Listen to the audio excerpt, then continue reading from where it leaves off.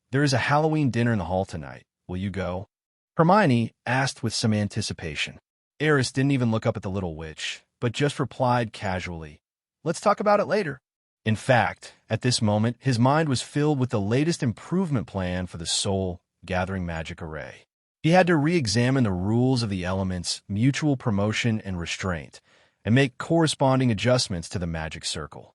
Otherwise, when a large amount of elemental energy flows into the magic circle, it will soon cause a violent elemental riot. Therefore, Hermione's words did not really pass through his brain at all.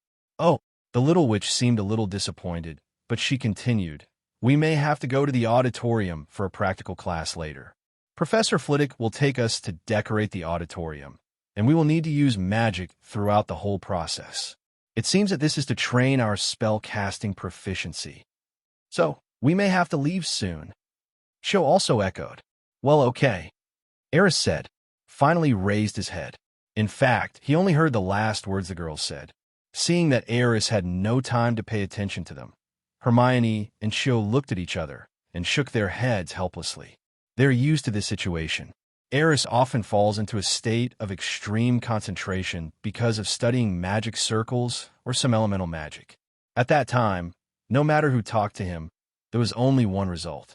That is being completely ignored. However, the two little witches thought that Aris's focused attitude was very cool and amazing. At least, they're totally unable to do it. After a brief greeting, Cho and Hermione took the initiative to find 2 magic crystals on the long table. Their task is still to inject magic power into the magic crystal. Then, after the magic crystal is filled, guide the magic power inside out. Such repetitive work is very boring, but the 2 little witches enjoy it, because they unexpectedly discovered that this method could not only quickly improve their control over magic power, but could also increase the total amount of magic power. This discovery definitely made them excited. "Let's get started. We only have 2 hours. Hermione glanced at the time and then said to Cho, "They have completely regarded this work as a magic exercise." "Yeah," Cho nodded. Then, they both reached out their hands at the same time and grasped a magic crystal. At the same time, defense against the dark arts office. All students were off on Halloween, so Quirrell had plenty of time to do his own things. At this moment, he was carefully and solemnly sorting out his first coins. While tidying up, he murmured softly, "Master, I have already made the arrangements. We can start our plan tonight. The giant monster in the Forbidden Forest has been completely tamed by me. As long as I use a little trick, he will follow me to the castle." Then, at this point, Quirrell's face showed a strange smile that no one had ever seen before. "I hope those little wizards are lucky enough. Otherwise, one of them might get his bones smashed by the monster's club tonight." At this moment, he seemed to be immersed in some kind of fantasy, and his slightly closed eyes revealed a hint of cruelty. Suddenly, Quirrell's body trembled slightly. Then, a voice sounded in his mind. "Don't get carried away. Remember your mission today. You must find out whether that thing is hidden in the corridor on the 4th floor. You only have one chance tonight. If the action fails, it will definitely arouse the vigilance of the professors and Dumbledore. It will be even more difficult to find another opportunity at that time. Do you understand?" "Idiot. Yes, I understand, Master." Quirrell immediately became timid again, stammering in response to the voice in his head. Master, don't worry, I will definitely not let you down." As he spoke, he quickly wrapped his turban around his neck. Then he took out a black cloak with a large hood from the suitcase and put it on. After doing all this, he took a deep breath. Then he walked out of the office with somewhat erratic steps. Looking at his appearance at this moment, he seemed absent-minded. It seemed as if he was thinking about something or was facing an extremely difficult decision. Soon, after walking out of the classroom, Gallo's figure gradually disappeared at the corner of the corridor. It can be roughly determined from the direction he left the castle. His destination is the Forbidden Forest. Halloween dinner, auditorium.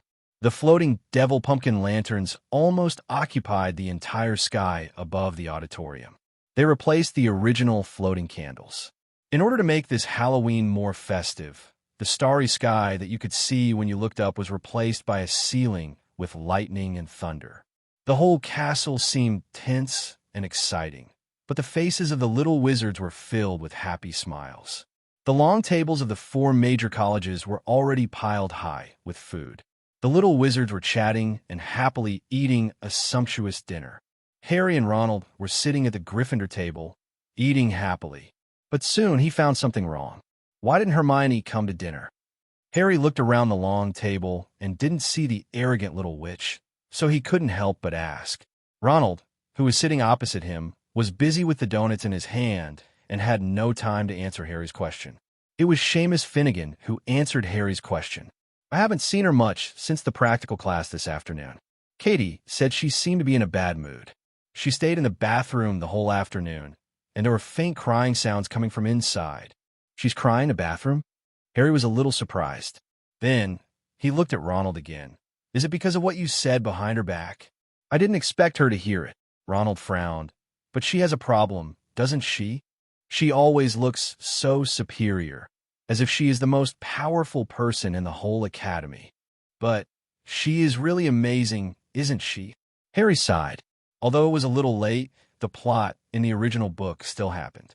Although it was quite late, the conflict between Hermione and Ronald finally broke out in the practical class in the afternoon. The cause was that when Ronald and Hermione used the levitation spell to hang the devil pumpkin lantern together, the little witch couldn't stand Ronald's clumsiness and gave him some serious and arrogant guidance. Because of this, Ronald felt a little uncomfortable and complained to Harry. As a result, all those words were heard by he. Maybe she means no harm. Harry tried to enlighten Ronald. I know, but I just can't stand it. Ronald seemed to have some regrets, and his expression was a little conflicted. At this moment, the door of the auditorium was suddenly pushed open from the outside. The clanging sound immediately attracted the attention of all the little wizards, and they all looked towards the door. Troll, there's a troll in the basement. Professor Quirrell rushed in from the front door in a panic. He stumbled to the front of the teacher's table and looked at Dumbledore, seeming to have exhausted all his strength. I thought you should know. Then he closed his eyes and fell to the ground. If Aris were here, he would definitely complain about it. His acting was pretty good when he started rushing into the auditorium, but he overacted at the end. He is a professor after all, and he fainted so suddenly, so his writing was a bit sloppy. Quirrell shouted so loudly that all the young wizards in the hall could hear him. The moment he fell to the ground, all the little wizards panicked, with looks of panic on their faces. Troll, how could there be a giant monster in the castle? Run! Cries of surprise kept coming from all over the auditorium, and it seemed that all the little wizards were about to go into chaos. At this time, Dumbledore stood up in the teacher's seat. Quiet! A loud and powerful roar immediately silenced all the little wizards. Next, Dumbledore arranged the evacuation plan for the young wizards in a clear and orderly manner. Then, he led a group of little wizards towards the basement. At the same time, Harry and Ronald, who were evacuating, thought of Hermione again. Ronald, we have to find Hermione. She doesn't know about the troll yet. Yes, and Aris. I didn't think I saw him in the auditorium. Let's find Hermione first. Aris is stronger than us, and we don't even know where to find him. After a brief exchange, the two quickly left the Gryffindor College evacuation team and ran towards the basement. On the 8th floor of the castle, there is the Room of Requests. After being busy all day, Aris felt very hungry at this moment. He habitually cast an illusion spell, walked out of the laboratory, and prepared to find something to eat. When he passed through the castle corridor on the way, he was surprised to find that there was no one anywhere. This isn't the right time, is it? Aris was a little confused, but soon he patted his head. Oops, I forgot today is Halloween. Did everyone go to the dinner? Thinking of this, he couldn't help but quicken his pace. There were a lot of delicious food in the auditorium today. Definitely not to be missed. Just then, a heavy sound of footsteps suddenly came from the front. Before he knew it, Aris had arrived at the first floor of the castle. In front of him was a staircase leading to the basement, and if he went to the right along the corridor and turned a few corners, he would reach the auditorium. But at this moment, a sense of crisis inexplicably arose in his heart. Boom, boom, boom. The heavy footsteps became heavier and heavier, and seemed to come from the direction of the basement. Aris looked forward, and under the dim light, the shadow of a gigantic monster was cast on the wall. The monster shadow was getting closer and closer, and soon appeared at the corner of the corridor. Ah! A scream came from the door of the women's restroom in front. Aris reacted instantly. Damn it, it's a troll. I actually forgot about this. He ran forward quickly, and suddenly a blue energy emerged from his whole body. There seemed to be a force pushing his body forward, and this force more than doubled his speed. Wind element blessing. Elemental magic. Wind. Aris, who was wrapped in the wind element, instantly passed through the long corridor and appeared at the door of the women's restroom. When he stood in front of Hermione, the terrifying giant monster was raising the wooden stick in his hand, ready to smash down on the two of them. Aris! Hermione turned around and wanted to run, but when she saw Aris appear, she subconsciously stopped. Wind binding! Aris drew out his wand without any hesitation. Under his guidance, the powerful force of wind element instantly swept across the entire corridor, firmly binding the giant's body in place. Then, Aris took a step back and protected Hermione behind him. Aris, what are you doing? The little witch was originally frightened, but she quickly calmed down after seeing the boy. Don't be afraid. Give it to me. I'll tell you later. Without time to explain, Aris waved his wand again. A huge amount of magic power emerged, and a ball of blue light quickly gathered in front of him to form a huge vortex. Then, under Aris' control, he flew towards the bound giant monster. Enhanced version, Wind Vortex.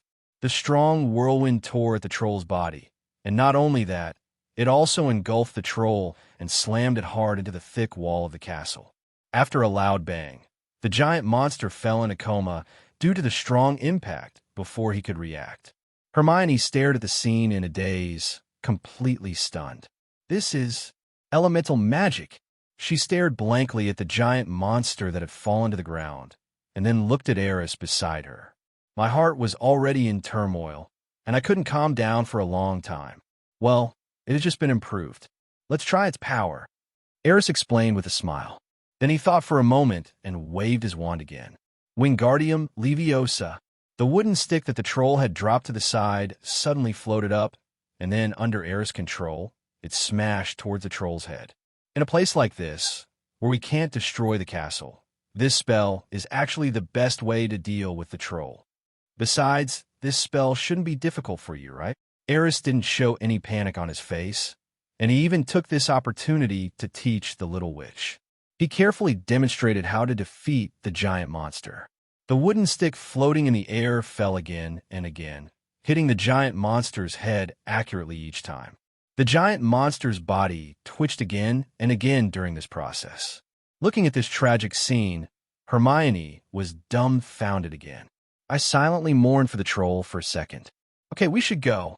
After a moment, Aris looked towards the direction of the auditorium corridor with a thoughtful look in his eyes. The others should be arriving soon, and he doesn't want to be in the spotlight. Running away is undoubtedly the best option at this time. Otherwise, I would probably be caught and questioned by the professors again. He took Hermione's hand, and another blue light enveloped the two of them. The power of the wind quickly carried the two of them away to the end of the corridor. A few seconds later, two figures appeared in the quiet corridor. Harry and Ronald trotted over from the Great Hall, fearing that Hermione was in danger. They also heard the loud noise just now. But what can be done? The short legs are only that fast. When they arrived, Aris and Hermione were no longer outside the ladies' room. Only the unconscious troll was left. What on earth is going on here? Ronald looked at the scene in front of him with horror. The toilet door is destroyed. It must be caused by the troll. Harry was quite smart. He first checked the troll's condition, and then looked at the destroyed wooden door of the women's toilet. The wood fragments scattered on the ground clearly indicated that a fierce battle had taken place here, but in fact, the door was just accidentally blown by Aris's vortex. But who defeated the troll? Ronald also realized something was wrong at this time. Obviously, it is impossible for the giant monster in front of him to knock himself out and lie here. There must be other people at the scene. What I want to know more now is, where's Hermione? Harry turned around anxiously and looked at Ronald. Maybe she has left. Ronald's face showed a complicated expression, with self-blame in his eyes. At this moment, he felt a little scared just thinking about it. If Hermione was hurt by the troll, he would never forgive himself. After all, it was because of him that the little witch came to the ladies' room in a bad mood. Potter Weasley, just when the two of them were at a loss and wondering whether they should leave first. A surprised voice suddenly came from behind them. Then Professor McGonagall, Snape, and Quirrell appeared in in front of people. "Oh my God, you two better explain what happened here." Professor McGonagall was so frightened that her voice became shrill. She looked at Harry in shock. Lee and Ronald still had deep confusion in their eyes. "In fact, we just got here too, Professor." Harry subconsciously took a step back. Surrounded by so many professors, he instinctively felt a little guilty. On the side, Ronald's performance was even worse. He swallowed hard, then glanced at Snape's gloomy face, pointed at the troll, and said, "When we arrived, the troll had already fallen to the ground. I swear, there must be another professor who defeated the troll. What I want to know is why you are here." Professor McGonagall was not led astray by the two and continued to look at Harry and Ronald excitedly. It seemed that he was checking whether the two people were injured. "You should be in the Gryffindor common room at this time." After confirming that the two were not injured, Professor McGonagall felt relieved, but his tone became more serious. "I'm pretty sure Dumbledore himself gave the order for the prefect to take you back. So, do you think that a first-year student like Xiao Air can deal with a giant monster?" "Professor, Ronald wanted to explain. At this time, Harry pulled his sleeve, then bowed his head and said sincerely, "Sorry, we know we were wrong, Professor. Actually, we just wanted to find Hermione. She wasn't in the hall just now. Someone said she was in the ladies' room leading to the basement. We were worried that she might be hurt by the troll, so we came here." Harry's thoughts were still clear at this time, and he decisively admitted his mistake. Then they began to explain why they were here. Of course, whether the professors believed it or not was another matter. Ms. Granger. Apparently, Harry's confession worked. Professor McGonagall looked around in confusion and even went into the ladies' room to check. When Hermione was no longer there, he breathed a sigh of relief. "Even so, it's not a reason for you to mess around. I think you should know how lucky you are.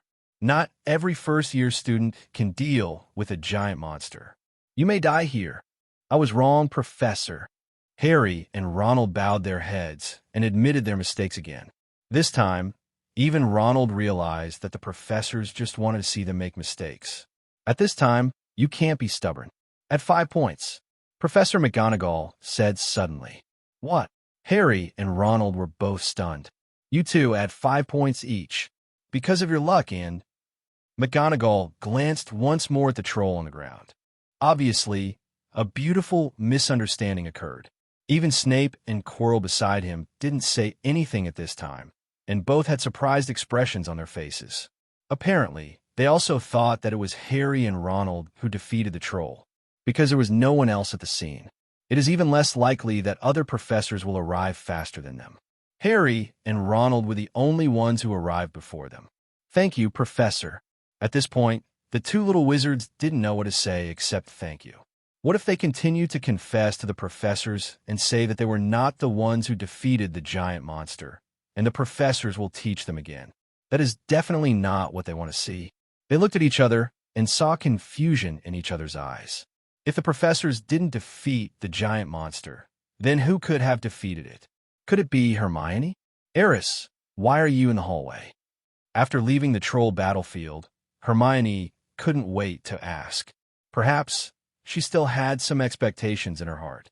After all, doesn't every little girl hope that the story of the prince Charming bravely saving the princess will happen to her? But obviously, Aris is a pure straight man. Just passing by, he didn't even try to guess what the little witch was thinking. In other words, I never thought that the little witch would have such little thoughts. "Oh," Hermione replied sullenly, looking a little disappointed. Aris didn't say anything else. At this moment, he just wanted to get to the kitchen quickly. "I was already very hungry as I hadn't eaten much all day, and I had just fought with a troll, so the hunger was even more obvious. Hermione was going to the kitchen with Aris because she hadn't eaten dinner that night. The two walked in the dim corridor. Soon, after walking only a short distance, the little witch couldn't help but speak again. Aris, do you know a lot of elemental magic now? Perhaps the word elemental magic aroused Aris' interest. He turned around to look at Hermione, thought for a moment, and replied, "Not really. I only know 3 types of wind magic, which I have just demonstrated. As for the other elemental magics, I have only studied 2 types of pressure magic. Actually, you don't need to think about these things now." Aris thought the little witch also wanted to learn elemental magic. At this stage, apart from himself, no one else can learn elemental magic. Even he himself had only managed to perfect a few simple elemental magics with the help of the system and Moss. His tone suddenly became serious, and he continued to say to Hermione, "The spell system actually has its own unique features. For example, just now, the troll's skin has a strong resistance to magic, so ordinary spells have no effect on it, but pure physical attacks don't care how strong your magic resistance is.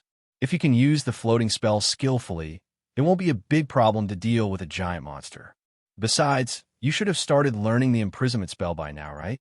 As long as you can stay calm, use the binding spell to trap the giant, and then use the levitation spell, and use the same method I used to control the stick to hit the giant's head. With your strength, you may be able to deal with the giant."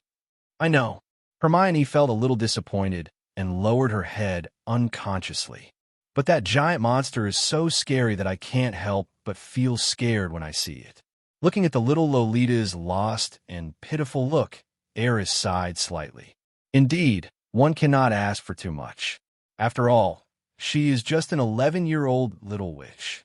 Although the giant monster's strength is average, its image is disgusting and too confusing. Even the professors at Hogwarts would be nervous when seeing that thing, let alone the little girl in front of him.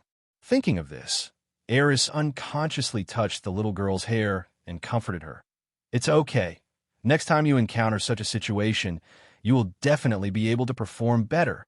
Hermione, who had been lowering her head, instantly turned red, became stiff, and even walked with her hands and feet unsteadily. At this moment, she felt like her entire head was smoking and her mind was completely blank. Aris is touching her hair. No one except her parents has ever touched her hair.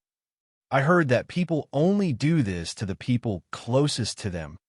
Countless thoughts flashed through the little witch's mind, and finally exploded as if there was a short circuit. At this moment, Hermione just felt unwell. But I don't know why, but I feel a sense of joy in my heart. This feeling is fascinating. Only after comforting the little witch, Reese also realized that something was wrong. He seemed to be doing strange movements out of habit. "Oh, it's all Luna's fault. That's when I developed this habit." The two of them maintained this strange state until they reached the kitchen door. Aris could already smell the fragrance coming from the kitchen, and at this time, Hermione finally came to her senses. Although her face was still a little red, making her look even cuter, she had no problem communicating with Aris normally. "Is it really okay for us to just leave the troll there?" She was still a little worried. According to Hermione's idea, the best way to deal with it is to tell the professor about the troll. It's really irresponsible to just walk away like this. "It's okay. Someone will take care of it," Aris replied casually. "Besides, I don't think anyone would believe it if I told them. Who would believe that 2 11-year-old wizards defeated a giant monster?" At this time, Aris's mind had already drifted to the food. He pushed open the kitchen door and began to search around. Come to think of it, it seems so. The little witch curled her lips cutely.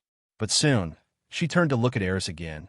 "But if it's you, maybe someone will really believe it." Recalling the unexpected things Aris has done over the past period of time and his amazing talent, I'm afraid no one in the whole school will doubt this boy's ability now. Even those senior students may not be as good as Aris. The little witch made a firm judgment in her heart and believed it without a doubt. "Good evening, Twinkle." By this time, Aris had already seen the house elf working in the kitchen. "Good evening, Mr. Shafik." Shan saluted Aris very gentlemanly. "Sorry to trouble you again. I'm very hungry now." Aris also nodded to the elf. At your service. Winky looked very happy, then looked at Hermione. And this beautiful lady, you would like some snacks too, right? Thank you. The little witch smiled shyly. When a large plate of delicious food was brought to Aris and Hermione, their eyes lit up. At this time, who can still remember the giant monster? A battle with food has begun. The next morning, the gentle sunlight shines on the long table in the auditorium. The little wizards were gathering together for breakfast. However, compared to the delicious food on the table, another thing obviously made the little wizards more excited. Have you heard? The troll that appeared in the castle last night was defeated by Potter and Weasley.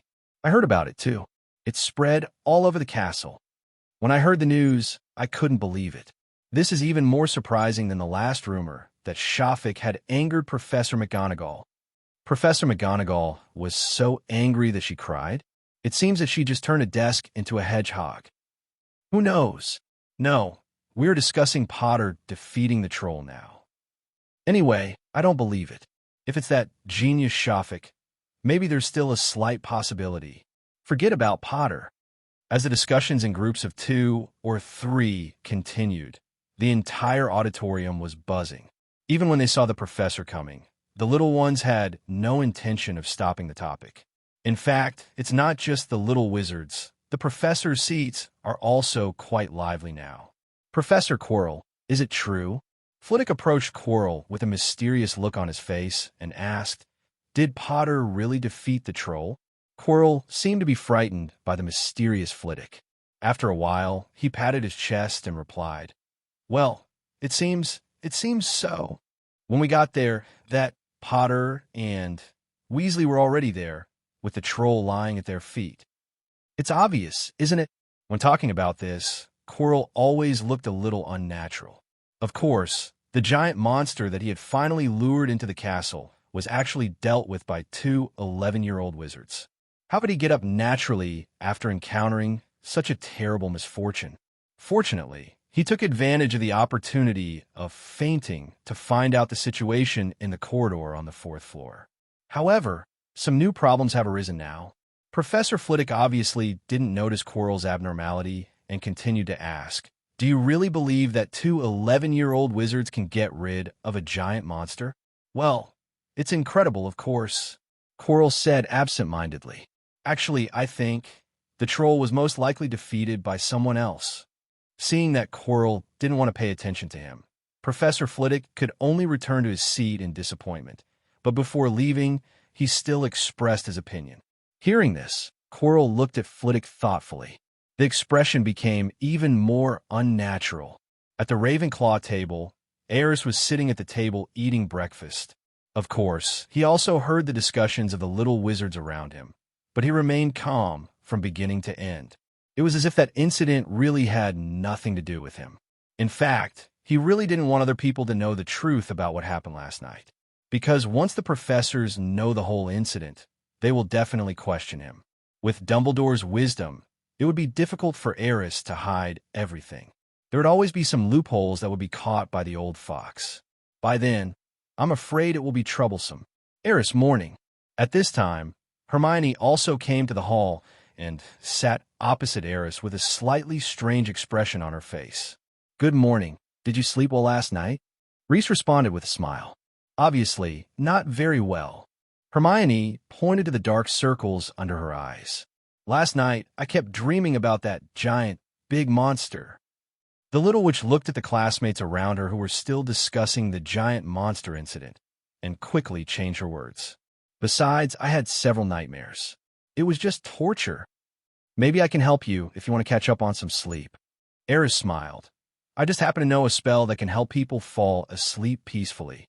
Forget it. It's transfiguration class soon. I dare not be late, let alone miss class. Hermione looked at Aris resentfully. Only now did she understand how enviable Aris' privilege of being able to skip classes with a clear conscience was. If she had it, she would definitely take a nap without hesitation. Hermione! At this time, Harry and Ronald also ran over. There was still a trace of worry on their faces, but when they saw Hermione sitting at the long table unharmed, they breathed a sigh of relief. Where did you go yesterday? Ronald asked with a frown. A legendary figure who defeated the giant monster. Hermione gave a very obvious fake smile, and then murmured softly, "None of your business." Of course, she heard the discussions of the other little wizards. Hermione never thought that Harry and Ronald would take the credit for defeating the troll. This is no longer a question of vanity, but a question of character. Therefore, she naturally wouldn't give them any good looks. "Hermione, I think you misunderstood." Harry obviously saw something was wrong and quickly explained, "Yesterday we heard Seamus say that you were in the ladies' room, so we were very worried and went to look for you together. Who would have thought that as soon as we arrived at the door of the women's restroom, we saw the giant monster lying on the ground?" Harry scratched his hair in annoyance. "We have already explained it to the professor, but they won't listen. Now, everyone thinks that we defeated the troll, but that's not the case. Ronald and I are also very upset." As he spoke, Harry looked at Hermione with a hint of hope and asked, "Actually, we came to you just to find out what happened yesterday. If you were in the ladies' room, you must have seen who beat the troll, right?" "How should I know?" Hermione muttered again, but this time her tone was much better. Previously, she thought Harry and Ronald were deliberately taking credit for defeating the troll. But now, knowing that this was just a misunderstanding, the anger in my heart has mostly subsided. Knowing that the two of them were dragged into this matter just to find her, Hermione felt even more embarrassed to be angry. She thought for a moment, glanced at Aris again, and then continued, "I left before the troll came to the ladies' room last night.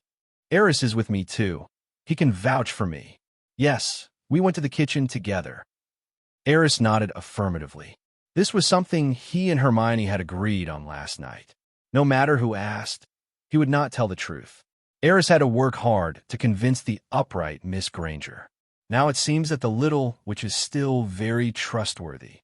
"That's strange." Harry frowned again. He looked at Hermione, then at Aris, his face full of confusion and bewilderment. "We initially thought it was Hermione who defeated the troll. Since it wasn't you, who else could it be? This is so strange. Obviously, it is impossible for the professors to defeat the giant monster. Otherwise, there wouldn't be such a misunderstanding." Ronald also muttered to himself, "Aris, you are so smart. Can you help us analyze it?" Finally, Harry looked at Aris. Yes. Aris analyzed the clue about the corridor on the 4th floor last time, so there will be no problem this time. Ronald also looked at Aris, with a firm expectation in his eyes, as if as long as the boy in front of him used his brain, there would be no problem that could not be solved. "Well," Aris frowned in embarrassment. Seeing this scene, Hermione was almost overjoyed. "My face is almost red from trying not to laugh. Being forced to analyze the good things you have done is so interesting." She really wanted to see how Aris would make up for the lie this time. Thinking about it, the little witch actually began to look forward to it. Actually, this matter is hard to say. Facing Harry and Ronald's expectant gazes, Aris rubbed his forehead, looking embarrassed. Is there really no way to find out the truth about this matter? Harry seemed a little disappointed. Ronald took a bite of bread indignantly and muttered, "Actually, there's one thing I don't understand. Why didn't that person dare to stand up? How cool it is to fight a giant monster alone and defeat it successfully. If it were me, I wouldn't mind letting all the students in the school know. Perhaps that person doesn't want to be in the spotlight." Hermione glanced at Aris meaningfully, with a smile in the corners of her eyes. "But now everyone says that we defeated the troll. Wouldn't he be a little angry?" Harry spread his hands in confusion. "I thought that after this matter spread, that person would definitely come looking for me." Hermione couldn't help but raise her lips and then laughed. "Yeah, that makes sense. I can't understand it either." Looking at the little witch's prank, Reese felt helpless. He coughed lightly to draw Harry and Ronald's attention. Although it's a bit weird, we can actually see some clues. Harry and Ronald's eyes suddenly lit up, and even Hermione showed an interested look. Of course, the little witch might just want to see how Aris can fool Harry and Ronald. Think about it. To defeat such a powerful monster, the magic power must be very strong first, right? Lilies began to analyze. Yes, that's for sure. Harry and Ronald nodded in agreement. Secondly, he may not value those empty achievements, or the honors he has already received may have far exceeded these. Aris continued to persuade. So, he is very likely a famous wizard? Harry guessed according to Aris' analysis. Famous, master? Hermione couldn't help but glance at Reese again. Obviously, they are not related at all. And it must be a professor or student in Hogwarts, Ronald added. Hermione rolled her eyes. There's no need to say something so obvious. Cough, cough. Aris coughed again. Then, let's sell analysis next. If the first two conditions are met, then the students of the school should be excluded, because like Ronald said, if a student did this, he would definitely want the whole world to know. Hearing this, Ronald scratched his head a little embarrassedly. Aris gave him a comforting look and then continued.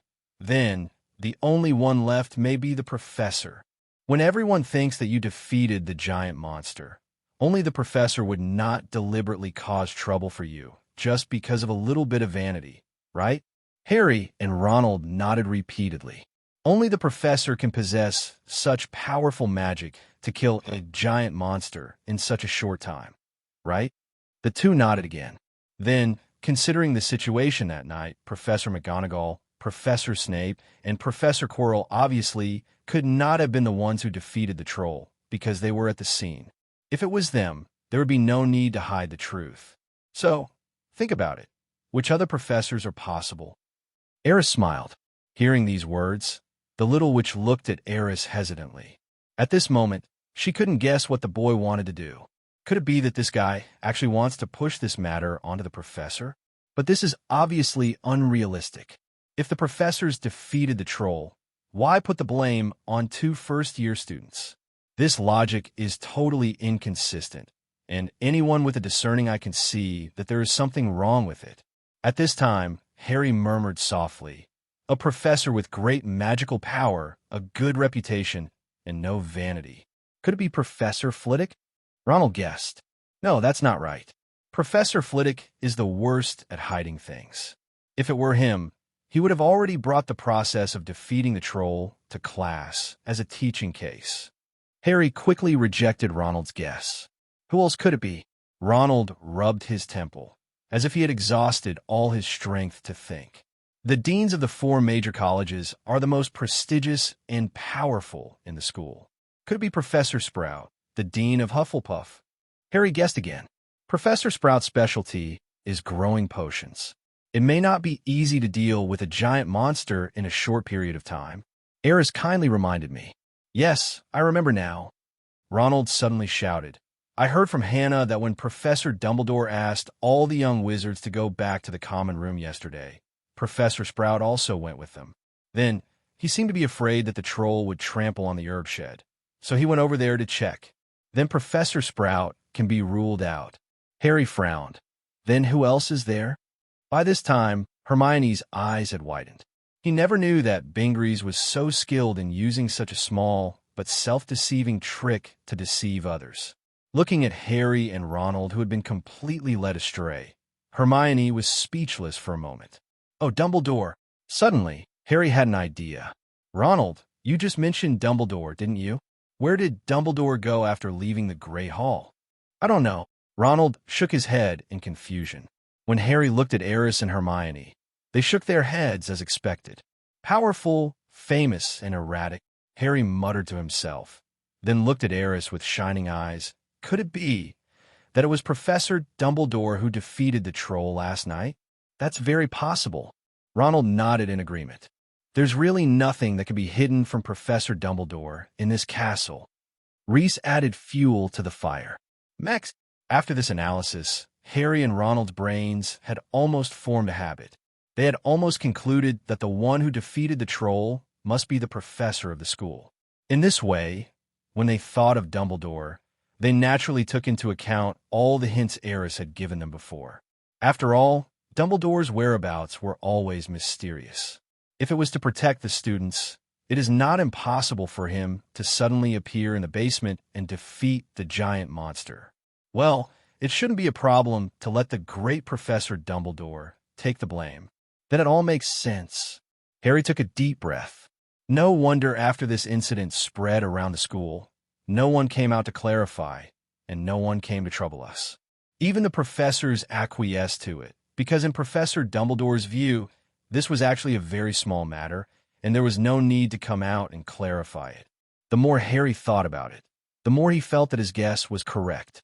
Ronald also kept nodding his head in agreement. Only Hermione looked at the two of them with a complicated expression, not knowing what to say. When she looked at Aris, she saw an inexplicable smile on that guy's face. That smile looks like it deserves a beating no matter how you look at it. However, since she promised Aris not to tell the truth about this matter, she will definitely keep her promise. So at this time, she chose to remain silent.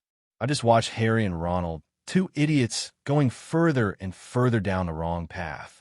Since you already have the answer, I'll leave first. Having achieved his goal, Aris decisively prepared to slip away.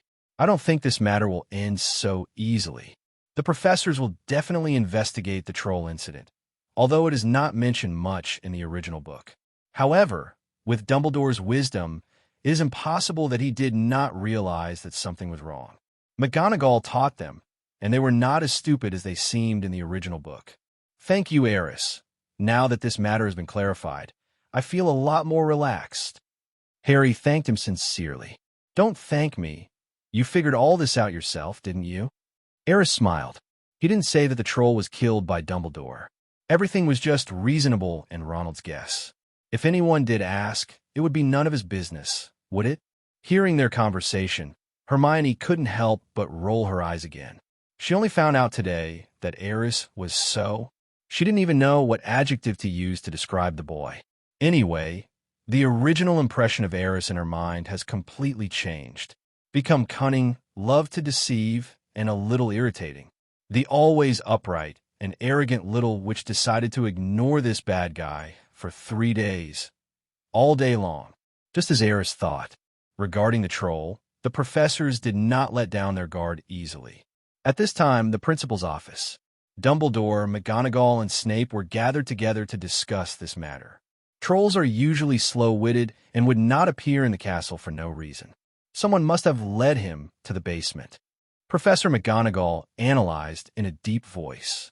At that time, all the professors were celebrating Halloween with the little wizards in the auditorium. Maybe someone took this opportunity to sneak into the castle and do this. Minerva, do you suspect that an outsider broke into the castle and did this? Dumbledore asked thoughtfully. Obviously, I believe that professors would not do such a thing. Besides, everyone has an alibi, right? No, there is someone. Snape, who had been silent all this time, suddenly spoke. Professor Quirrell broke into the auditorium after the troll appeared. What a coincidence! You doubt Quirrell? McGonagall frowned slightly.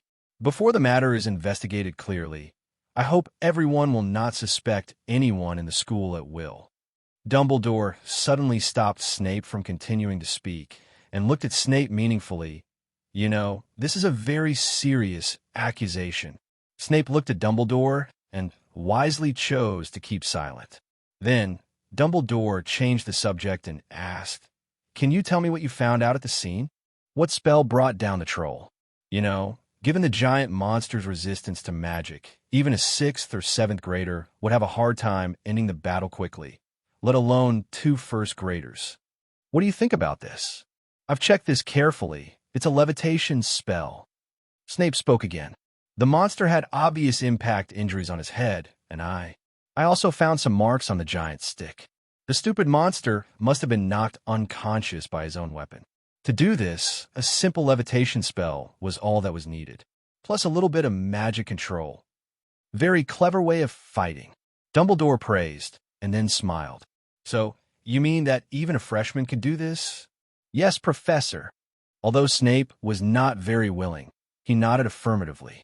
When we arrived, only Potter and Weasley were there, so we guessed they were the ones who defeated the troll by chance. McGonagall added, "That's really good luck." Dumbledore smiled and nodded, seeming to be very satisfied with the performance of Harry and the others. But suddenly, Dumbledore's words changed. After you left, I also went to the scene and found some interesting things, very strange, mysterious, and amazing. What? McGonagall and Snape were both stunned. After hearing Dumbledore's profound words, both of them felt somewhat puzzled. That is a very powerful magic, which should not belong to any existing spells. Dumbledore's expression became a little profound, as if he was thinking about something. There was a hint of the garden name in his tone. I used the apparition tracking spell to reconstruct the scene at that time, but the result was unbelievable. There is an extremely powerful magic that covered all traces of magic activity at the scene. All traces were wiped out, including the magical fluctuations of some people who had appeared at the scene. It's impossible for a normal school student to do this. As soon as Dumbledore's words came out, the atmosphere in the headmaster's office instantly became solemn. Could it be that someone really broke into the castle? Professor McGonagall looked at Dumbledore in surprise. If someone could really sneak into the castle without being noticed by all the professors, then the only person who could possibly find any clues or traces would be Dumbledore. So far, I haven't seen any signs of invasion by outsiders.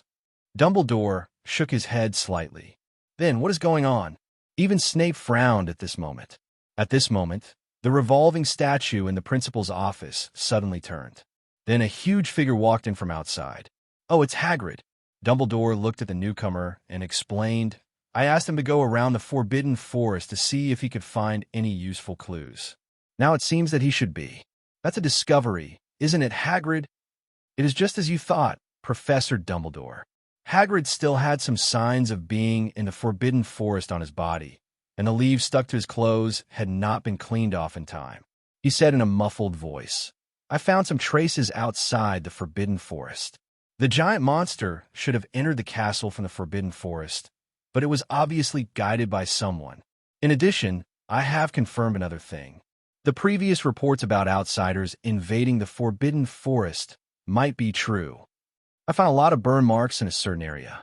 It seems that it was covered by some kind of fire power.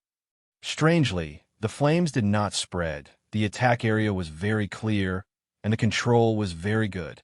Professor Dumbledore, I think you should take a trip to the Forbidden Forest. Intruders in the Forbidden Forest. Professor McGonagall's expression froze. She had heard Hagrid mention this before, but Dumbledore didn't seem to care too much. But now, this matter was mentioned again by Hagrid, and it seemed that the situation had become more and more serious. Could it be that the invader brought the troll to the castle?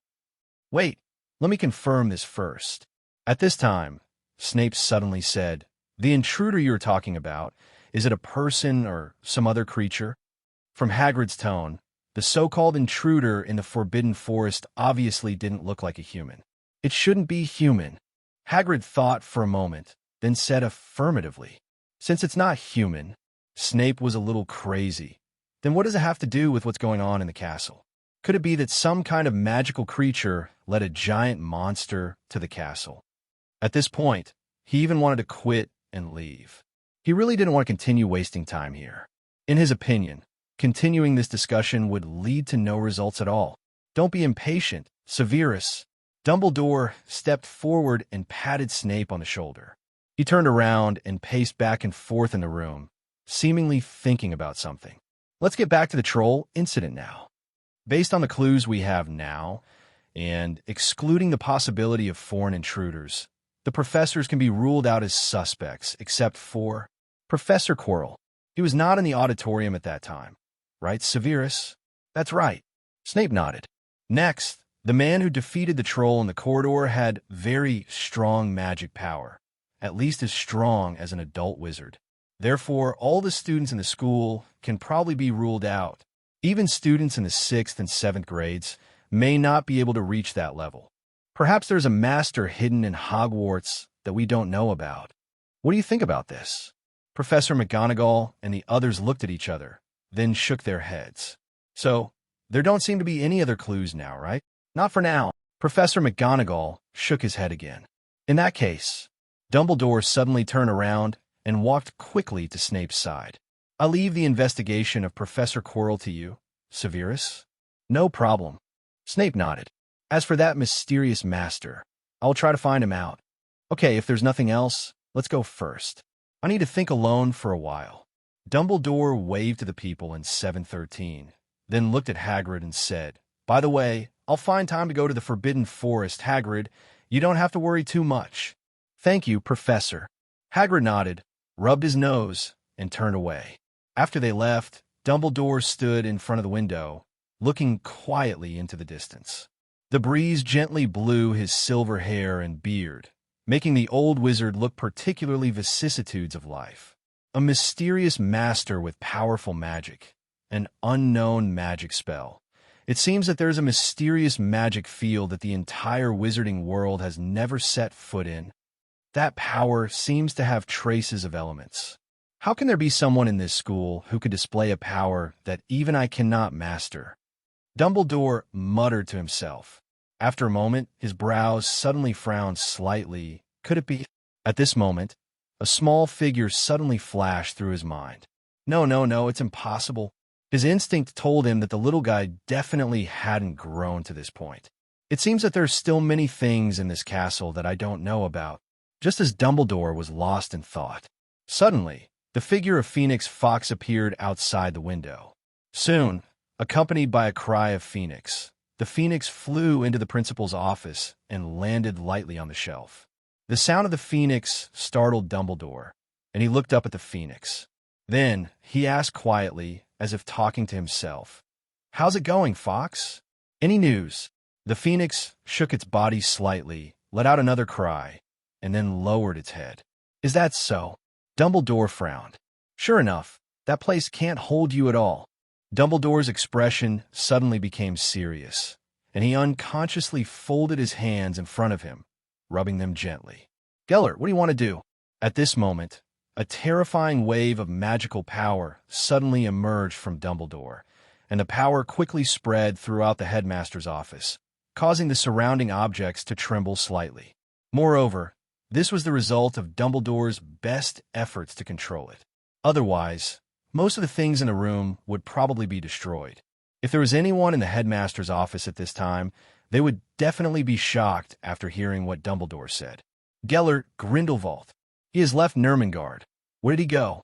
If this news spreads, it will probably cause a shock to the entire wizarding world." Dumbledore was clearly P*******D. Moreover, the anger has almost reached the point where it cannot be suppressed. Evening, auditorium. Aris, who had been busy in a laboratory all day, was eating voraciously at the long table. Fortunately, he did not miss dinner today. Unfortunately, he had just taken a few bites when someone interrupted this rare moment of relaxation. "Aris, did you do this?" Professor Flitwick suddenly approached the boy mysteriously and sat down directly at the long table. "What?" Aris' heart tightened. Could it be that the giant monster's secret was exposed so quickly? Impossible. Wasn't the blame already put on Professor Dumbledore this morning? Judging from the discussion among the young wizards in the dinner hall, Harry and Ronald also spread the news. "Everything is perfect, but why?" Professor Flitwick suddenly came to me. It's an affirmative question. Looking at Professor Flitwick's strange expression at this moment, Aris couldn't help but think of a Japanese comic book character, the one who killed people wherever he went, who appeared to be a little kid, but was actually an adult in disguise. The mysterious look on his face, with an arrogant look that seemed to say, "I already know the truth," was exactly the same as the detective in the comic book. "Professor Flitwick, I don't quite understand you." Aris was very sure that he had not been exposed. So, he looked at Professor Flitwick calmly, waiting for his next words. "Stop pretending, Aris. You and Miss Granger have a good relationship, right?" Flitwick smiled, with an expression that showed he had seen through everything. "Yes, not bad." Aris nodded. "So last night, is it possible that you saved Miss Granger in the ladies' room and defeated the giant monster in the process?" "That's impossible." Aris replied affirmatively. "That's not right." Flitwick frowned. "Potter and the others clearly said that they went to see Miss Granger last night, and Miss Granger was with you last night, right?" "I think I told them that the troll appeared after Hermione left the ladies' room." Aris said calmly. "So why did the professor think that I defeated the troll?" "I just think that if it were you, you might be able to deal with that monster." Flitwick shrugged. As for Potter and the others, to be honest, I really don't think they can do it. After all, Weasley isn't even proficient in a levitation spell. It's not nice to say that about your students, Professor. Although Aris agreed with this, he still gave a reminder. Oh yes, what did I just say? Professor Flitwick looked surprised. Then he pretended to have something urgent to deal with, and left quickly while muttering to himself. Aris shook his head in amusement, feeling a little weird. Unexpectedly, among so many professors and students in the whole school, Professor Flitwick would be the first to guess the truth. Although it was just a guess, even he himself was not sure. But Aris still felt a little emotional. That's enough. At this time, Hermione ran out from somewhere and sat next to Aris. What's wrong? Aris couldn't help but ask when he saw the little witch's outrageous expression. What else could it be? Harry and Ronald actually thought that the troll was led to the castle by Professor Snape in order to steal the thing hidden in the corridor on the 4th floor. It's outrageous, Hermione said speechlessly. It seems that they are both full of energy. Aris exclaimed sincerely. But why are they so suspicious? Aris thought for a moment and said, if Snape wanted to enter the corridor on the 4th floor, he wouldn't have to go through so much trouble to attract the troll. He has Dumbledore's trust, doesn't he? Is there such a thing? Hermione was stunned for a moment. Does Dumbledore trust Professor Snape? Isn't it? Aris felt a little funny. If Dumbledore didn't trust him, why did he keep him at school? Rather than suspecting Snape, you might as well suspect Professor Quirrell, right? After all, Professor Quirrell just came to Hogwarts this year. Of all the professors, he should be the most suspicious, right? What you said seems to make sense. Hermione's brows furrowed slightly. Okay, don't think too much. I'm just saying it casually. Aris coughed lightly and said, in fact, you shouldn't doubt Professor Quirrell. After all, Dumbledore will definitely have perfect arrangements for these things, and there is no need for a few first-year students to worry about them. I thought so too. Hermione nodded in agreement. But I don't know what the devil is in those two guys. They keep harping on this matter and even said they will go to Hagrid tomorrow to ask him about it. By the way, I heard from them that the Forbidden Forest is not very peaceful right now, so it's best not to get close to that place. That's what Hagrid told them. Hermione added, is the Forbidden Forest not peaceful? Aris murmured, thinking of the trouble caused by the little red dragon. He pretended to be casual and asked, why is it not peaceful? I heard that some terrifying giant creature invaded the Forbidden Forest and frightened many magical creatures. I heard that the Centaur tribe is now hunting down the invading magical creature. Wanted by the Centaur tribe? Aris' mouth twitched. It seems that Iris is having a lot of fun in the Forbidden Forest. No wonder he didn't want to come back these days. It turns out he was just enjoying himself so much. No, this period of time is too dangerous. Iris must be left alone for a while. Thinking of this, Aris began to communicate with the little red dragon through the system. Castle distance. It's not far from a forbidden forest, and Aris can contact the little red dragon directly within this range. But this guy has probably gone wild, and I don't know if he will behave well. Hey, Master, are you calling me? Soon, Iris's cute and naive voice came to mind. As the little red dragon continues to grow, it is now able to communicate normally with Aris using human language.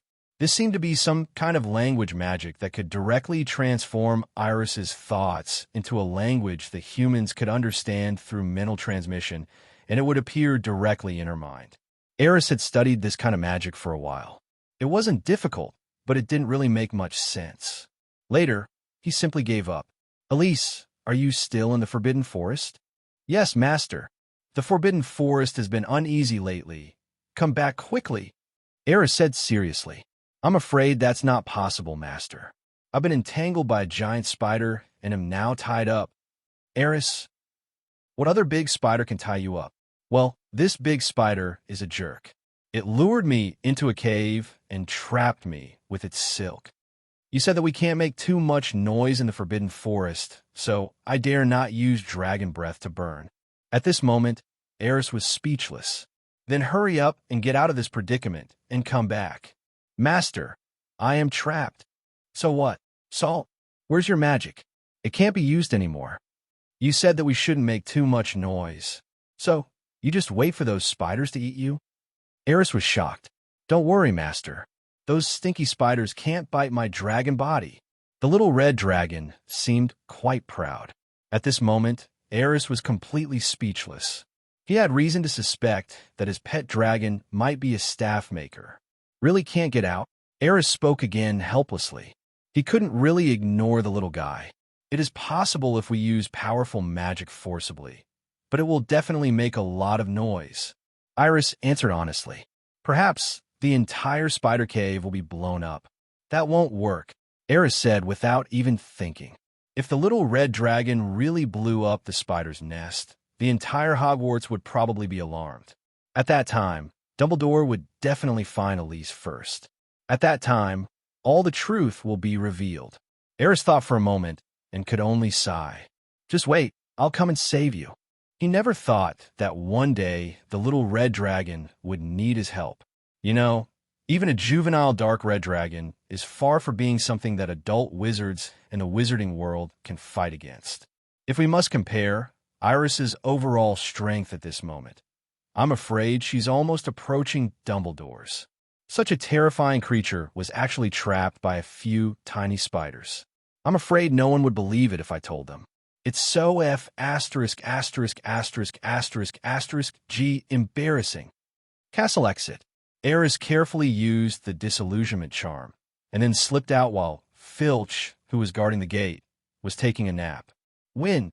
After leaving the castle, he cast a wind magic on himself. A blue light flashed across his body. Then, his speed suddenly doubled, and he rushed towards the Forbidden Forest. Although the little red dragon is very powerful, Aris is still a little worried at this time. After all, Aris was also impressed by the spider's nest. Not only were there a large number of huge spiders, which would probably make people with trypophobia faint immediately after seeing them, but deep in the nest there was even a giant spider that had lived for decades and had already become a spirit. Once caught by those spiders, it might not be easy to escape, especially since the little red dragon is now under the order of Aris and is not allowed to use large-scale, high-powered dragon language magic. The situation is even more unpredictable. Aris thought he had sneaked out of the castle without anyone noticing. But at this moment, shortly after he left, a figure appeared outside the castle. Little guy, why are you going to the Forbidden Forest so late at night? What do you want to do? Ever since knowing that there might be a mysterious master hiding in the castle, Dumbledore has stepped up surveillance of the castle, especially on Aris. He originally guessed that the troll incident might be related to this little guy. In fact, just as Aris walked out of the hall, the person in the portrait had already informed Dumbledore. In fact, Aris's entire action was seen by Dumbledore. The reason why he didn't stop him was because Dumbledore was also a little curious and wanted to see how many secrets this boy was hiding. This should be it. Soon, the sparse trees outside the Forbidden Forest appeared in Aris's sight. But the spider's nest should be somewhere deeper inside. In this restricted area of Hogwarts, the deeper you go into the area, the denser the trees become, and naturally the more dangerous it becomes. If it's just the periphery, Hagrid will patrol every day and pay attention to abnormal situations. In fact, as long as the little wizards don't rush in to commit suicide, there will be no risk. But now, Bingtu must go deeper into the Forbidden Forest, because the spider's nest is definitely not outside the Forbidden Forest. The spider spirit is as intelligent as humans, and it definitely knows how to better protect its offspring. The best way is to move the nest as deep as possible in the Forbidden Forest so that it is less likely to be discovered by humans. Lumos. It was pitch black inside the Forbidden Forest, and Aris had to light his wand. The silvery white light source can only illuminate a small area in the Forbidden Forest, making the forest even more eerie and strange. However, Aris is skilled and brave, so he is not afraid. He walked carefully in the Forbidden Forest, his eyes constantly searching the surroundings. Now, he needed to find a small animal anyone would do, because if you want to find the spider's nest in the fastest way, the best way is definitely to ask the native animals of the Forbidden Forest. Aris happens to know natural language and can communicate with small animals without any obstacles. Soon, Aris squatted down and found a small lizard in the weeds. "Hey kid, do you know where the spider's nest is?" Aris looked at the little lizard and asked quietly. Unfortunately, the lizard ignored Aris and ran away quickly the moment the light of the magic wand shone on it. "What a coward!" Aris shook his head helplessly. Then he stood up and continued to move forward. About 50 meters behind him, Dumbledore also cast the disillusionment charm, but this spell obviously had more advanced applications in his hands. The silver-haired old wizard's figure completely blended into the surrounding environment, and even his breath became barely perceptible. If it wasn't very close, even an animal with a keen sense of smell would not be able to detect it, let alone Aris. This little guy? Is he communicating with animals? After seeing Aris's action, Dumbledore muttered thoughtfully in his heart. He still didn't show up, keeping a distance from Aris, following slowly. Ahead, Aris quickly found another creature. It was a black Pegasus that was completely black, tall and rugged, with a dragon head and a horse body and huge wings. If Aris hadn't guessed, it would have been a Thestral. Rumor has it that only those who have faced death can truly see this magical animal. Aris has never actually seen death since he came to this world, but he himself accidentally traveled to this world after dying. So it's not surprising to see the Thestrals. Looking at the black Pegasus in front of him, Aris' eyes lit up slightly. He had long known that Hogwarts had trained a group of Thestrals, which were used to pull carriages for students in the second year and above, often coming from Hogwarts Castle in the train station. Unexpectedly, he saw this magical creature before he reached the second grade. By the way, his wand is made of Thestral feathers. "Hello, do you know where the spider's nest is?" Aris carefully greeted the Thestral and asked. The Thestral was originally lying on a pile of hay. After sensing the light, it subconsciously took a step back. Then, he looked up at Aris. Of course, the Thestral cannot speak, but when it heard Aris' voice, it tilted its head subconsciously. It seemed that he understood what the human in front of him said. Thestrals are magical animals with high intelligence. Otherwise, they would not be able to serve as exclusive mounts to guide and take young wizards to school. They have an amazing sense of direction and can easily find a place once you tell them where it is. Therefore, Aris's question is not difficult for it. The Thestral first looked at Aris curiously. Then, he turned and looked towards the depths of the Forbidden Forest. "Over there. Follow the direction of the spider, and you will find its nest." Aris looked in the direction that Yi Chi pointed and nodded in understanding. A smile appeared on his face. Then he reached out and pulled out his wand, and with a light tap, a few pieces of raw meat appeared. This spell is a type of transfiguration, but its essence is more like a summoning spell. He moved the raw meat here from the Hogwarts kitchen, similar to the flying spell, but more subtle and convenient. "Thank you." Aris tossed a few pieces of raw meat to the Thestrals. They like eating this kind of food very much. Afterwards, Aris didn't waste any more time. Feng Xing's light flashed again, and soon, his figure disappeared into the depths of the dense forest. A few seconds later, Dumbledore appeared in front of the Thestral. Looking at the Thestrals enjoying the raw meat, Dumbledore's eyes showed an inexplicable look, and a mocking whisper followed. "He can really communicate with magical animals? This ability is not something that just anyone has, and the azure blue magic that is bestowed upon me seems very wonderful. How many secrets does this little guy have hidden?" At this moment, Dumbledore was already somewhat surprised. On the other side, Hagrid's hut. Yaya's cry startled Hagrid, who was in the house, and he came out. "What's your name, you cowardly dog?" The 3-meter-tall giant picked up a special weapon. It was a crossbow arrow, very large, perfectly matched with his body size, which was far larger than that of an ordinary human. This is a weapon specially made by Hagrid, used when patrolling the Forbidden Forest.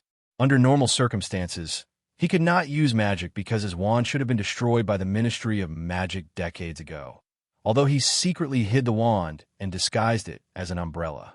Did a little wizard run into the Forbidden Forest? Looking at the barking Fong, Hagrid looked towards the Forbidden Forest behind the cabin with some confusion, but it was already dark at this time, and he saw nothing. "I'll trust you just once. If you make me go for nothing, I won't have any supper tonight." Yaya kept screaming, and Hagrid had no choice but to take the crossbow and walk into the forbidden forest. Yaya obviously discovered something and quickly caught up with Hagrid. "Spider, Spider, where are you going?" Aris walked all the way into the depths of the forbidden forest.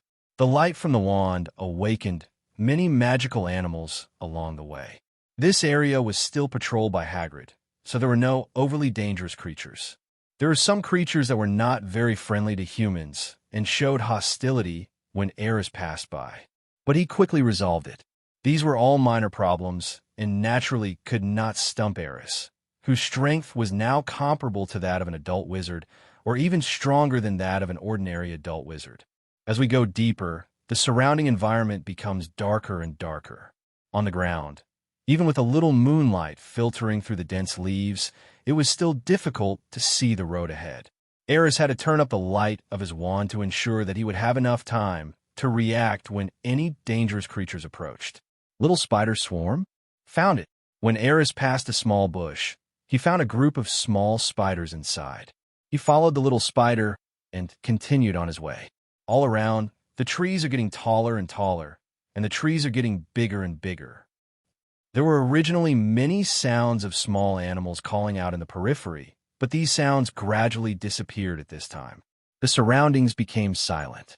It seemed that some terrifying creature was lurking in this area, making other creatures afraid to approach. This spider's nest is quite impressive. Aris couldn't help but grumble again.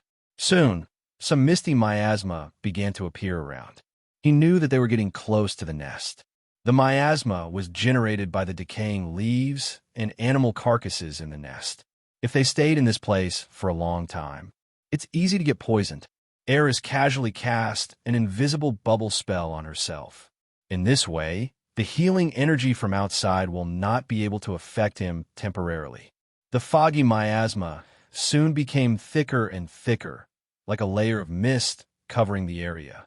With the dim moonlight, Aris looked up into the distance.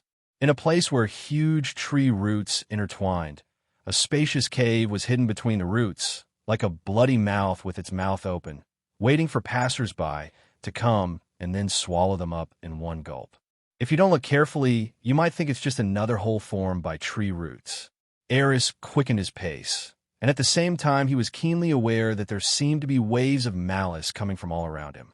Where he couldn't see, huge spiders, as big as 1 or 2 meters in length, were gathering from all directions. They seemed to have regarded Aris as food. The prey is gradually being hunted. This place is really not a place for human beings to stay. Aris frowned slightly. Of course, he also realized that there must be spiders approaching, and he might be surrounded by a swarm of spiders soon. But now, he has no room to retreat.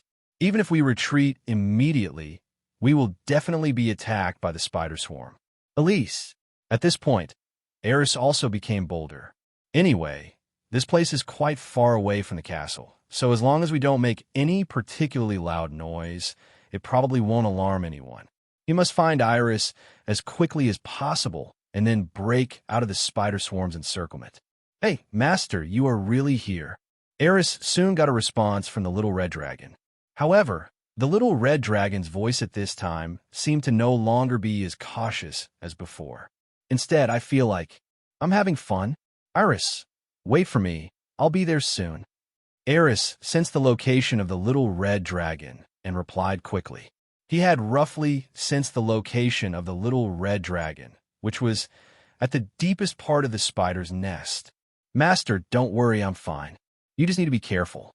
Those little spiders outside are not easy to deal with." Iris' voice sounded again. At this time, Aris couldn't respond, because the spiders around have already surrounded them.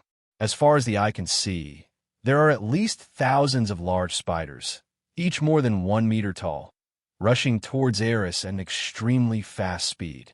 "Hey, can you discuss this and let me meet your boss?" Aris spoke helplessly, trying to communicate with these big spiders. However, all he sensed from these spiders was naked, murderous intent and hunger. These spiders didn't listen to what Aris said. "It seems that we can only start killing people." Aris's gaze gradually became sharp, and the wand in his hand also emitted rays of light. The surging magic power is gathering rapidly. Not far away, Dumbledore, who was still invisible, saw this scene and almost couldn't help but take action. However, after sensing the subtle fluctuations of magic from Aris, he stopped again. The magical fluctuations were very powerful. According to his judgment, he could at least survive the siege of these spiders. At this time, he wanted to know how many abilities Aris had hidden that he didn't know about. Suddenly, a surging wave of magical power erupted. A blue light quickly gathered where Aris was. Enhanced version, Wind Whirl. The gathering of wind elements caused a strong hurricane that surrounded Aris. All the spiders that approached were instantly shredded into pieces by the force of the hurricane. The spiders that were still approaching seemed to feel the threat of death in the terrifying hurricane, and they stopped and began to circle around Aris and Feng Xian carefully. Wingful Temptation. At this moment, Aris stood in the eye of the cyclone, and the hurricane formed a wind wall that surrounded him in the center. Under the silver light of the magic wand, the boy's robe fluttered and his body stood straight. At first glance, it looks like Feng Zhanshan Fan bathing in moonlight. Windbind, the wall of earth. Imprison quickly. The flames are blazing. Hurricane. Under the protection of the wind wall, Narimi waved his magic wand and attacked with all his might. Brilliant magical lights flashed like a bomb in a fish pond, blowing the surrounding spiders flying everywhere. Under the raging flames of the fire spell, countless spider remains were blown into ashes, floating over the already foggy, forbidden forest. Fortunately, Aris had already cast the bubble spell, so he didn't have to inhale the disgusting ash dust. Seeing that they were unable to take the enemy down after a long attack, the spiders were obviously getting anxious, and some even started to circle in place. Some large spiders began to climb up the tree trunk, trying to attack Aris from above. Many spiders even jumped from the spot, trying to jump over the barrier of the cyclone wall and pull out Aris's tendons and bones. However, their ideas were doomed to fail. Facing the spiders attacking from the air, Aris simply released an armor spell. A shield with a faint white glow blocked the spider that fell from the sky, but was then shredded into pieces by the hurricane. For a moment, the spider's broken limbs flew like rain and scattered everywhere. At this moment, the spiders finally began to get scared.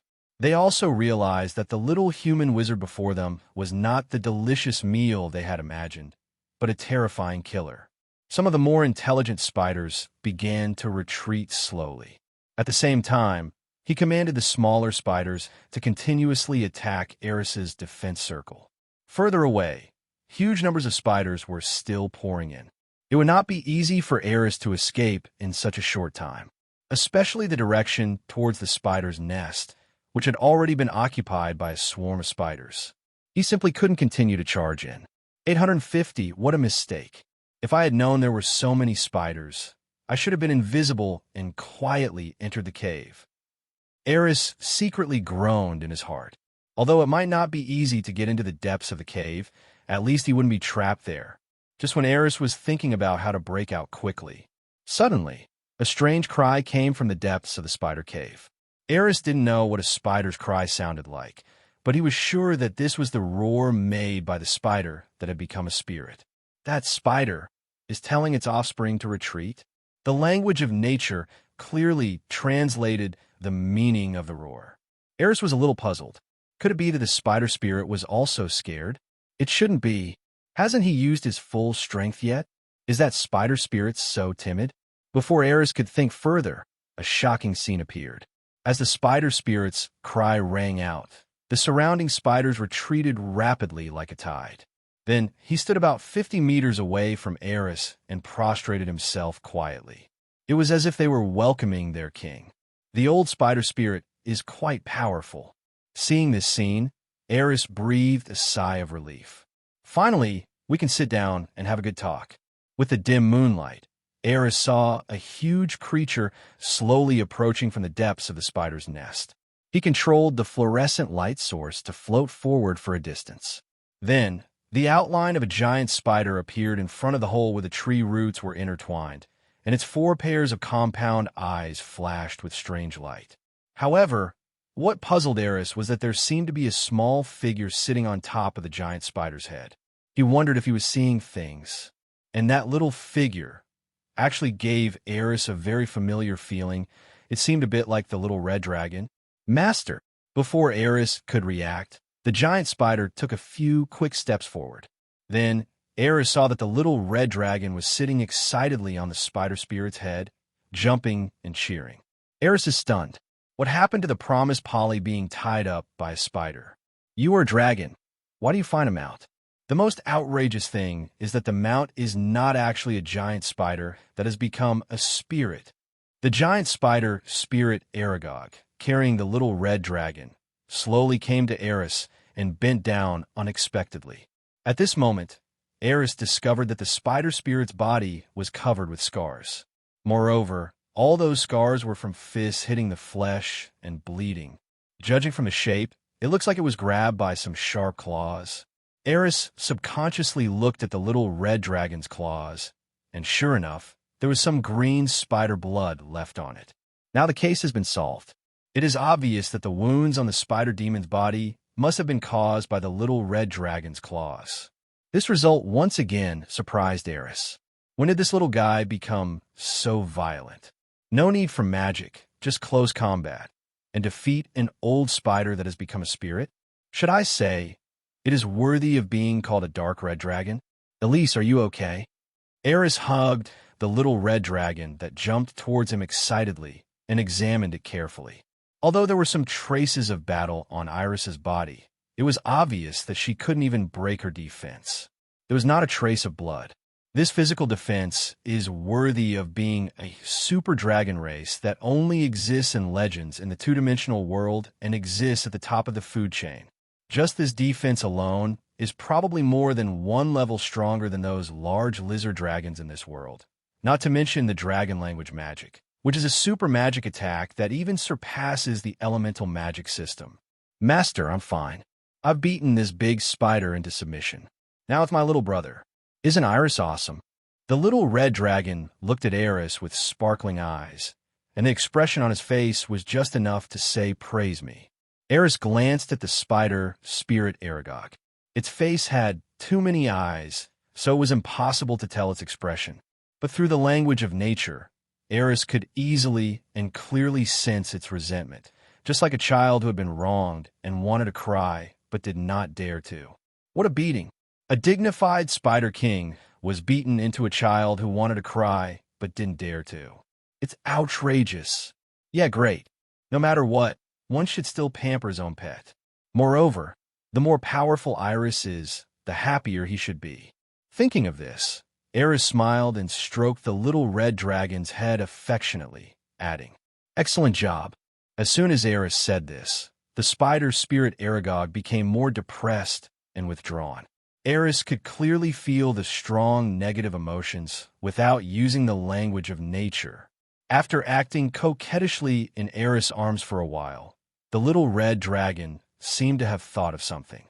It moved its body, flapped its little wings, and returned to the top of Aragog's head. Then it straightened its little chest and looked at the group of spiders around it.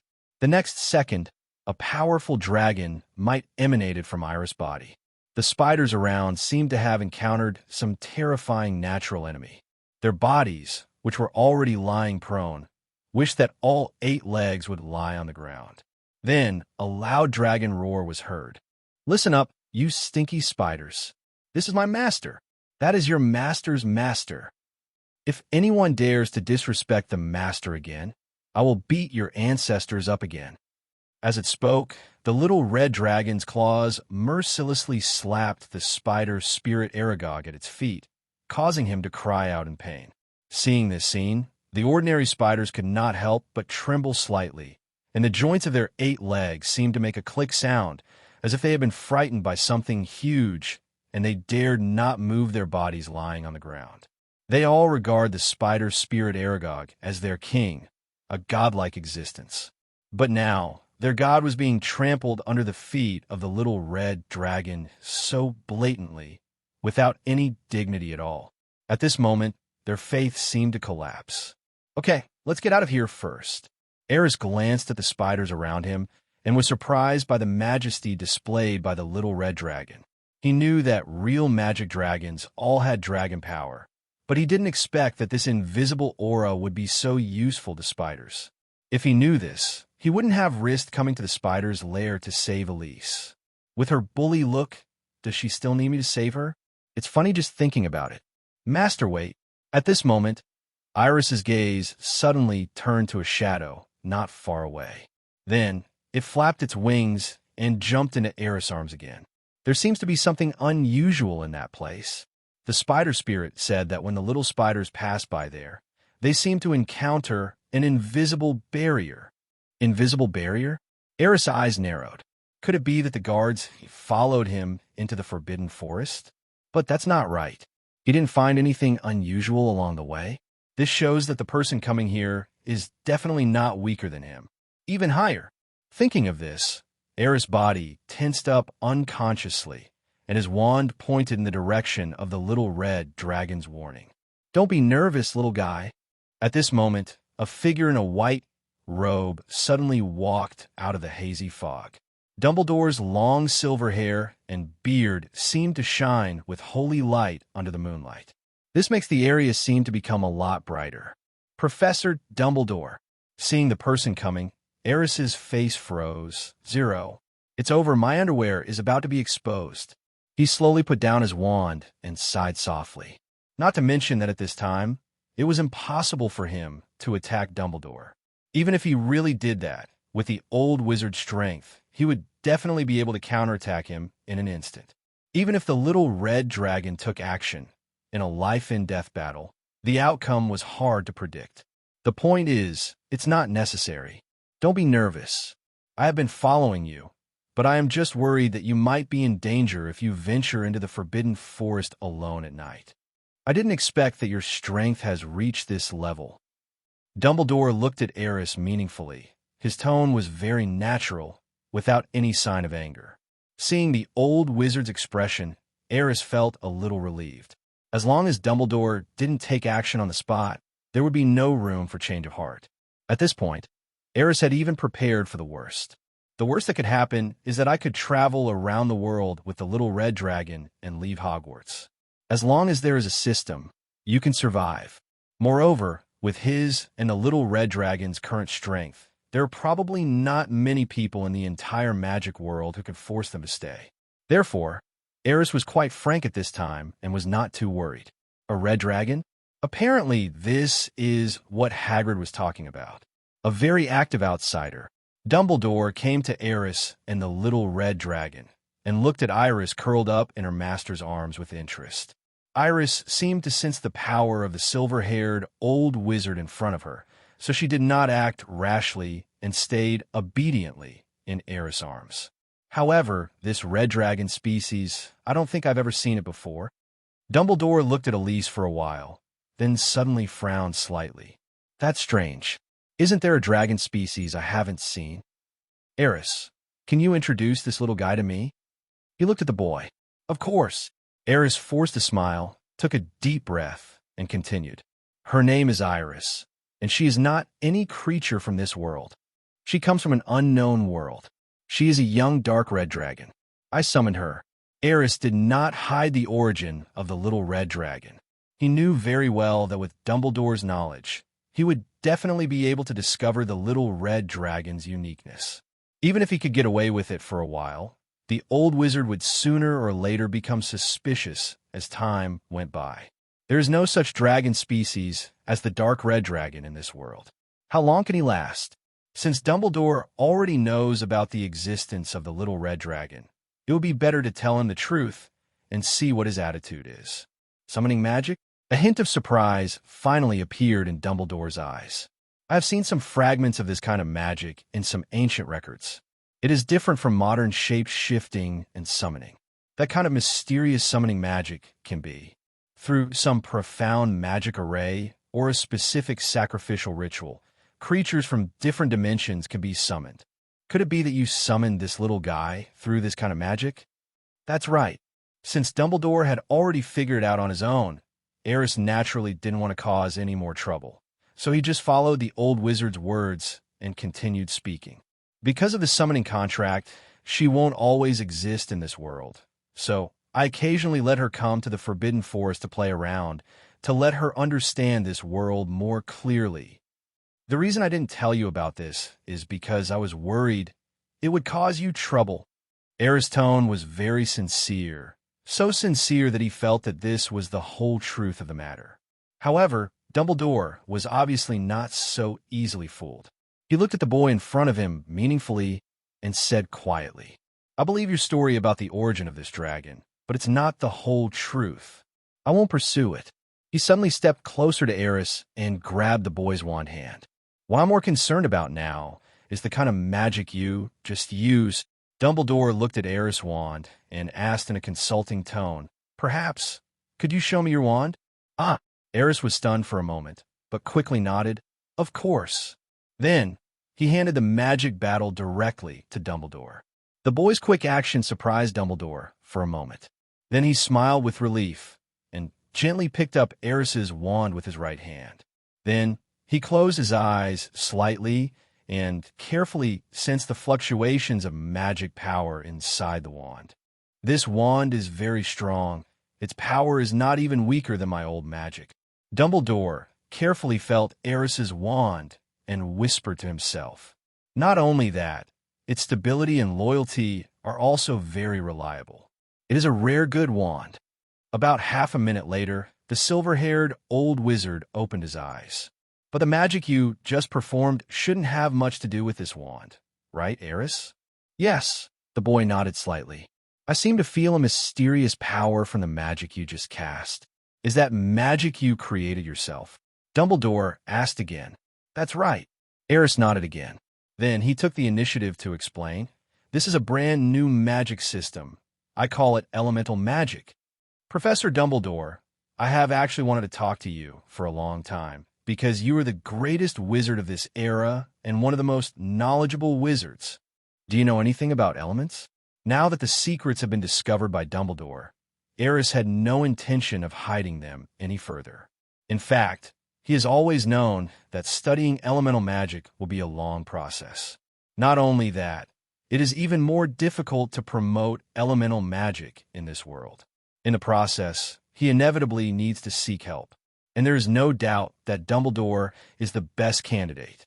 The reason why he chose to develop in a low profile before was because Aris' strength was not enough and he did not have any bargaining chips. And now, with the help of the little red dragon, his strength is much stronger than that of an ordinary adult wizard. So, it's time to confront Dumbledore. Dumbledore's eyes seem to be full of magic, always sparkling with wisdom, appearing deep and mysterious. But at this moment, Aris clearly saw a flash of surprise in the old man's eyes. This word is mentioned in some ancient scrolls and books, but the inheritance has been cut off. Dumbledore's tone was obviously full of regret. "Child, the theory of elements is a very mysterious field.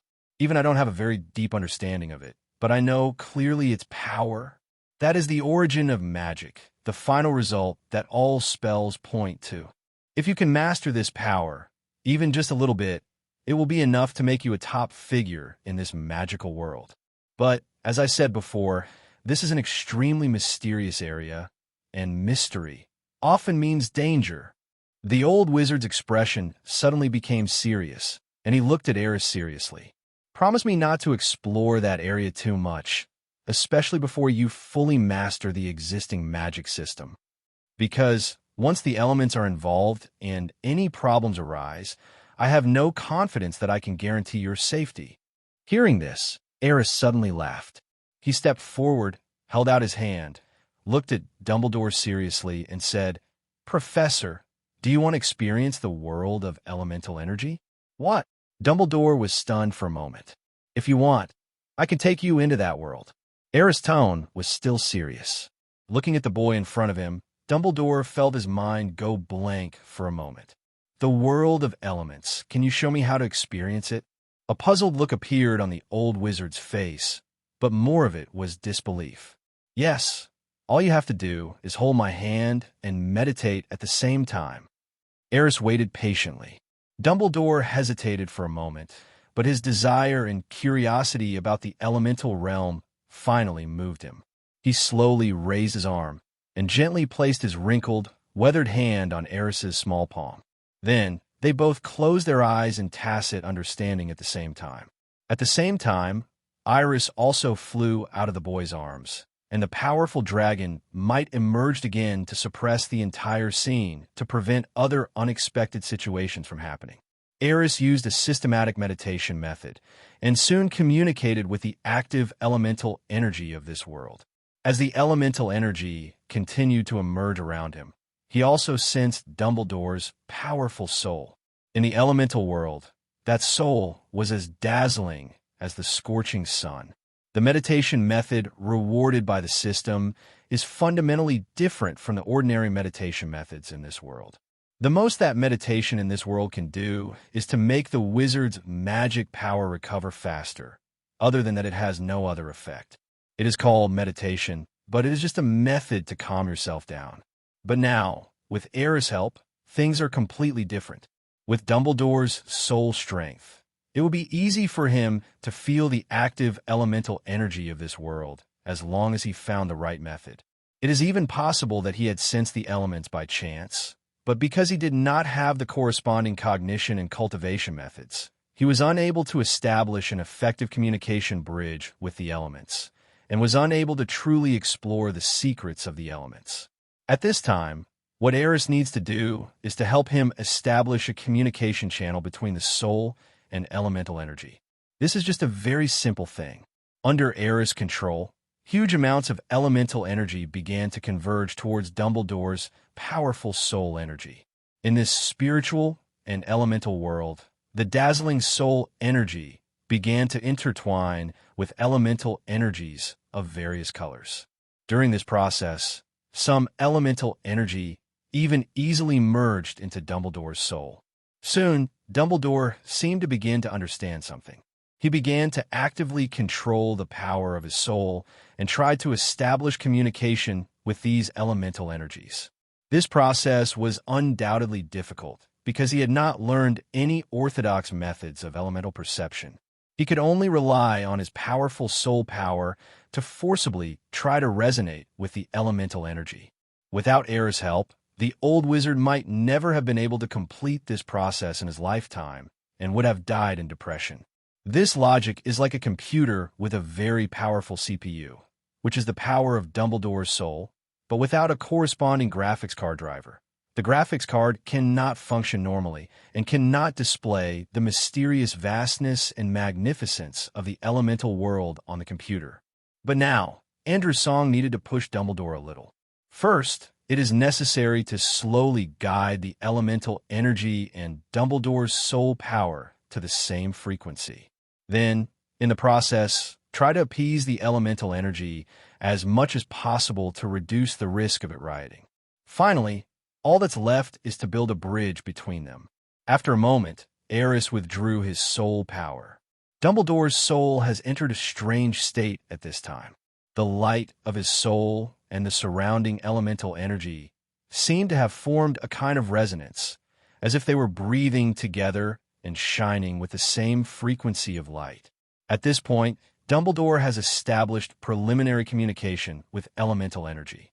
Aris did not disturb the old wizard anymore and quietly withdrew from the spiritual world. Looking at Dumbledore, who was still in a state of meditation, he couldn't help but sigh. From now on, this person is probably even more worthy of the title of the greatest and most powerful white wizard in the world. Aris knew clearly that elemental energy might represent infinite possibilities for a powerful wizard. Even Dumbledore couldn't predict how much he would grow after coming into contact with the elemental world. But Aris has no regrets doing this, because this is actually his first attempt to bring the elemental magic system to this world. It is also the first step towards the revival of the elemental system in this world. Master, you just told the professor the secret of the elements like this. The little red dragon looked at Dumbledore, who was still immersed in meditation, curiously. Obviously, She had sensed that the old wizard was different at this moment. He is a good headmaster who deserves everyone's respect. The wizarding world with him around is more interesting, isn't it? Aris smiled. He was not worried about what Dumbledore would do to him after learning elemental magic. Firstly, it was because he believed in the character of the professor. Judging from a performance of the old principal in the original book, he was indeed a good principal worthy of respect. Although there are many things that he may not handle so perfectly, but sometimes he may feel helpless because he is also a human being, not a god. As a human, he will make mistakes, and there will be things that are beyond his control. But from beginning to end, he protected his students even at the cost of his life. He's a great man, no doubt about it. Another reason is that Aris feels that after seeing the magnificence of the elemental world, humans will only feel that they are becoming more insignificant. The resonance from the depths of the soul will make a person more in awe of life. To put it bluntly, Aris is not afraid that Loud Dang will turn against him. At least now. Even if he can't win, he can definitely run away. As for the future, with the system in place, he has never been truly afraid of anyone. In the silent and dark forest, there seemed to be a huge curtain that blocked out all the light. However, at this moment, the entire spider's nest was as bright as day. Just now, a terrible wave of magic suddenly burst out from Dumbledore's body. Then, a strong light illuminated the entire area. Aris was sure that even in the Hogwarts castle, the light could be clearly seen at this time. He couldn't help but marvel inwardly. Old Dang is about to explode. Just after coming into contact with elemental energy, it actually caused such a big commotion. Is this going to evolve into Elemental Mage? Dumbledore? Oh, Galloping Gorgon, what is happening here? Suddenly, a dull cry came from the direction of Hogwarts Castle not far away.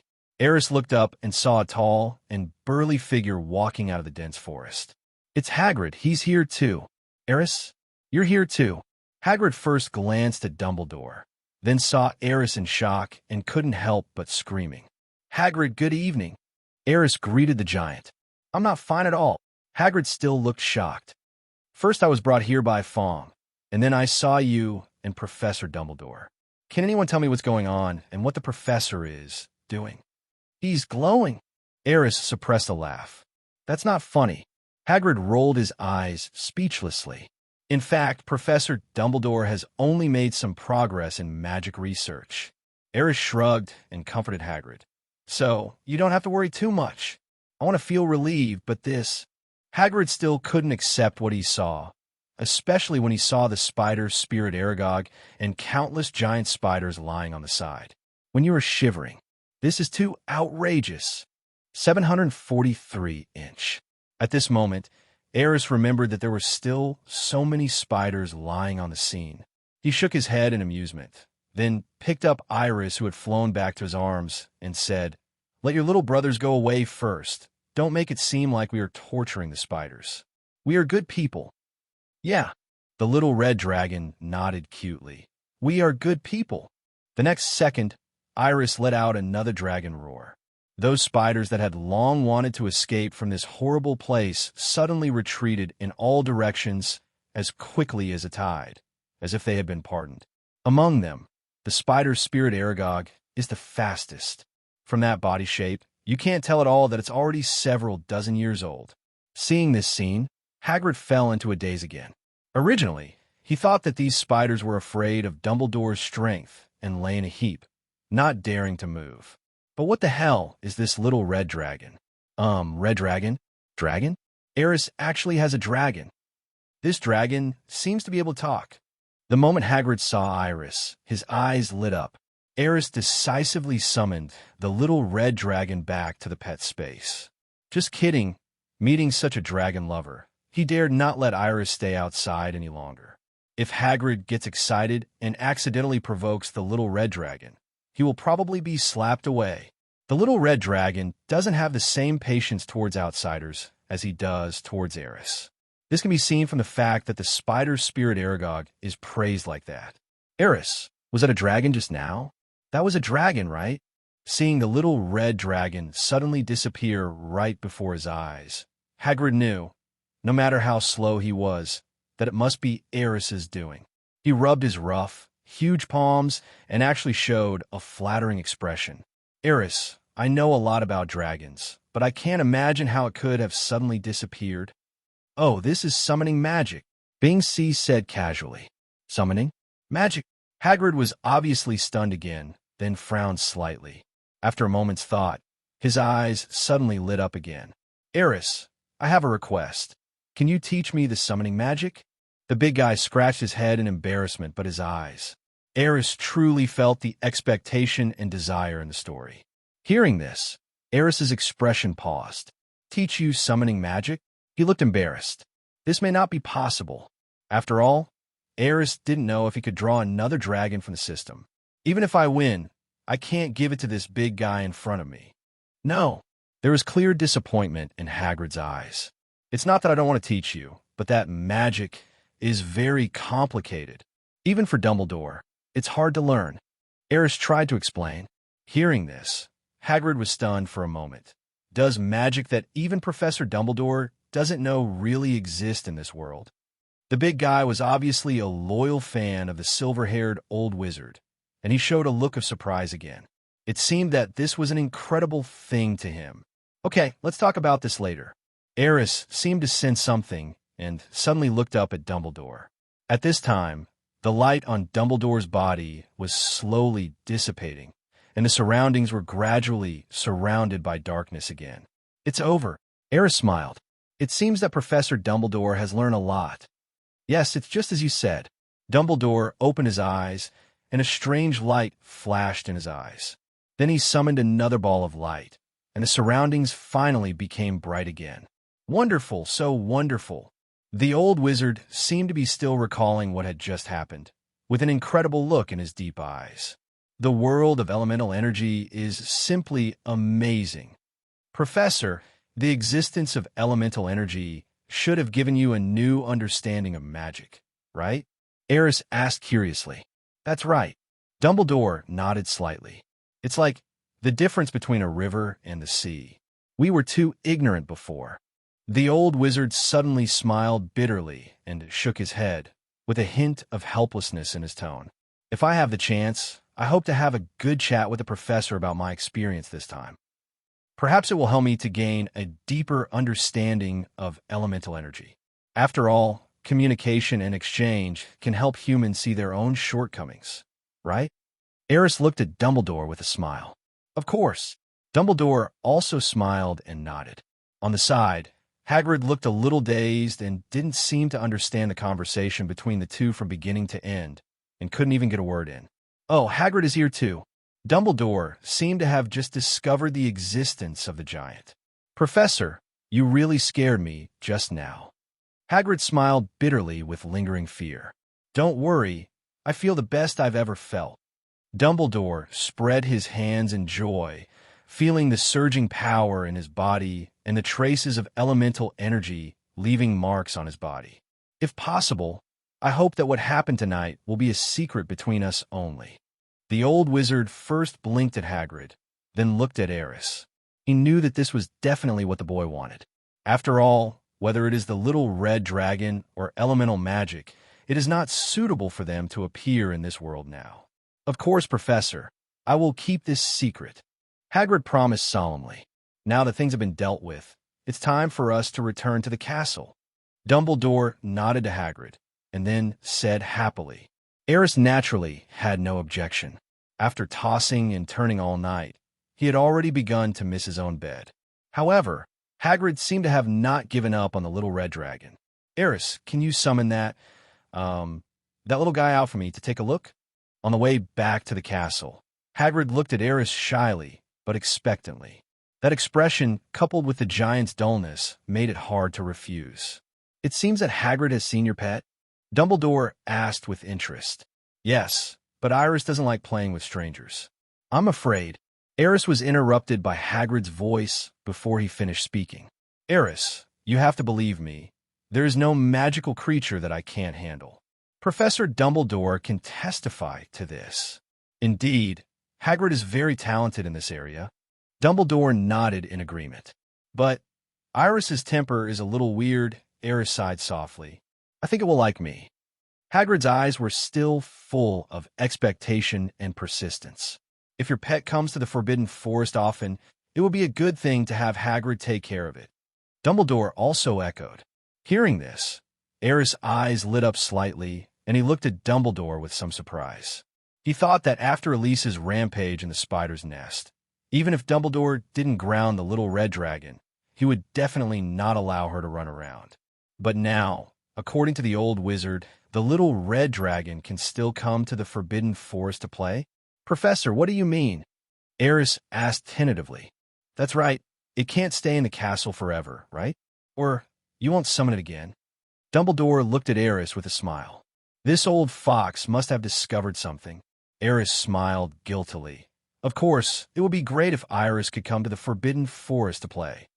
As he spoke, he moved his mind and summoned the little red dragon out from the pet space again. Aris and Dumbledore looked at each other knowingly, and then tacitly did not mention the fact that the little red dragon could be summoned at will. Oh, what a cute little creature. Look at its big, adorable eyes, its cool red skin, and the pattern on its forehead.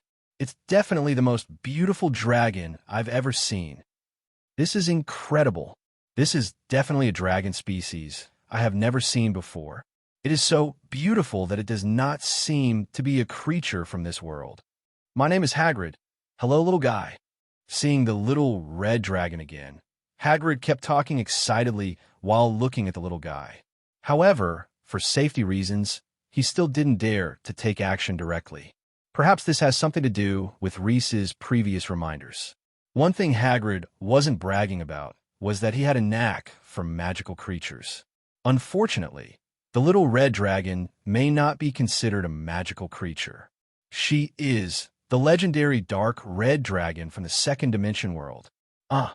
Just as Hagrid continued to praise the little red dragon, Iris suddenly sneezed.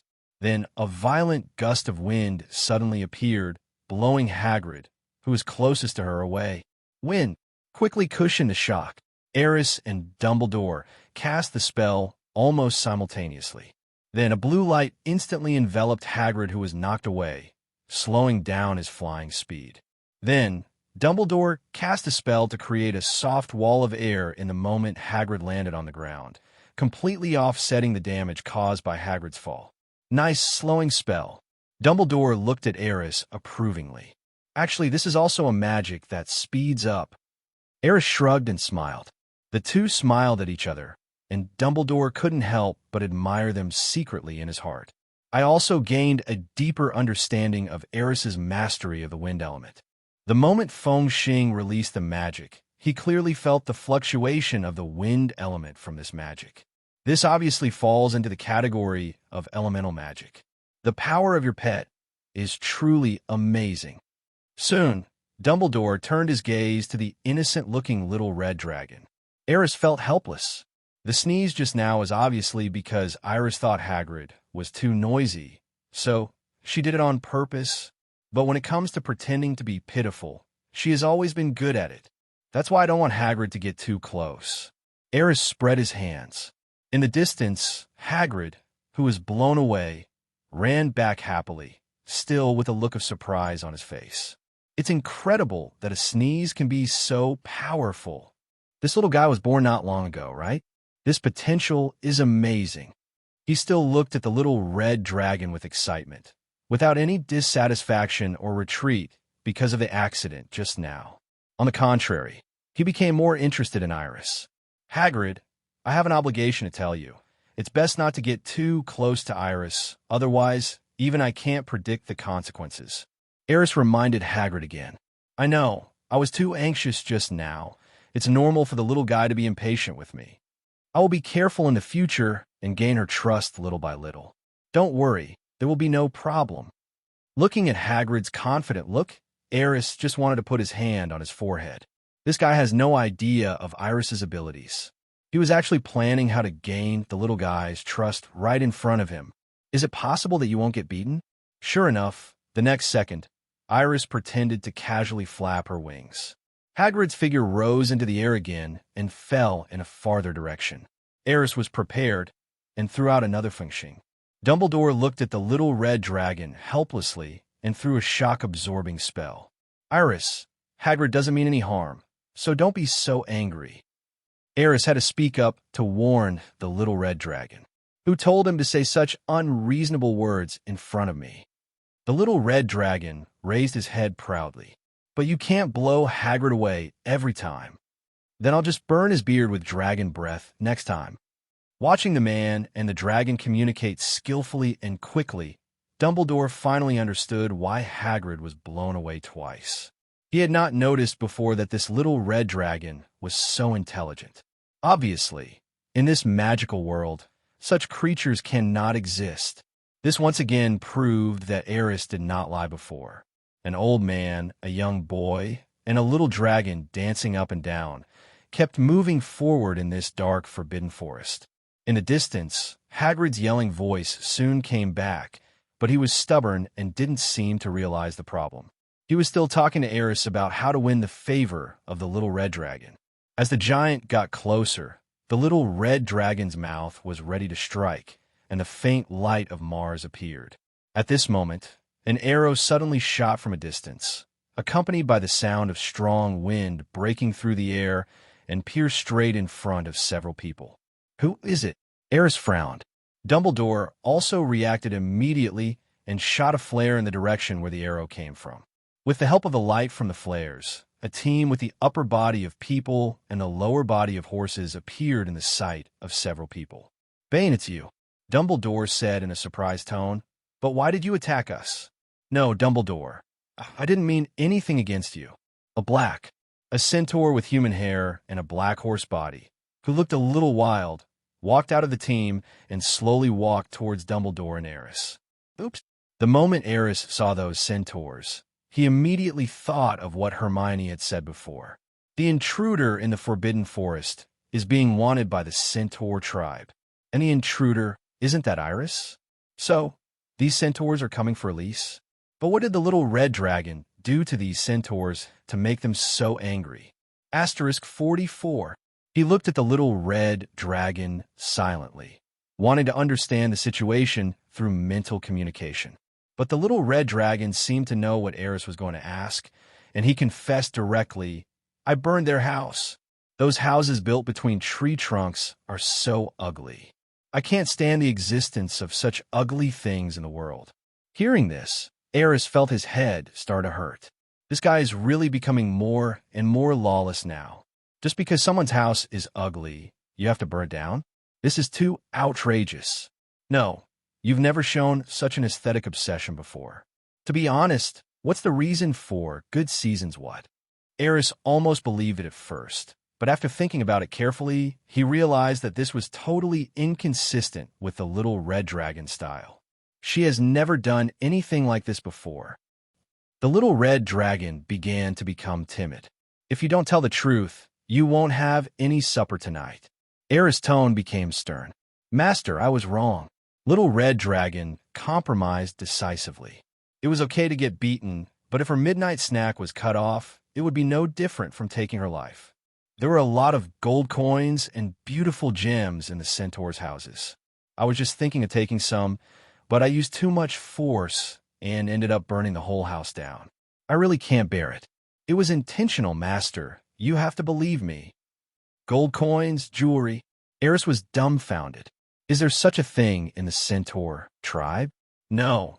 Even if there is, it should be something they have saved up with great difficulty, right? In the end, you ruined them all.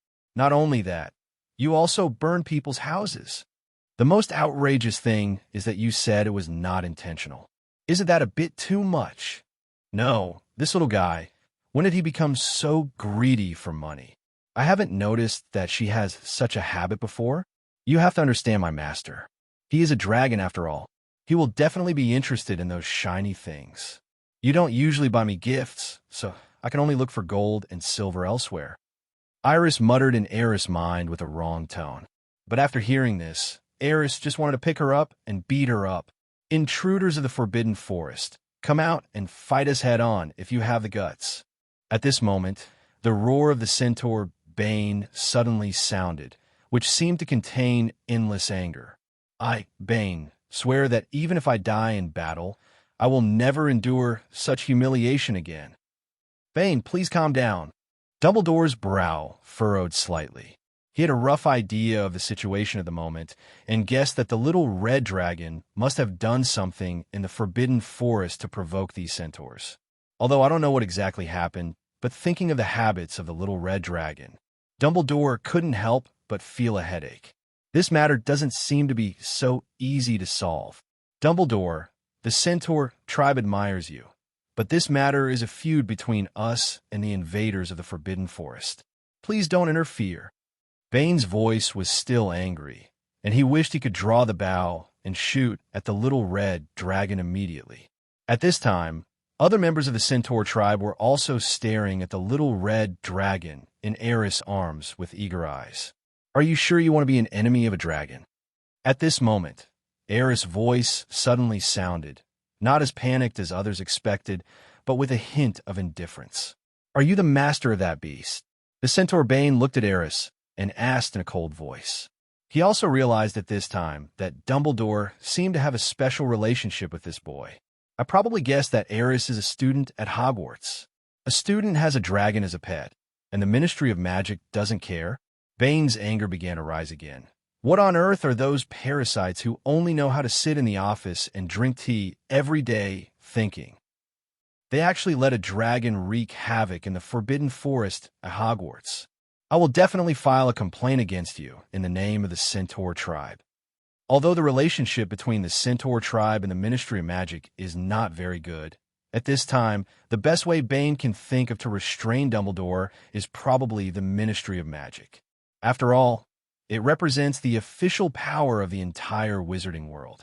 Mr. Bane, I think you could calm down a little. Dumbledore frowned even deeper. After learning about Iris's magic, his curiosity about the otherworld dragons increased to a level almost equal to that of elemental magic. Now, he certainly would not watch Bane and the Centaur tribe expose the little red dragon to the Ministry of Magic. Once that happened, Dumbledore himself didn't know what the consequences would be. It is foreseeable that the little red dragon will definitely not be able to stay in Hogwarts or with Aris.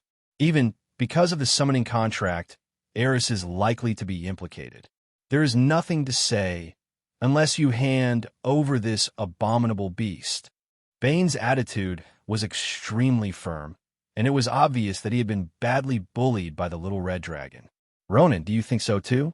Dumbledore looked at another centaur, the one with a red mane and red hair, and he seemed to have a bad temper. At this time, Ronan's face looked extremely bad. Bane's idea is the idea of our entire centaur tribe. Ronan said coldly. Ronan, Bane, what do you want to do? At this time, Hagrid finally couldn't help but stood up. He pressed his huge body forward and subconsciously raised the crossbow in his hand slightly. Although it was not pointed at the group of centaurs, it also attracted Chuanon's attention. Hagrid, are you going to shoot us with that damn crossbow? Sorry, I didn't mean that. Realizing that his actions might further anger the centaur tribe, Hagrid quickly put down the crossbow and said seriously, Iris is still young and doesn't understand anything yet. If you have any problems, you can come to me. Aris, is this the little guy's name? Seemingly unsure, Hagrid even turned around and asked the little red dragon's name.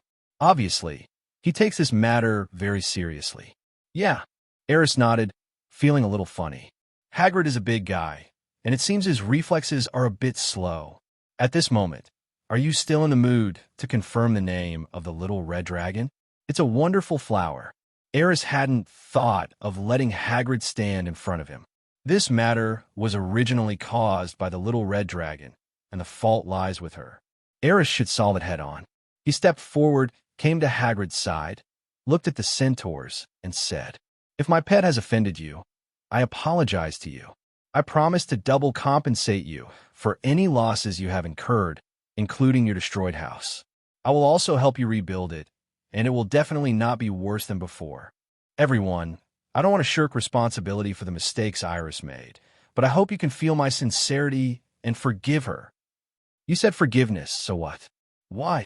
Ronan suddenly rushed towards Aris, raised his horse's hoof, and swung it over the boy's head, as if he wanted to scare him. Perhaps in his opinion, a Hogwarts freshman who looked like he hadn't even grown all his hair was not qualified to negotiate with them. Ronan, don't go too far. However, what the centaurs did not expect was that Dumbledore, who is usually calm and kind to others, actually got angry this time.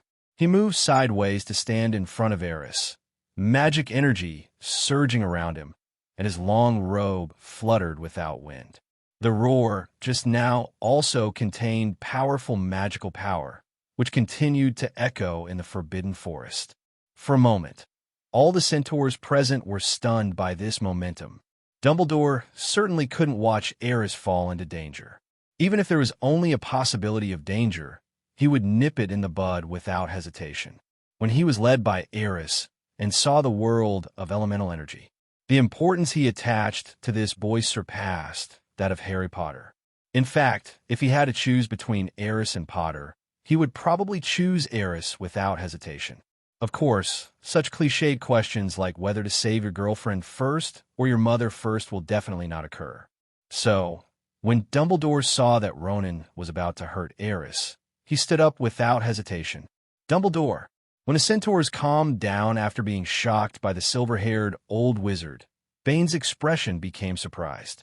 You're actually willing to make enemies with all the centaurs just for a first-year student, and even want to attack us?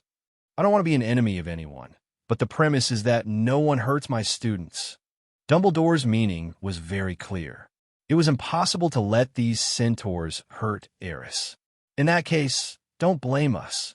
Bane and Ronan looked at each other, then jumped back suddenly, drawing their bows and pointing their arrows at Dumbledore and the others. Wait, stop it!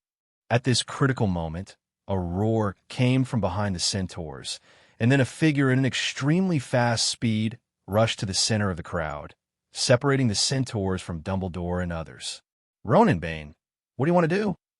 The visitor was also a centaur, with a human body with platinum blonde hair and a silver body. His movements were very agile, and he looked younger. With the help of the light from the magic wand and the torches in the hands of the centaurs, one could see a pair of beautiful eyes like sapphires. In the centaur tribe, he must be a very strong and charming centaur. Even from a human perspective, this centaur is very handsome and charming. Firenze, I'm the one asking you what you want to do and why you're standing in front of the enemy. After seeing the person coming, Bane seemed to become even more angry and roared in a low voice. Do you want to betray the centaur tribe? Aris looked at the centaur, named Firenze, curiously, and a plot in the original novel instantly came to his mind. In the movie version, this centaur seemed to have given some help to Harry Potter in his first year, allowing Harry to avoid being killed by Quirrell in the Forbidden Forest in the first film. By the way, this centaur seemed to have become a professor at Hogwarts later on, but in the original movie, the centaur named Firenze is obviously not as handsome as this one, da? At this moment, Aris thought of a lot of random things. However, Chongqing seems to have taken a turn for the better. I just don't know if Firenze can persuade these centaurs to stay rational. If a conflict can be avoided, Aris would certainly be happy to see it. Bane, don't scare me. Firenze looked very angry at this time, staring at the centaur Bane and Ronan. His voice gradually became a little low. I don't believe you can't see the night sky tonight. What do the stars shining there represent? You have been blinded by hatred and have abandoned the mission and destiny of the centaurs. Open your eyes and look at the trajectory of the planets tonight and see what that shining star represents. At this time, the dark clouds covering the moon over the Forbidden Forest slowly dissipated as if affected by some mysterious force. The silvery moonlight poured down through the branches and onto everyone. At this moment, the starry sky seemed to have become much brighter, and in the east direction, a bright star was emitting clear light. The stars rise in the east, shining in the night sky. This omen... Ronan's expression suddenly changed, and then he quickly looked at Bane. That's right, a great man who was born with the power to create the world. He comes from a mysterious east, with unrivaled talent from ancient times to the present. No one can stop his brilliance. That child is even more dazzling than another star that was born at the right time. Firenze, what do you mean? Vane looked at Aris in disbelief. He is the other child who was born according to the destiny predicted by the stars. Perhaps you can ask Headmaster Dumbledore whether this child's talent and past are consistent with the predictions of the stars. Firenze's tone softened a little, and his sapphire eyes looked at the silver-haired old wizard beside him. I don't know much about prophecy. Maybe it's because I don't have a talent for it. Dumbledore shrugged and said jokingly, but as far as I know, Mr. Shafak's talent is indeed very good, even better than the other boy you mentioned who was born with a destiny. If the other boy you mentioned is Mr. Potter. At this time, Dumbledore also relaxed a lot. He knew what the centaurs valued most. As long as they believe that Aris is the irreplaceable person indicated by the planetary trends, they will definitely not take action against this child again. The centaurs are a very strange race. They always like to regard observing the vague astrological prophecies as their mission and destiny. Perhaps this has something to do with the history of the centaur's survival to this day. Are you from the East? Ronan looked at Aris again, but this time there was no anger in his eyes. Instead, there was a hint of uneasiness. If being to the East in a dream counts. Aris shrugged. Of course he couldn't really. Admitting that he came from the East, traveling through time, this kind of thing is probably not common even in the magic world. If it gets out, there will be more trouble. Have you been to the East in your sleep? Ronan frowned. We can't miss any possibility. Firenze's voice sounded again. You all know that the Forbidden Forest is not stable right now, and the source of that is not from this little red dragon at all. If this boy is really born according to the stars and brings about earth-shaking changes to this world, then we must be more cautious. You definitely don't want to kill the hope of this world here, right? After hearing these words, all the centaurs fell silent, especially Bane and Ronan. There was a flicker of hesitation in their eyes. Actually, what I'm more curious about now is... Aris suddenly spoke again, looking at Firenze, and said, Is your ability to observe the stars innate, or is it acquired through learning? It's natural, Firenze replied without hesitation. Oh, so that's how it is. Rhys nodded in understanding. At this moment, he suddenly thought of another talent he had acquired after integrating Merlin's talent. Astrologer. This talent seems to be related to star divination. Is there a possibility that it is also related to the astrological predictions of the centaurs? Thinking of this, he couldn't help but look up and look at the star that Firenze had mentioned before, rising from the east and shining in the night sky. That star was indeed very bright. It did not match the coordinates of any star that Aris knew from his memories of his previous life. The prophecy of the centaur seems to have some mysterious power. If this star represents him, then many omens may actually correspond to him. The power to create the world may refer to the revival of elemental magic. There seems to be nothing wrong with interpreting the revival of elemental magic as the hope that has emerged for this world. If such a day really comes, the whole world will certainly undergo tremendous changes as if the world were to be recreated. Even Aris himself didn't know what it would look like. The most important thing is, his soul really came from the mysterious East. As Aris thought, the star in the sky seemed to flash faster. At this moment, the boy's eyes gradually changed, strangely turning into silver white. It seemed that some kind of magical power was reviving in his body. This is the power of astrology. Firenze had been watching Aris, and he was the first to notice when the boy's eyes changed. At this moment, the entire starry sky seemed to have turned into a huge black curtain. Strands of starlight flowed down along the curtain, completely enveloping Aris. The boy bathed in the starlight exudes an awe-inspiring and unignorable aura. At this moment, everyone's eyes unconsciously turned to Aris. At this time, Aris was already immersed in some kind of wonderful state. It's really the power of astrology. How is this possible? It's unbelievable. Who is he? And why can he mobilize the power of astrology? Merlin, may the gods protect us. The way the centaurs looked at Aris had completely changed. The anger at the beginning had long since disappeared, replaced by immense respect and admiration. Many people even bowed to the boy, which surprised Dumbledore. You know, the centaurs have always been proud.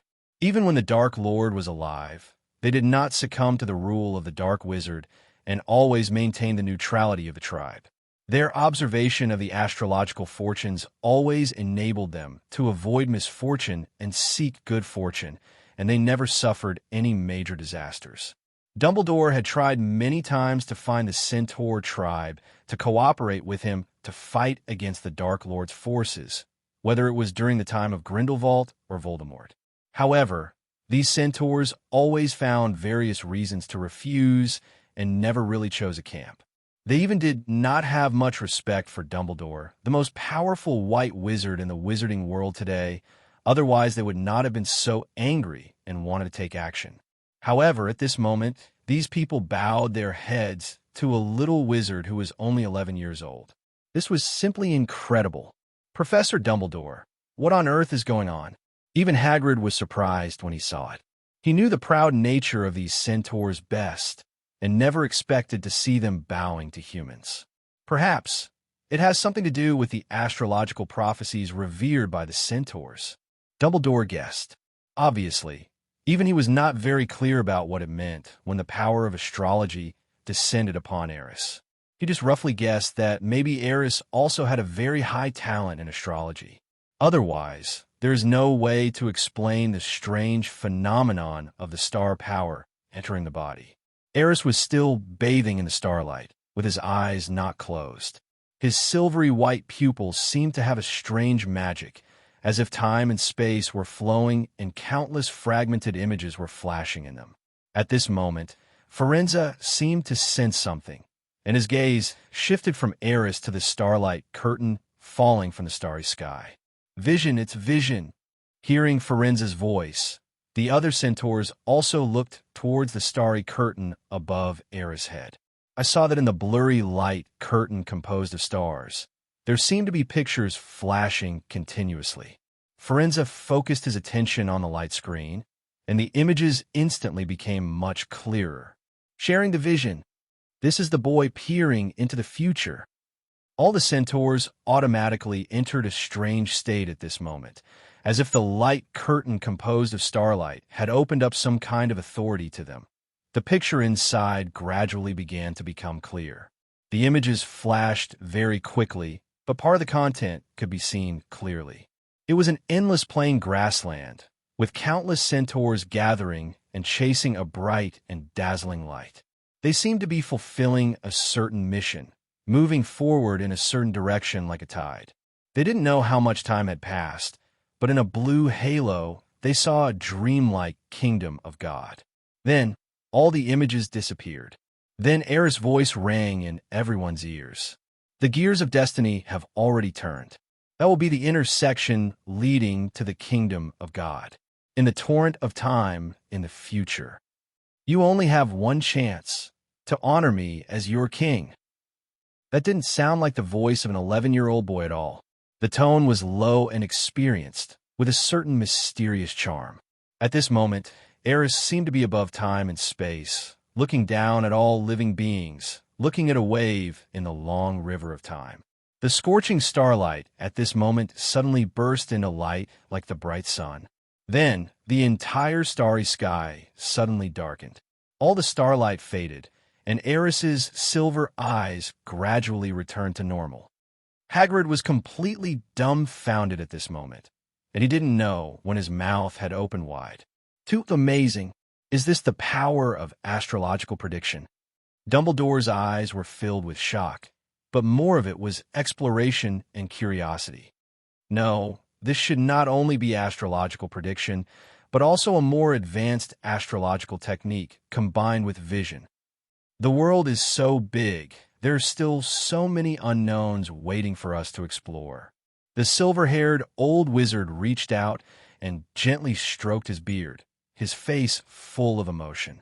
Over there, the horsemen, who had just recovered from the shared vision, were all in an incredible daze. They slowly turned their heads and looked at Aris again. There are complicated expressions in his eyes.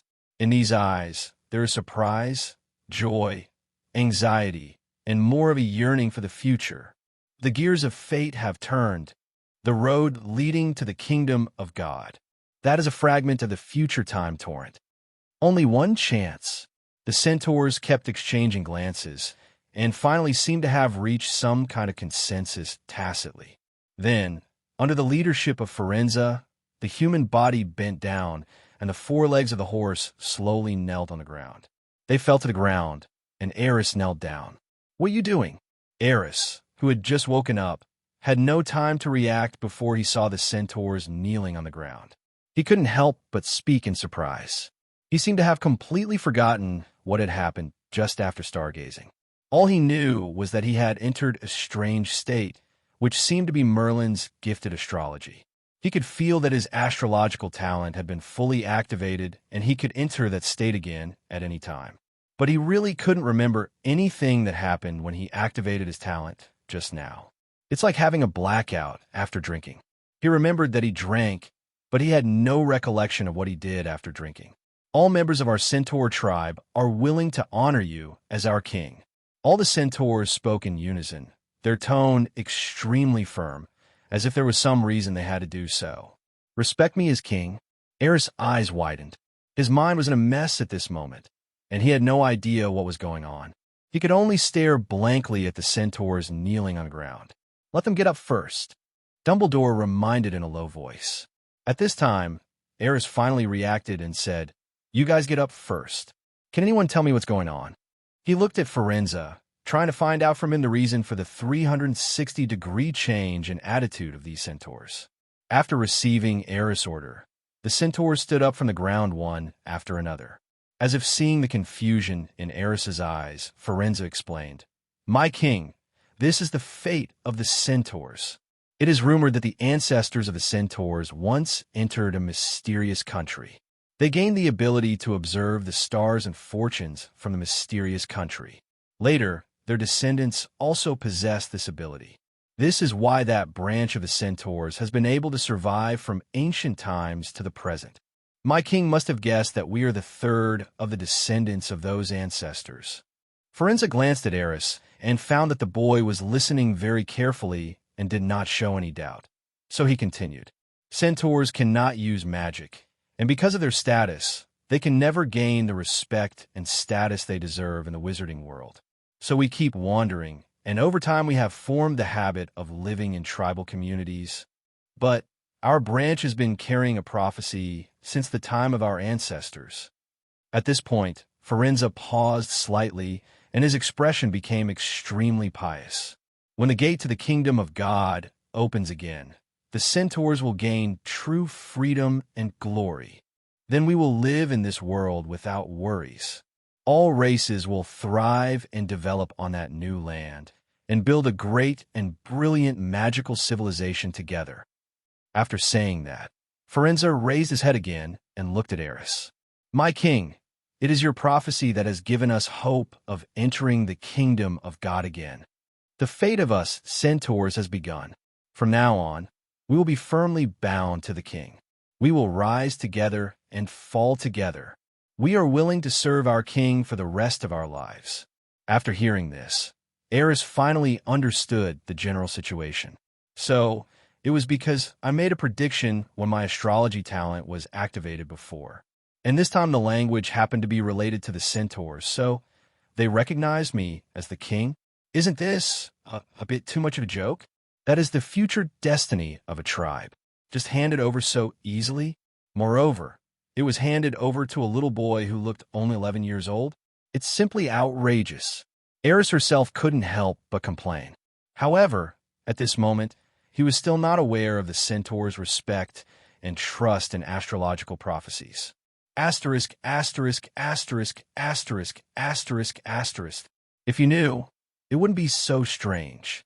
To put it simply, people born in the year of the horse spend their entire lives observing astrological fortunes. And now, the appearance of Reese has allowed them to see a brand new future. In this case, how could they miss the opportunity to hold on tightly to her thighs? "I'm dreaming, am I?" Hagrid pinched his thigh hard, and the severe pain woke him up instantly. I'm not dreaming, but the centaurs just surrendered to Aris? He's only an 11-year-old boy. The soft murmurs were heard by Dumbledore, who was standing beside him. Although he was also surprised in his heart, a faint smile appeared on his face. His future is destined to be bright. It is a wise choice for the centaur tribe to submit to him now. These guys observe the stars all day long. It seems to be working for them. Dumbledore was somewhat emotional, for he was the only one who knew how terrifying Aris's potential was. Not to mention elemental magic. Even the little red dragon Aris will surely shock the entire wizarding world in the future. Wisdom is greater than that of humans, and it possesses a body stronger than the dragons of this world, and it also possesses unknown magical abilities that even he cannot understand. A dragon like this? Is it really just a dragon? As for elemental magic, if Aris can really bring this kind of magic to the entire wizarding world, at that time, a brand new magical civilization will rise.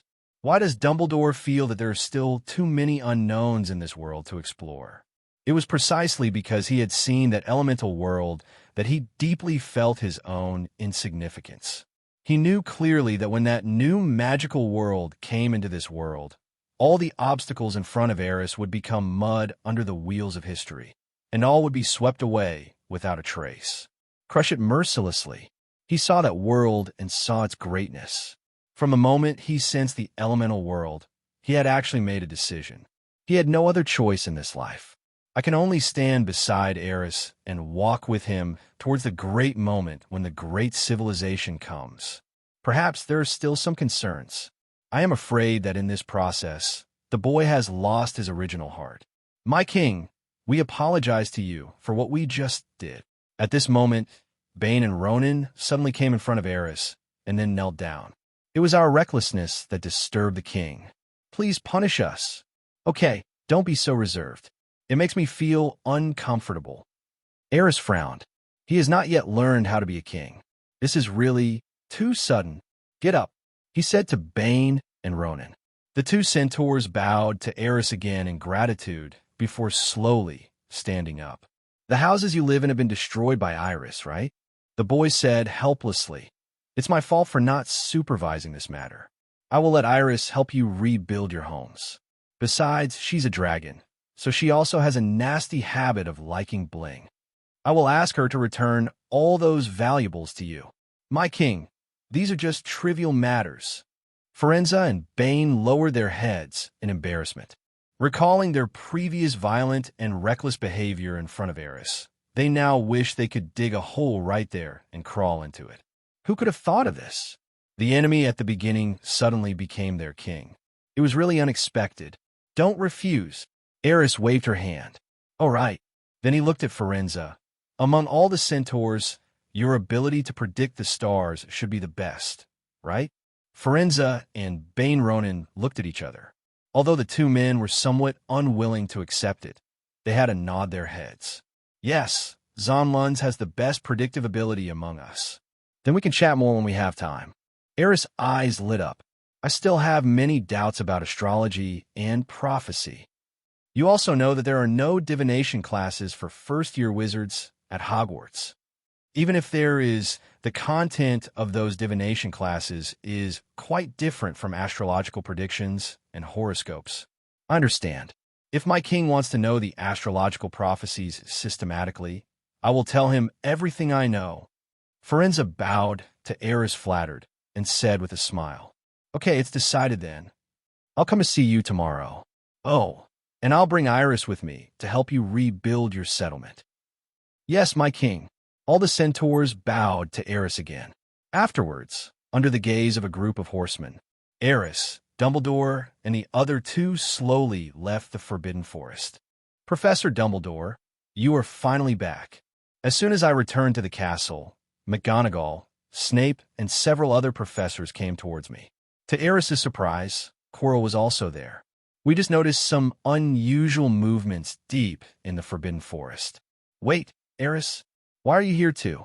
When they approached, Professor McGonagall noticed Aris following Dumbledore, and his tone became a little surprised. Minerva, don't be nervous. I took little Aris out for a walk. Dumbledore glanced at Aris and took the initiative to defend the boy. Obviously, the silver-haired old wizard did not want to announce what happened in the Forbidden Forest to the public so early, especially since Quirrell is here too. The troll incident has not been thoroughly investigated yet, and Quirrell's suspicion has not been cleared yet. Perhaps Dumbledore had already noticed that there was something wrong with the professor, but he just didn't have clear evidence and was reluctant to take action. Otherwise, he wouldn't have let Snape keep an eye on him. Professor, let's put Aris's matter aside for now. Have you noticed anything unusual in the Forbidden Forest? McGonagall was obviously a little anxious. There are too many dangers in that Forbidden Forest, and it is so close to the castle. If something out of control really happens, it may threaten the safety of the students. As the deputy headmaster of Hogwarts and the head of Gryffindor House, she had to pay attention. Don't worry, I just checked the situation. It's nothing serious. It's just that the Centaur tribe found something unusual in the Forbidden Forest. Believe me, everything will be fine. Dumbledore had no choice but to express his relief. Then, he patted Aris on the shoulder and said, "It's late. Go and have some rest first." "Okay, Professor." Aris nodded. As the boy walked past several professors, he suddenly looked at Quirrell and said hello with a smile. "Professor Quirrell, it's so late. Are you also interested in the Forbidden Forest? I thought that, apart from classes, you didn't care about anything else in the castle. It seems that I misunderstood you." No, I just happened to see Professor McGonagall in a hurry, so I was a little curious." Quirrell was originally standing in an inconspicuous position, but when he was suddenly called by Aris, he was obviously nervous and flustered.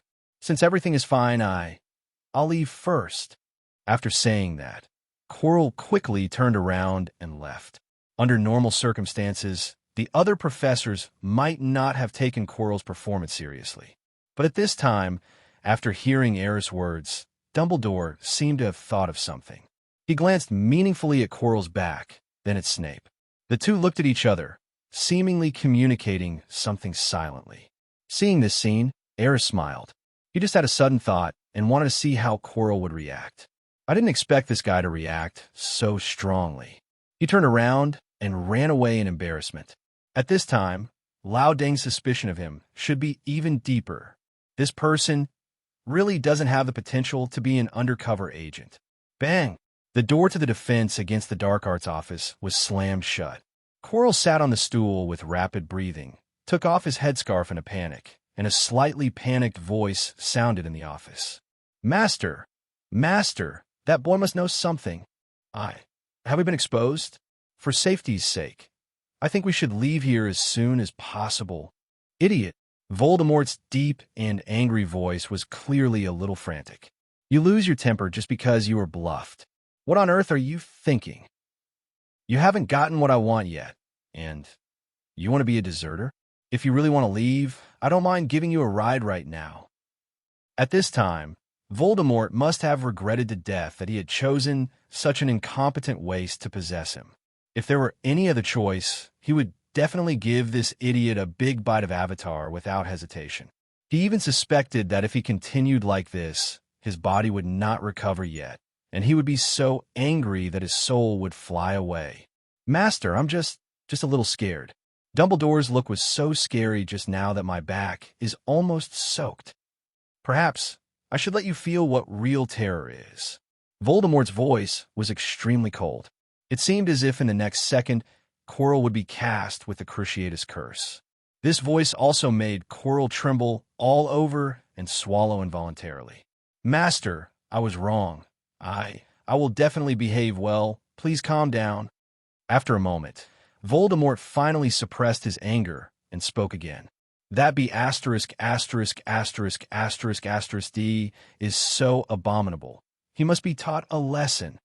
That's right, he actually dared to play tricks on his master like this. He deserves to die." Quirrell quickly agreed. "And that Potter, who kept staring at the corridor on the 4th floor, is equally hateful. Yes, master, I will definitely find a chance to give him a beating." Quirrell agreed again. At this moment, Voldemort's tone suddenly changed, and he sneered. Tomorrow is the school Quidditch match. Perhaps we can take this opportunity to get rid of those two little bastards without anyone noticing. All we need is a distraction spell to make Potter's broom lose control and hit that damn Shafik. Even if they don't die, they won't be able to interfere with us in the short term. What do you think of this plan? Hearing Voldemort's words, Joluo's body trembled noticeably. Master, I am worried whether other professors will notice it.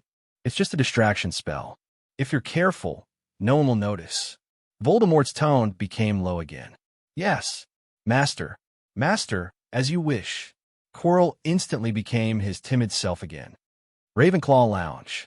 When Aris walked in from the Eagle Ring Gate, he was surrounded by a group of little wizards again. Among them are Terry, Anthony, and... Aris, where did you go? Did you hear what happened in the Forbidden Forest? For some reason, even though he's a Ravenclaw, Terry seems to be particularly interested in gossip, and is the first one to rush to the deadline. I heard that the professors all went to the castle gate, seemingly on guard against something. Is there some monster in the Forbidden Forest trying to break into the castle? Anthony also echoed the question with a hint of worry on his face. You think too much. Aris looked at the two speechlessly. If nothing really happened, the professors probably don't need to be so nervous, right? Terry analyzed seriously. Something big must have happened in the Forbidden Forest, which is why there is such a big commotion. Aris, have you really not heard anything from outside? Perhaps some creatures in the Forbidden Forest rioted. Aris said casually. Well, the spider's nest was turned upside down, and so many things happened in the Centaur tribe. From some perspectives, this could be considered a riot, but the protagonist of the riot is Iris? Or maybe it's yourself. Who cares? These little wizards can guess whatever they want. Aris was already tired, and now just wanted to go back to the dormitory and have a good sleep. Of course, before that, he had to write a letter to Luna, selectively chatting about what had happened recently. I haven't contacted the little girl for several days. If I don't write to her, she will definitely be angry. Aris, tell me more about what you saw outside. Seeing the boy turn around and leave, Terry and Anthony were obviously unwilling to give up. At this time, Chio followed. After the two of them walked up the spiral staircase, she asked in a low voice, I just went to the laboratory, and you were not there. So, I guess, could it be that you have been to the Forbidden Forest? Are you thinking too much? Aris looked at Chio in surprise. This move seemed to be because Chio felt that his guess was too bold. But in his heart, Aris was a little surprised. How could this little girl guess so accurately? Apparently, this is the wisdom that a Ravenclaw student should have. However, Dumbledore chose to keep this matter secret for the time being, so he naturally had no reason to tell anyone. So, I just waved my hand perfunctorily. I'm going to take a rest, Chio. The little wizards don't need to worry too much about this matter. The professors will naturally solve it. You should think about who will win tomorrow's Quidditch game. I remember you said you wanted to join the college Quidditch team, didn't you? If you join the cadet team, you will definitely run into them in the future. Speaking of Quidditch, Chio's eyes lit up noticeably. Before I could tell you, I've joined the Ravenclaw team and become a seeker. I thought you had no interest in Quidditch, so I didn't mention it on purpose. The girl's face was filled with a smile and a little pride. Congratulations. If I remember correctly, you're the only female seeker in the cadet team so far, right? That's not easy. If that's the case, we should pay more attention to tomorrow's game. Knowing your opponent in advance is also a way to improve your own strength, isn't it? Aris praised the girl and reminded her of her own. Well, I will observe their tactics carefully tomorrow, but Aris, you should also go to watch the game, right? Chio asked tentatively. This is the first game of the College Cup. It will be very interesting. How about we go and see it together? Although she knew that Aris was most interested in the laboratory, the girl still invited him expectantly. Aris thought about it, then smiled and nodded. Since it's your invitation, I'll go and take a look. Originally, he didn't have much interest in Quidditch, but this game was a little different. This is the competition that Harry Potter is going to participate in. According to the protagonist's law, something is bound to happen during the competition. For example, some old pervert secretly casts a spell to kill the protagonist. If Aris remembers correctly, Quirrell took action in this match in the original book. In the end, it was Snape who had to bear the huge blame and was accused by the protagonist group of being the mastermind behind this targeted accident. Isn't this interesting? If you add some fuel to the process, things might become even more interesting. Aris could even imagine what Quirrell's expression would be like when he discovered the truth. That's settled then. Chio jumped up happily and hugged Aris. Then, with a red face, he turned around and went back to his dormitory. Aris was stunned for a moment, then shook his head in amusement. Is this little girl too precocious? Or is she too happy? It's hard to guess what a girl is thinking. The next day morning, during breakfast, the auditorium was obviously much busier than usual. At 4 long tables, young wizards from various colleges were excitedly discussing the Quidditch match that would be held today. Especially at the Gryffindor and Slytherin tables, quite a few kids had already started trash-talking each other. Potter, you're done for as soon as you get on your broom. Slytherin must win. Lion, go ahead and beat the Slytherins to a pulp. We must win. Gryffindor must win. Students from these 2 colleges usually dislike each other. At this time, the targeting of each other was completely undisguised.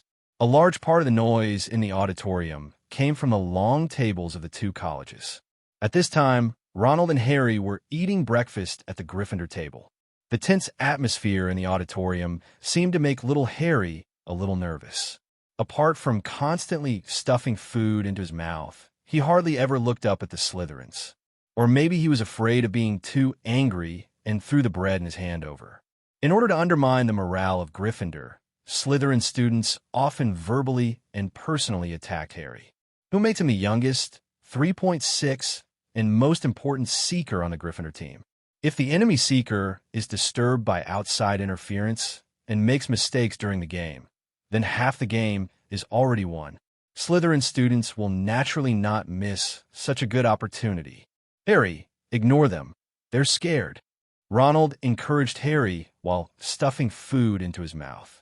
It seemed that he was even more nervous than Harry Potter, who was about to take the stage. That's right, those guys are just paper tigers. Seamus also said in support, I heard that Slytherin has developed a set of tactics specifically targeting you. If you're not afraid, how can you? Why would you do that? Hearing this, Harry couldn't help but look up at Shigwa. It was obvious that Seamus' words of comfort had no effect at all. It even made Harry more nervous, because he couldn't imagine what tactics Slytherin had developed against him. I don't even know how to deal with that tactic. In fact, even without Harry, Gryffindor still has a good chance of winning this game, right? At this moment, a voice suddenly came from behind them. Harry and the others turned their heads to look and saw Aris, Chio, and Hermione sitting down next to them. Aris and Hermione met on their way to the Great Hall.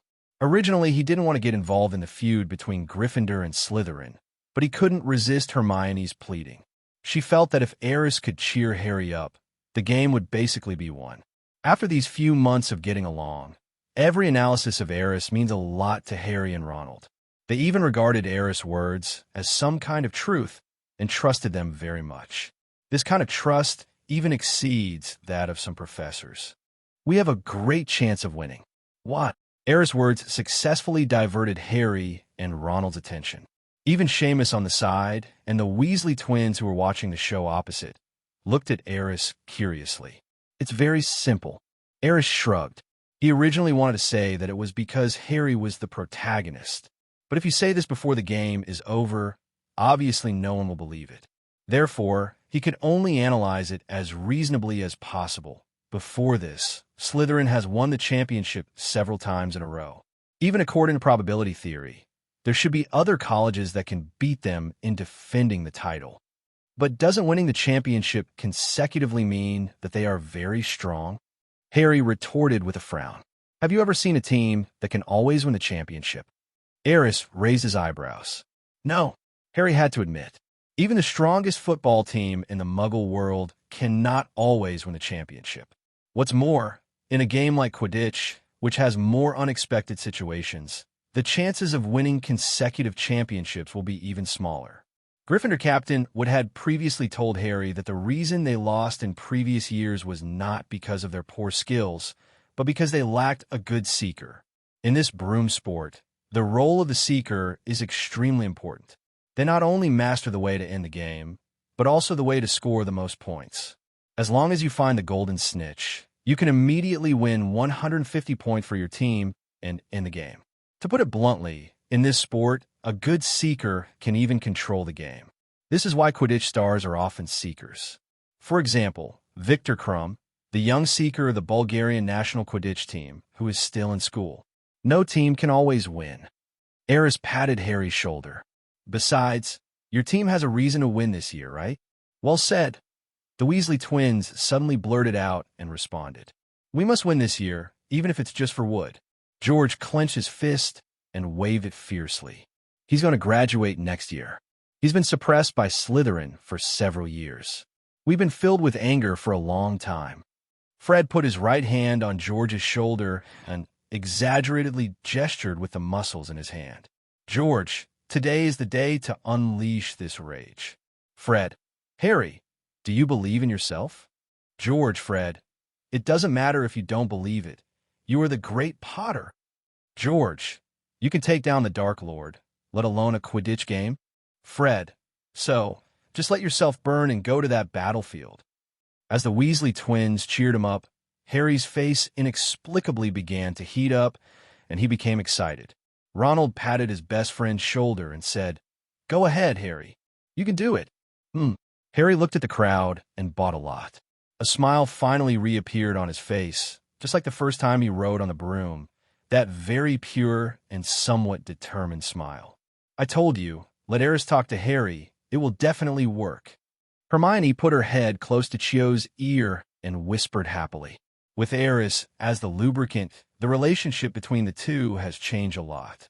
It can even be said that when Hermione is around, Chio's best friend Marietta might have to stand aside. He always has a magical power that makes people trust him naturally and feel safe. A smile also appeared on Chio's face. Looking at Chio's smile, for some reason, Hermione's heart suddenly tightened. Even she herself didn't know where the problem lay. The little girl may not realize that possessiveness will become more and more obvious as she grows older. Quidditch pitch. As time went by, members of the Gryffindor and Slytherin teams arrived one after another. Among them, the figure of Harry Potter riding on the Nimbus 2000 became the focus of everyone's attention. The fundamental reason is that the broom is much more gorgeous than the sweeping series of other team members. It's like a person driving a convertible sports car, roaring among a group of commuter cars. And there is an important game between the two next. Naturally, other people's eyes will only focus on the coolest convertible sports car. The game begins. As Madame Hooch threw the quaffle in her hand, the Gryffindor and Slytherin players on the field took action instantly. Brooms whizzed through the air, and the team members' figures moving back and forth were overwhelming. Gryffindor got the first possession. The red quaffle passed between the Gryffindor members several times in a few seconds, and finally, thrown in the round ball gate by Gryffindor suitor Angelina Johnson. In this game, Gryffindor took the lead in scoring 10 points. Good job. Come on, Turin Findo, come on. Angelina is the best. Love you so much. Lion, go ahead and beat up Slytherin with your hands. Cheers and cheers rang out from the Gryffindor audience. The atmosphere in the entire stadium began to become heated as the first ball was thrown into the ring. The emotions of the players on both sides also became more excited. The second ball, Slytherin grabbed the quaffle. At this time, Lee Jordan, who was the commentator of the game, also began to comment at a very fast speed. Slytherin held the ball, and after several passes, it came to their captain Marcus Flint. He flew like an eagle and finally attacked the round ball goal. He's going to score. Oh no, the other figure was even faster. He used the inertia of his broom to flick the ball away. Nice defense. Would steal this time was so cool. The quaffle is now back in Gryffindor's hands, with another suitor, Katie Bell, taking the ball and attacking. She dribbled the ball all the way, dodging several Slytherin's frustrated blackhand attacks, and attacked in front of the opponent's ring. Jordan. At this time, Professor McGonagall interrupted Lee's explanation, seeming to blame him for his unfair explanation. Yes, sorry, Professor McGonagall. Lee Jordan quickly admitted his mistake. Then, the commentary continued. Everyone thought Katie was going to score, but she didn't. With a beautiful pass, the quaffle came to Angelina, who was flying up from behind. Angelina attacked decisively and scored again. Oh, she's really great and very beautiful. Jordan. Professor McGonagall's voice sounded again. I'm sorry, Professor. Jordan's tone paused again. Wow. The scene was filled with warm cheers again. Especially the Gryffindor little lions were almost going crazy with joy. Angelina's goal once again earned Gryffindor 10 points. Now, Gryffindor is ahead by 20 points. So far, no one has seen the Golden Snitch. It looks like the competition will continue to be fierce for some time. The game continued with the commentary. In the Ravenclaw stands, Reese sat leisurely at the end of the team. Ahead of him is Autumn.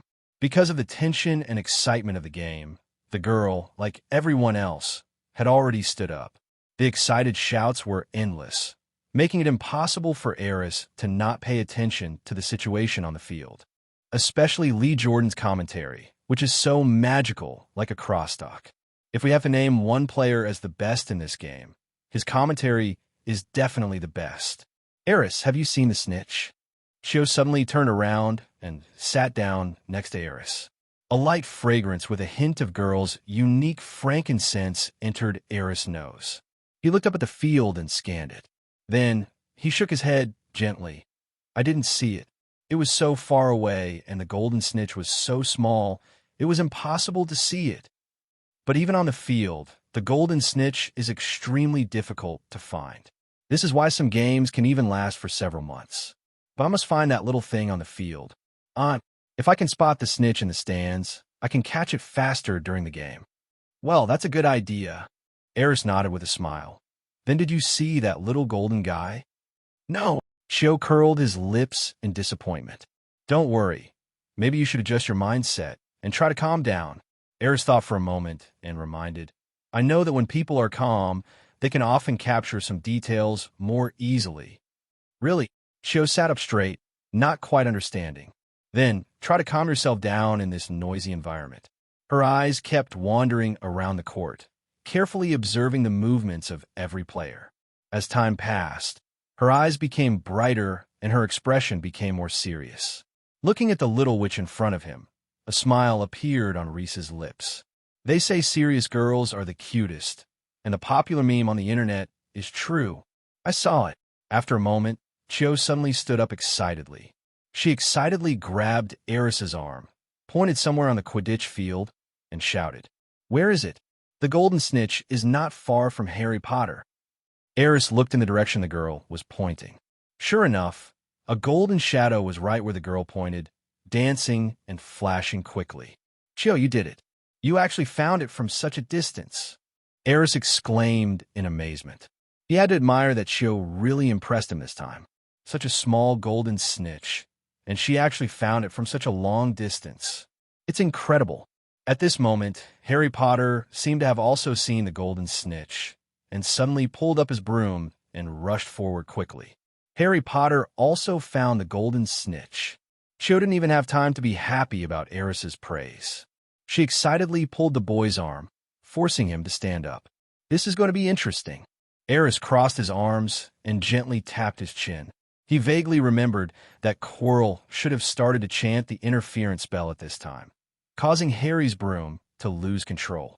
Sure enough, just as Harry dodged a bludger and wanted to continue chasing the golden snitch, his broom suddenly shook violently. This scene happened to be seen by Aris, who had been paying attention to Harry. Here we go. His eyes quickly moved downwards, looking towards the viewing area where the professors were. The tower. It was easy to find. Aris had already determined the location of Snape and Quirrell. When he took the binoculars that Terry had brought and looked over at the stands, he saw that Snape and Quirrell were both staring at Harry Potter, their lips moving rapidly.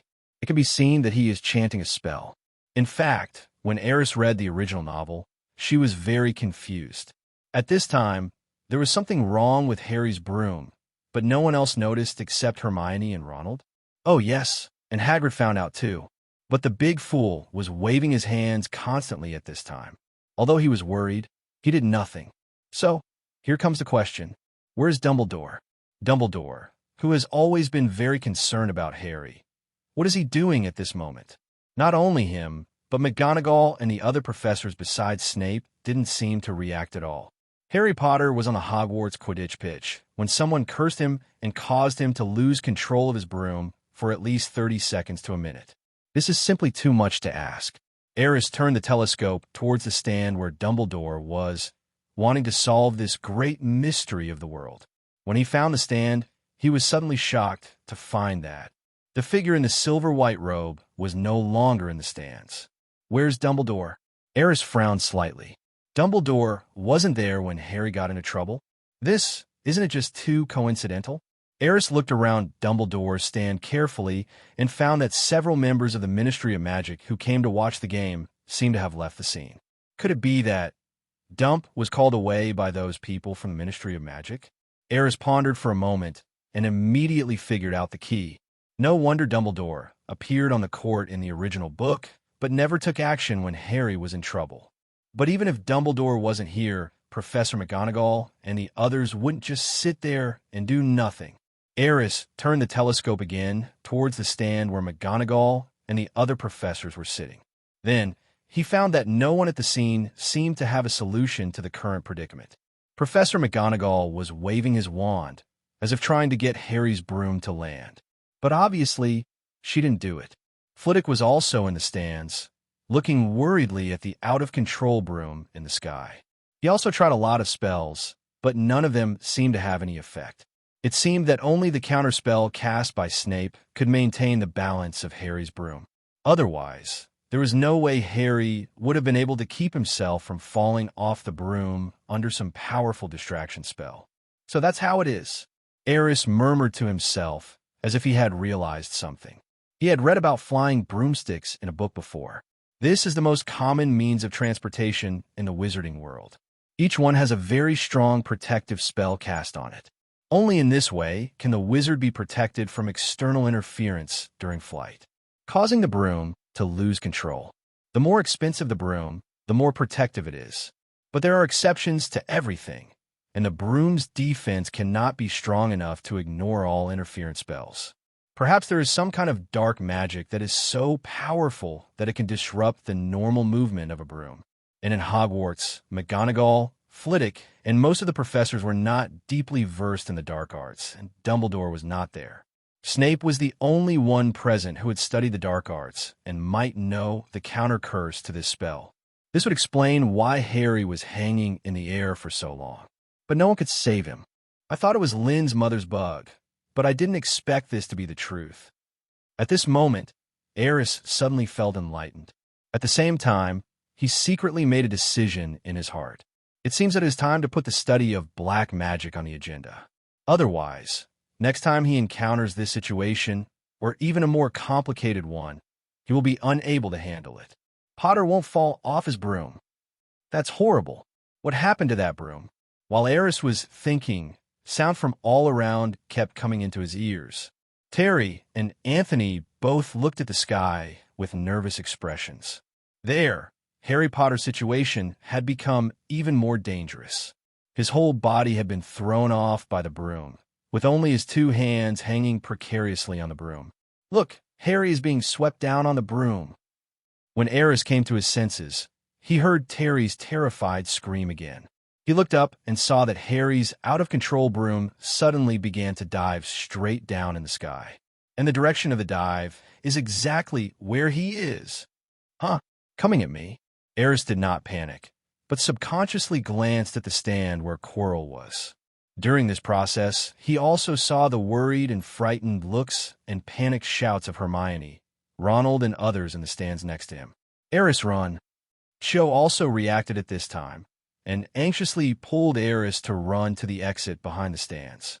But Aris did not move. He gave Cho a reassuring look, and then waved the arrows lightly in the sky ahead.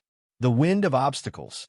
This is a magic that Aris has just researched, which can transform an area into a wind zone. In that area, all high-speed objects will be restricted by the force of the wind, with their speed reduced by more than 80%. Then, Harry Potter was carried by the broom and hit into the wind domain like a meteorite. At that moment, time seemed to be slowed down, and Harry and the broom, wrapped in the wind of confusion, began to play in slow motion. Just when the broom was about to hit Aris, he suddenly reached out and grabbed the out-of-control broom. Then, with the help of Feng Xing, he lightly jumped and kicked Harry to the ground, indirectly saving his life. Just when he was thinking about how to make the broom stop completely, the next second, the broom began to shake even more violently and accelerated out of the range of the maze wind. Then, Aris was brought back to the sky by the out-of-control broom. Aris! He seemed to hear the panicked shouts of Hermione and Cho below, with a hint of crying in them. But soon, Aris could no longer care about anything else. The broom shook violently and flew quickly into the sky. Oh, you're not going to give up yet, are you?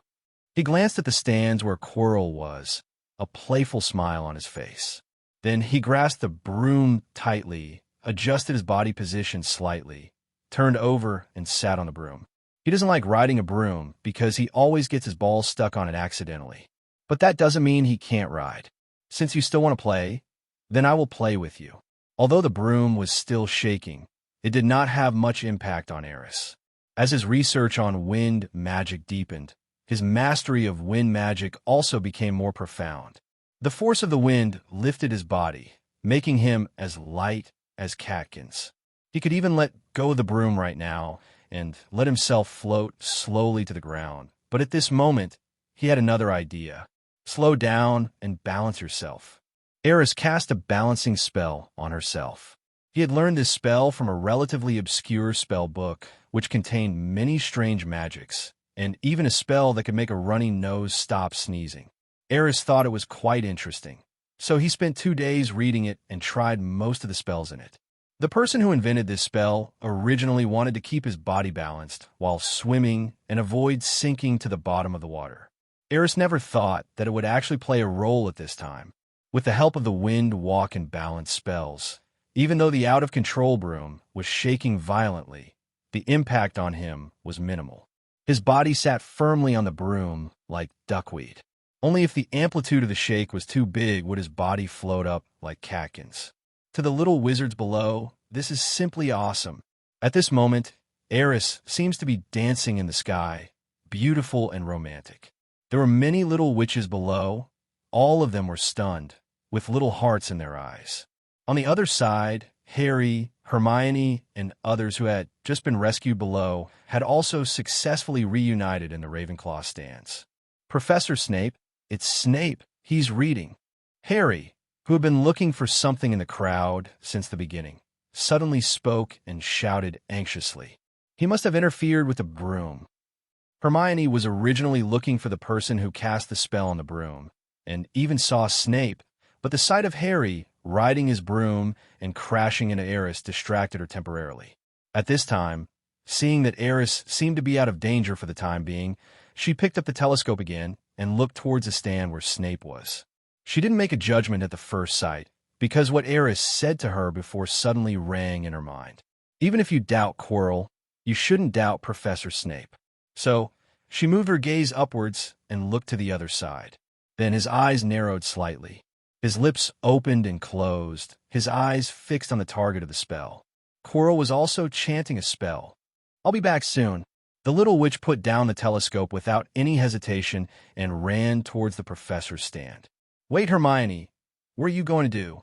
Cho knew Hermione's character and knew that she must have discovered something, so she followed closely. Meanwhile, Aris in the sky has completely adapted to the state of the broom. The body, floating like willow catkins, stretches slightly from time to time, making the movements more graceful. He held the broom in his left hand and drew his wand with his right. At this moment, everyone thought that he wanted to cast a spell to stop the broom. Unexpectedly, the moment Aris waved the magic wand, a brilliant light burst out. The light did not hit the broom, but after flying for a distance, it hit directly where the professor's stand was. Boom! The violent explosion and flames instantly engulfed the entire professor stand area. The little wizard below and the audience in the other stand were all stunned at this moment. Oh shit, what is he doing? Is he trying to blow up the broom? No, Merlin's beard. He actually blew up the stands. We can't expect him to be able to cast spells accurately at this time, right? This must be an accident. Find a way to rescue him. Does anyone know how to get a runaway broom back to normal? This is F********************** G terrible. As the violent flames exploded, a thick fog quickly spread over the professor's stand. Aris's original intention was not to blow up the stands. The spell was powerful, but it was actually not as powerful as it looked. It was just a good sound and light effect.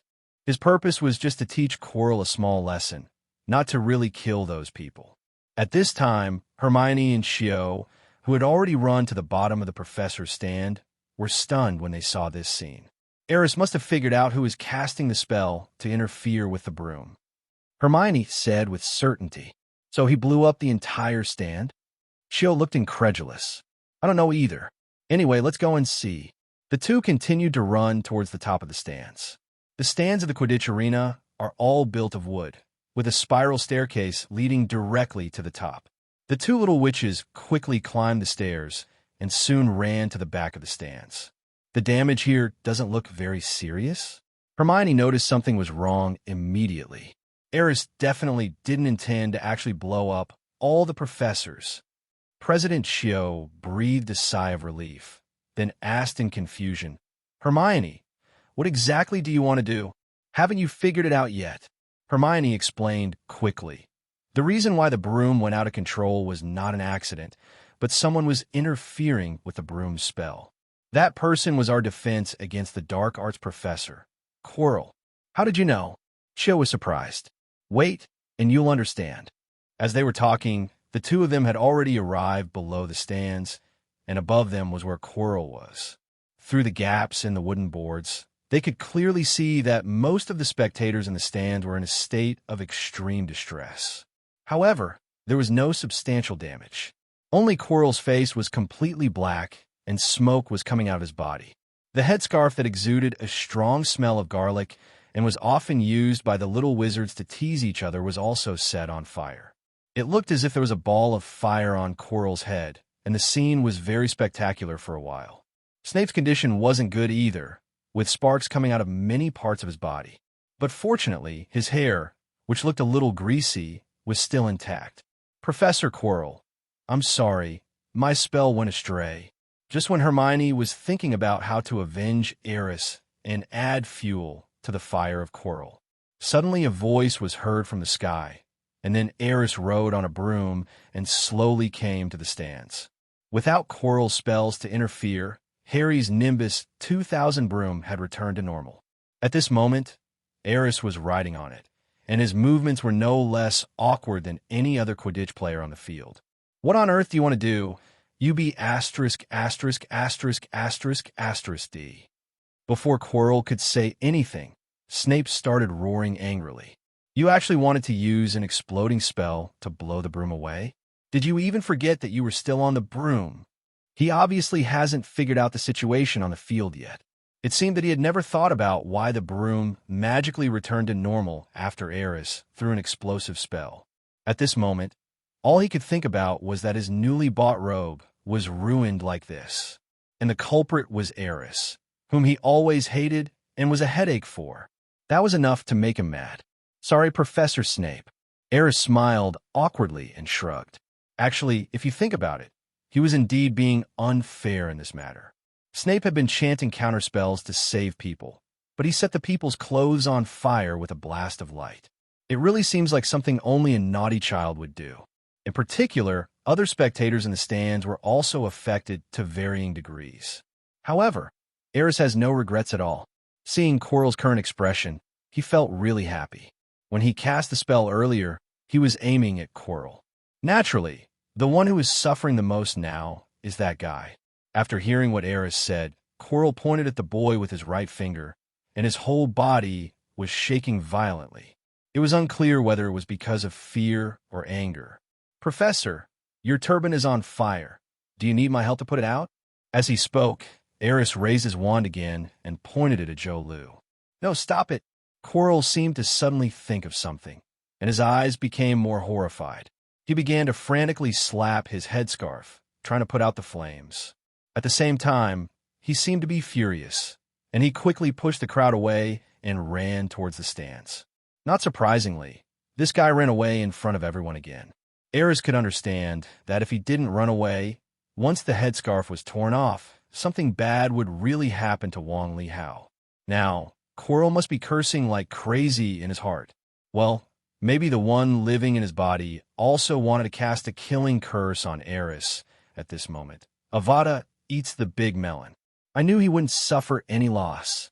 Hermione said in amazement as she looked at Professor Quirrell, who was running past her quickly with sparks still coming out his head.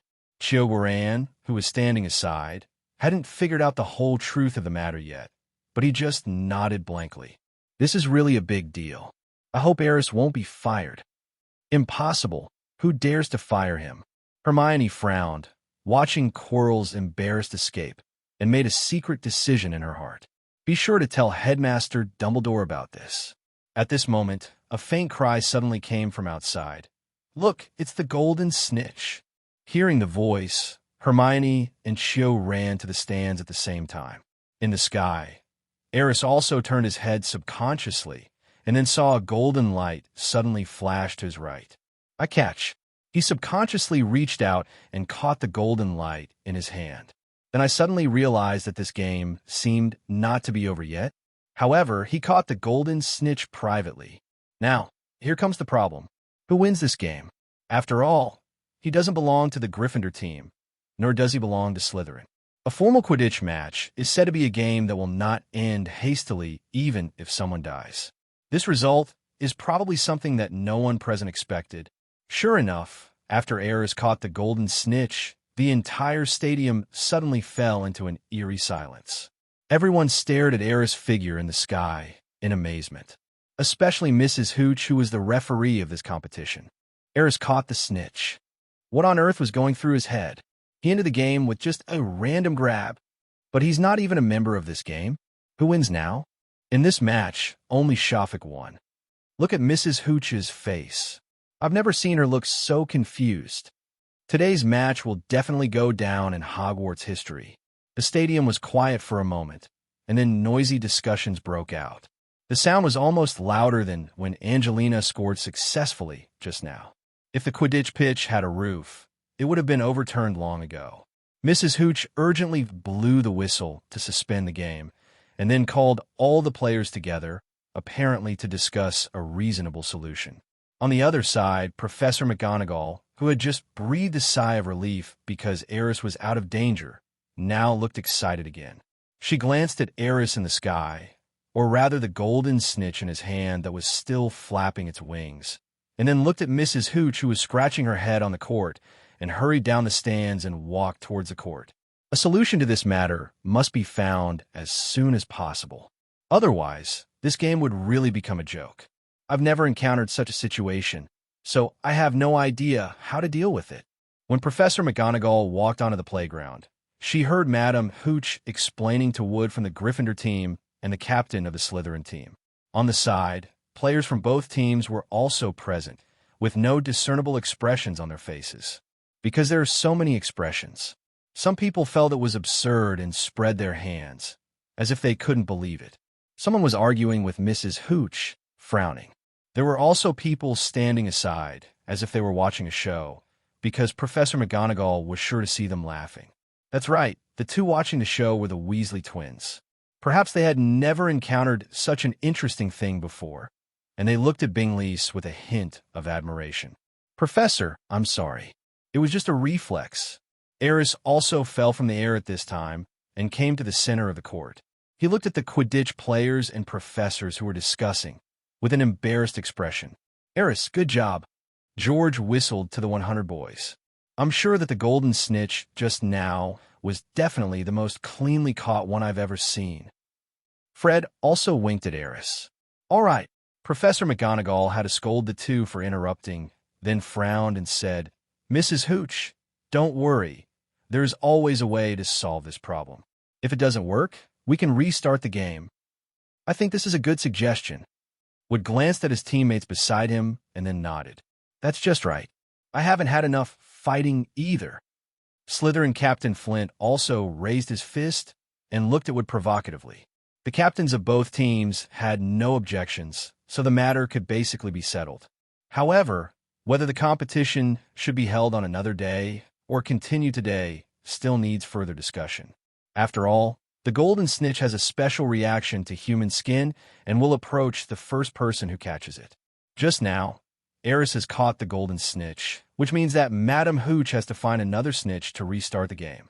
Just when Aris was thinking whether he should say something else to express his apology, not far away, a group of little wizards suddenly came running over. Aris, I'm so glad you're okay. Hermione and Cho ran in the front, rushed to Aris desperately, and hugged him tightly. Just now, when the out-of-control broom carried the boy into the air, the two little witches were really worried. At this time, seeing Aris land safely, the two couldn't control their emotions at all. On the side, Harry and Ronald looked at the three people hugging each other, looked at each other, and scratched their heads. When did their relationship become so good? Harry seemed a little puzzled and asked in a low voice in Ronald's ear. Maybe it's because it was too thrilling just now. Ronald thought about it and gave this reason. Then why didn't they seem so excited when I was out of danger just now? Perhaps Aris is just more attractive than you? George came up behind the two of them without knowing when. Or maybe he is just more popular with the little witch. Fred then stabbed him again. Harry looked at the two of them, then at the three of them who were still hugging each other tightly. Dag! A look of realization suddenly appeared on his face. Then he closed his mouth silently. Aris was held tightly by the two little witches and could not move at all. She had no choice but to give up resistance. Listening to Harry and Ronald's whispers and the cheers around them, a smile appeared on his face. This feeling is really good. No wonder there are so many people in this world who like to be in the limelight. This feeling is really addictive. Spreading hands. Over there, seeing that the rematch issue had been preliminarily resolved, Professor McGonagall turned his gaze towards Aris again. Aris, come with me. We need to talk about something. Okay, Professor. Aris was already prepared. They were grabbing brooms and blowing up the stands. It would be strange if they were not interviewed by Professor McGonagall. Goodbye, Aris. I'll teach our Potter how to catch the snitch in one go. Fred and George said something and waved goodbye to Reese. Aris smiled at the two of them. These two guys can always make a very normal thing sound funny. I can only say that he is worthy of being the #1 entertainer in this world. Under everyone's gaze, Aris was taken back to the castle by Professor McGonagall. As for whether the game will be restarted soon or held on another day, it depends on Mrs. Ho's arrangements. Is Aris going to be okay? At this time, Hermione and Cho looked at the boy and Professor McGonagall's receding backs, and worried looks appeared in their eyes. It should be fine. After all, he saved me, didn't he? Harry said with lingering fear. If it weren't for him, you really don't know if you can live to see the sun tomorrow. Ronald couldn't help but sigh. Thank you, but you don't need to remind me. Harry curled his lips speechlessly. I think we should go and testify for him. At this time, Hermione suddenly spoke with a firm tone. That's right. Harry seemed to have suddenly thought of something and said in a low voice, Snape must be held responsible for this incident. It wasn't Aris' fault that the stands were blown up. If Snape hadn't used a spell to interfere with the broom. Wake up! Hermione looked at Harry Potter speechlessly. It's not Snape at all. He may want to save you. Anyway, I saw Professor Quirrell was also casting a spell, and the target of the spell was also your broom. Aris said that if there is a problem with any professor at Hogwarts, Zhou Lu will be the most suspicious. Professor Quirrell? Ronald looked strange. You mean Professor Quirrell wants to kill Harry and Aris? Obviously, Hermione shrugged. But Harry seemed to not believe it either, frowning and saying, Professor Quirrell is usually so timid. How could it be him? Then how do you explain the fact that he was casting a spell? Hermione asked, looking at Harry. Maybe he just wanted to save me. Harry said uncertainly. That's enough. Even if you don't believe me, don't you believe Aris? Hermione was about to lose her temper. Don't waste time here. At this time, Cho suddenly said, no matter which professor has the problem, we must return to the castle as soon as possible and tell Professor McGonagall or Headmaster Dumbledore everything before Aris is expelled. After saying that, she turned around and chased in the direction Aris and Professor McGonagall left. She's right. Hermione also reacted and chased after Cho. Or do you still want to stay here and watch Aris get fired? Not long after she ran out, she turned back to look at Harry and Ronald. Of course not. Harry and Ronald looked at each other and hurriedly ran towards the castle. Castle, Transfiguration Office. Aris, can you explain why you risked your own life to snatch Harry's broom? Professor McGonagall asked Aris with a serious look on his face. Obviously, if I hadn't done that, Harry would have been dead. But we don't want to see you in danger. McGonagall suddenly turned her head and covered her mouth with her hands and sobbed. It seemed that Aris' words touched a string in her heart. No matter what, next time you encounter this kind of thing, you must ensure your own safety first. Soon, McGonagall returned to normal and looked at Aris seriously. Also, your disguise really has no traces, but was the explosive spell really shot at the stands accidentally? Professor, is it possible that the idiot deliberately fired an explosive spell at the stands? Aris' heart moved slightly. Professor McGonagall actually saw that he had cast the spell on the stands on purpose, which was a bit unexpected. Who knows if you're seeking revenge for personal gain? Professor Snape's attitude towards you was not friendly before. Perhaps it would make you happy to see him make a fool of himself. I really didn't mean it. Aris spread his hands to explain. You shouldn't let so many people suffer together, especially poor Professor Quirrell, whose turban is almost burned off. Aris smiled awkwardly. Well, Aris figured it out. Professor McGonagall was indeed just guessing. Otherwise, it would be impossible for him to speak to me so kindly now. I didn't realize she was such a smart person before. How nice it is to be a serious, yet somewhat cute older cat girl. When it comes to identifying spies, we only need Professor Brittle and Professor Snape. Come to think of it, things have gotten so serious. Why hasn't Professor Dumbledore shown up yet? Did he fall into the toilet? Just when Aris was wondering, there was a knock on the office door. Then, Headmaster Dumbledore, wearing moon-white robes and a garden hat, appeared at the door. Minerva, how is Nyrus? When a silver-haired old wizard walked into the office, he immediately looked at Aris. Professor, I'm fine. Aris quickly stood up and said guiltily, Don't be nervous, Albus. I have checked Aris, and he is fine. McGonagall brought the boy to the office and examined him carefully. Although, on the Quidditch field, Aris seemed to be unharmed from beginning to end, but she was obviously worried. Well, I'm glad you're okay. Dumbledore seemed to just ask as a matter of routine and quickly skipped the topic. I don't know if it's because I trusted Professor McGonagall too much, or because I trusted Aris too much. So, is there anything you want to tell me? Just when Aris was wondering when he could end this boring questioning, Dumbledore suddenly looked at him thoughtfully. What? Aris didn't react for a moment. Well, since there's nothing to say, let's go back first. Dumbledore made the decision without even discussing it with McGonagall. Really, Aris almost exposed her inner joy at this moment, but quickly reacted. Hermione and the others must still be waiting for me. Maybe they. I thought I was expelled from school. So, I need to explain it to them. Go ahead. Dumbledore smiled. Celebrate the joy of catching the golden snitch with your friends. The silver-haired old wizard winked at Aris. Albus, you can't spoil him like this. At this time, Professor McGonagall finally couldn't help it. He knows what he does, and we should trust him. Dumbledore smiled. Under the gaze of the two professors, Aris quickly walked out of the office. After closing the office door, a look of doubt suddenly appeared on Reese's face. Something's wrong. There's something wrong with old Dang. He didn't ask anything, didn't even care about throwing explosive spells at the stands. Aris knew very well that with Dumbledore's current understanding of him, he would be able to easily guess that he had deliberately thrown the spell at the stands.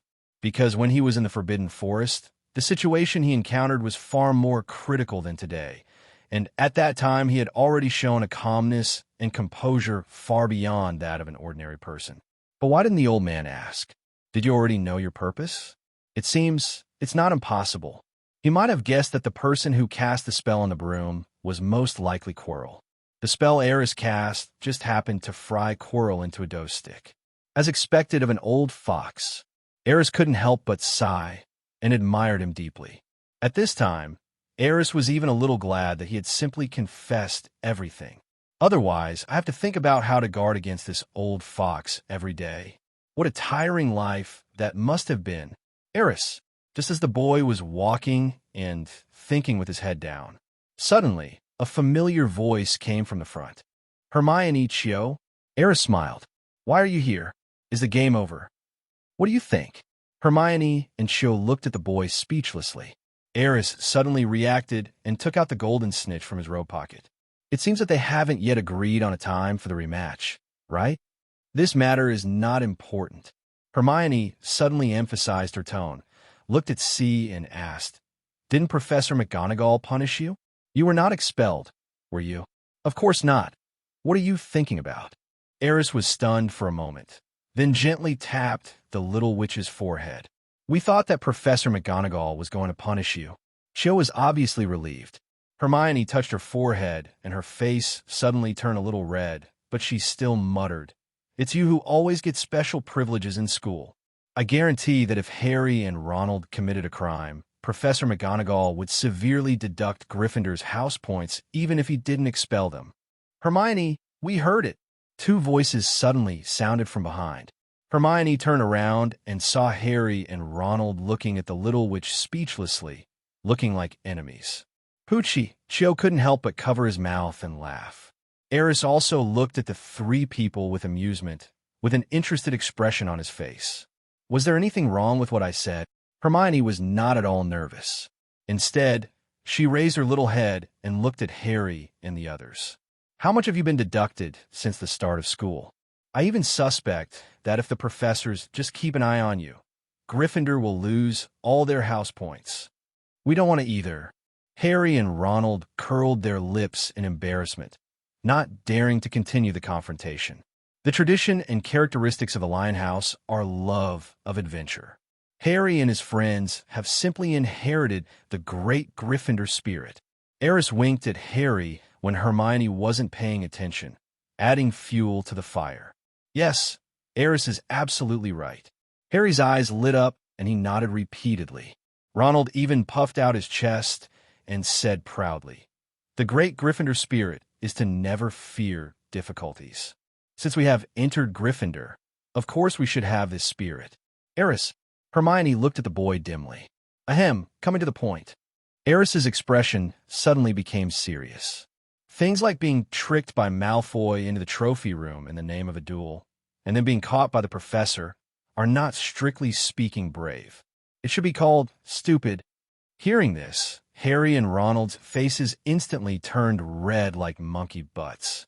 The two men, who had just raised their heads and puffed out their chests, lowered them again and became dejected. It's obvious that Malfoy is not trustworthy. Harry still couldn't help but mutter. We clearly didn't do anything. Ronald also muttered in agreement. Hermione couldn't help but roll her eyes. You've really done enough? Okay, if there's nothing else, I'll leave first. Reese thought it was interesting to watch Xiaojing and the others bickering with each other. But just now it suddenly occurred to him that Dumbledore might have something else to ask him. Earlier in Professor McGonagall's office, the old fox said nothing. Because of this, Aris realized the situation only after he left the office. Since it has not been said, it is of course inconvenient to have other people present. Therefore, Bingleside decided to go to the principal's office again to check the situation. Aris. At this time, Harry suddenly called the boy. Aris turned around. Is this the end of the matter? Harry frowned and said unwillingly, One of Snape and Quirrell must want to kill you and me. Shouldn't we continue investigating this matter? How do you know I didn't tell Professor McGonagall about this? Aris smiled. If you said it, it's too quiet now. Harry shrugged. This is definitely a big deal for Hogwarts. It may even attract people from the Ministry of Magic. Professor McGonagall will never let you leave so easily like you are doing now. Am I right? That makes some sense. Aris nodded in agreement. So, what are you thinking? Harry couldn't help but frown again. I don't know where all the worries come from at such a young age. I can only say that the protagonist's life is destined to be restless. Don't worry about this for now. I will make arrangements. After thinking for a while, Aris explained, I haven't told Professor McGonagall about this, but I may talk to Professor Dumbledore later. Don't worry. No one who dares to do bad things in Hogwarts can escape Dumbledore's eyes. Hearing this, Harry and Ronald both smiled again. I knew Aris had a plan. Even Hermione and Cho seemed to breathe a sigh of relief. Principal's office. Dumbledore had returned by now. There was another person present as well. This is too strange. It is obvious that someone used very advanced black magic to interfere with the attached broom for a long time. Snape's somewhat low voice sounded in the headmaster's office, and there seemed to be a hint of anger and anxiety in his tone. Severus, I know the seriousness of this matter, but now is not the time. We have to make sure everything goes well. If he senses the danger and runs away in advance, things may become more complicated. Dumbledore rubbed his forehead lightly, looking a little tired. Come to think of it, what Snape said was what he had been thinking about. Moreover, it seemed a bit complicated, and even he hadn't thought of a good solution yet. Sorry, Professor. I thought there was no one else here. At this moment, a little boy suddenly appeared over there. Aris looked at the two people in the principal's office with an awkward expression. This is very embarrassing. I actually encountered Dumbledore and Snape plotting. Well, probably not. They are probably having a headache about Quirrell's issue right now. After all, without clear evidence, it would not be easy for them to do anything. Perhaps Dumbledore's concern was the same as Aris's, that of alerting the enemy. Until you're absolutely sure, you'd rather hold back for now. Oh, Aris, I'm waiting for you. Dumbledore gave Snape a look. The latter reacted immediately, glared at the boy fiercely, and then quickly walked out of the principal's office. You have to understand him.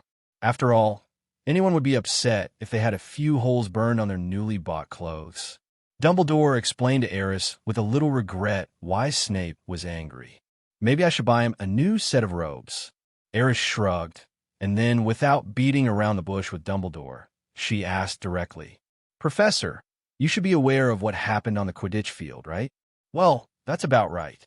Dumbledore smiled noncommittally, being able to catch the golden snitch easily while riding a broomstick that was disturbed by black magic. He slowly stood up from the stool, walked to Aris' side, looked at the boy meaningfully, and said in a nonsensical way, Very impressive, don't you think? Of course. Aris raised his head without any modesty. The old fox likes to speak in a vague way, so he used to have to be careful in dealing with it. But now, I have already disclosed all my secrets, so why should I be cautious? I can just rush in. You asked me to come here on purpose. What do you want to say? How did you know I wanted you to come? Dumbledore smiled again. Seeing that Aris no longer hid himself, he was genuinely happy in his heart, because that meant that the boy was at least trying to trust him. If you didn't want me to come, you would have said everything you needed to say in Professor McGonagall's office. Aris spread his hands. Very smart. You are giving me more and more surprises. The smile on Dumbledore's face became even more intense. But his tone suddenly changed when he turned around and waved his wand, letting the teapot brew tea automatically. It's still very dangerous today. I hope you can pay a little more attention to your own safety in the future. You should know that there are still many things that need you in the future. You also said that I know my limits. Aris shrugged. He still cared about Dumbledore's concern. However, most of what happened on the Quidditch field today was within his expectations. The reason why he saved Harry was because he was confident that he could ensure his own safety. When it comes to self-preservation, he values his life much more than those little wizards. Even if I really fall from the sky, I still have Iris. There's no way anything could really happen. I'm glad you understand. Dumbledore nodded. There's indeed another reason why I called you here. Having said that, Professor Dumbledore waved his wand again, causing a cup of brewed black tea to float in front of Aris. He also remembered that Aris liked to drink black tea. Today I talked to some old friends from the Ministry of Magic and learned some things. Just as I guessed, Aris muttered. When Dumbledore disappeared on the Quidditch field, Aris guessed that he was called away by the Ministry of Magic. What? Dumbledore seemed not to have heard the boy's words and looked over. Nothing. Aris shook his head. What did you know from the Ministry of Magic? It's not a big deal, but it might be a little troublesome for you. Dumbledore frowned slightly.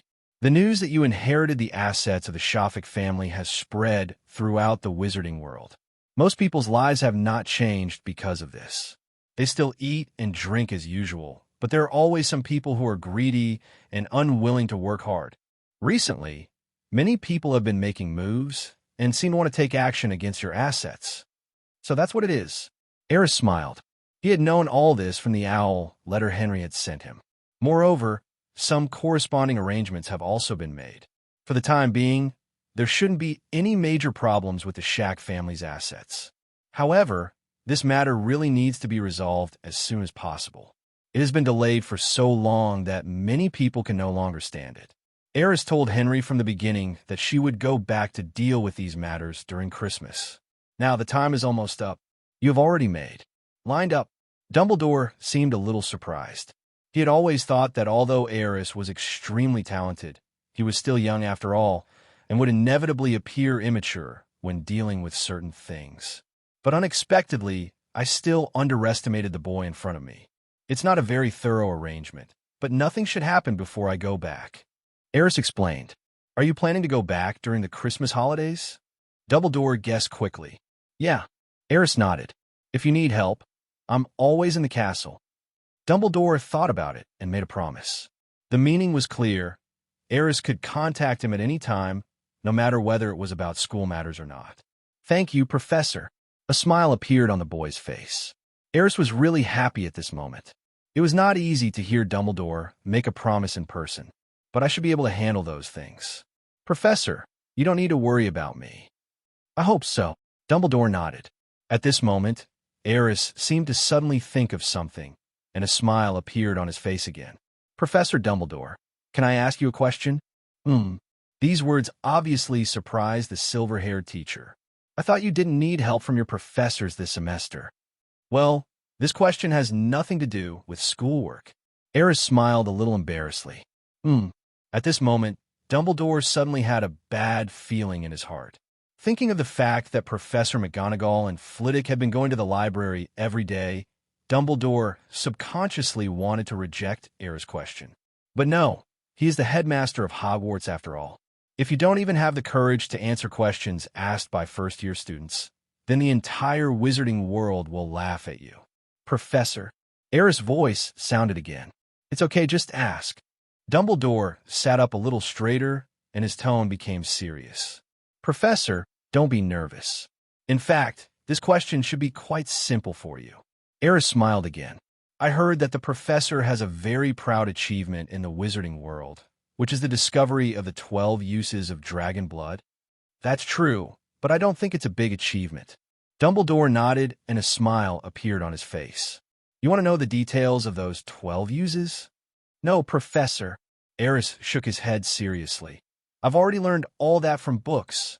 What I want to know is... Aris paused for a moment before continuing. Besides the 12 uses of fire dragon blood, does it have a third use? Hearing this question, Dumbledore's expression changed slightly. Then, the look he gave Aris became a little strange. I've always heard from Minerva and Phileas that most of your questions are very tricky and never follow common sense. Now it seems it's true. Little guy, so, are you trying to stump me with this question? Not Professor. Aris shook his head seriously, still saying, I just want to learn more knowledge. At most, I'm just curious about this question. Professor, after all these years, haven't you discovered the 13th use of dragon blood? Looking at Dumbledore, who was lost in thought, Aris asked in a puzzled manner. In fact, he was already smiling from ear to ear. Aris just remembered that today's system's 3 daily questions seemed to have not been completed, so he thought about catching the old fox to earn some points. After this period of hard work, he accumulated more than 8,000 academic points, which was enough for him to spend. Aris likes the feeling of continuous card drawing and plans to enjoy it when he saves up 10,000. In fact, it's mainly because when studying elemental magic, I often forget that there are still unused points in the system. In order to save these points, he did not even redeem the magic crystals during this period and still used the previous stock. But now it's almost consumed. Fortunately, he also had some idea about the material composition of this crystal. With more time, maybe I can really fully analyze this crystal. Of course, the most important contributor was the magic optical computer Moss. With this powerful assistant, Aris has made great progress in his research on elemental magic, the magic circles and magic crystals left by Merlin. Little guy, do you really want to see me make a fool of myself? After hearing Aris' words, Dumbledore suddenly smiled and shook his head. The boy secretly thought that something was wrong because this old fox actually returned to his usual calm self. Didn't this question bother him? Then the double reward will be gone. Professor, you're joking. Aris forced a smile. Well, let me think about it.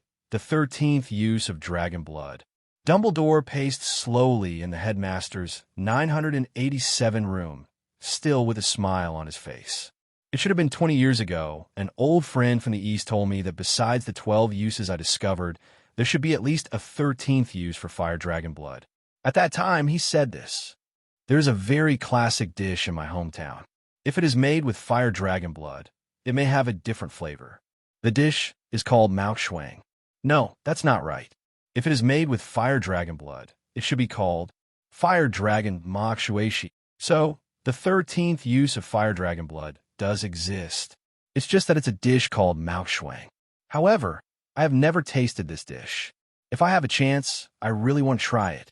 Listening to the silver-haired old wizard's smiling and chattering words as if he was chatting with an old friend, Aris was completely stunned. So, the 13th use of fire dragon blood is to make a dish of Malkschwang? Who on earth came up with this crazy idea? This is too outrageous. The boy never thought that his goal of getting double points would be defeated by a small dish of Malkschwang. Goddamn fire dragon hair and blood. Dumbledore's old friend from the East is probably a chef by profession. It's absolutely amazing. Why? You don't seem satisfied with this answer. Dumbledore looked at Aris with a smile. At the same time, the system prompt in Aris's mind also sounded. Congratulations, host. Your question has been answered, and you will be awarded 200 points of academic ability. Not surprisingly, the answer to this question is so simple. No, it shouldn't be considered simple. It just doesn't have much significance, so the academic qualifications points given by the system are not many. However, 200 points are better than nothing. Aris calmed down and thought of another question. Professor, this answer is beyond my expectation. Is it possible that fire dragon blood has a 14th use? Of course. This time, Dumbledore spoke without any thought. My old friend from the East also told me that fire dragon blood can not only be used to make ordinary Malkschwang, but also steamed Malkschwang, fried Malkschwang, and even grill Malkschwang. Aris showed a question mark face. Steaming is fine, frying is fine, but who the hell invented that Malkschwang can be grilled? That's enough. Old Dang can also get stuck with bugs, right? I really underestimated him.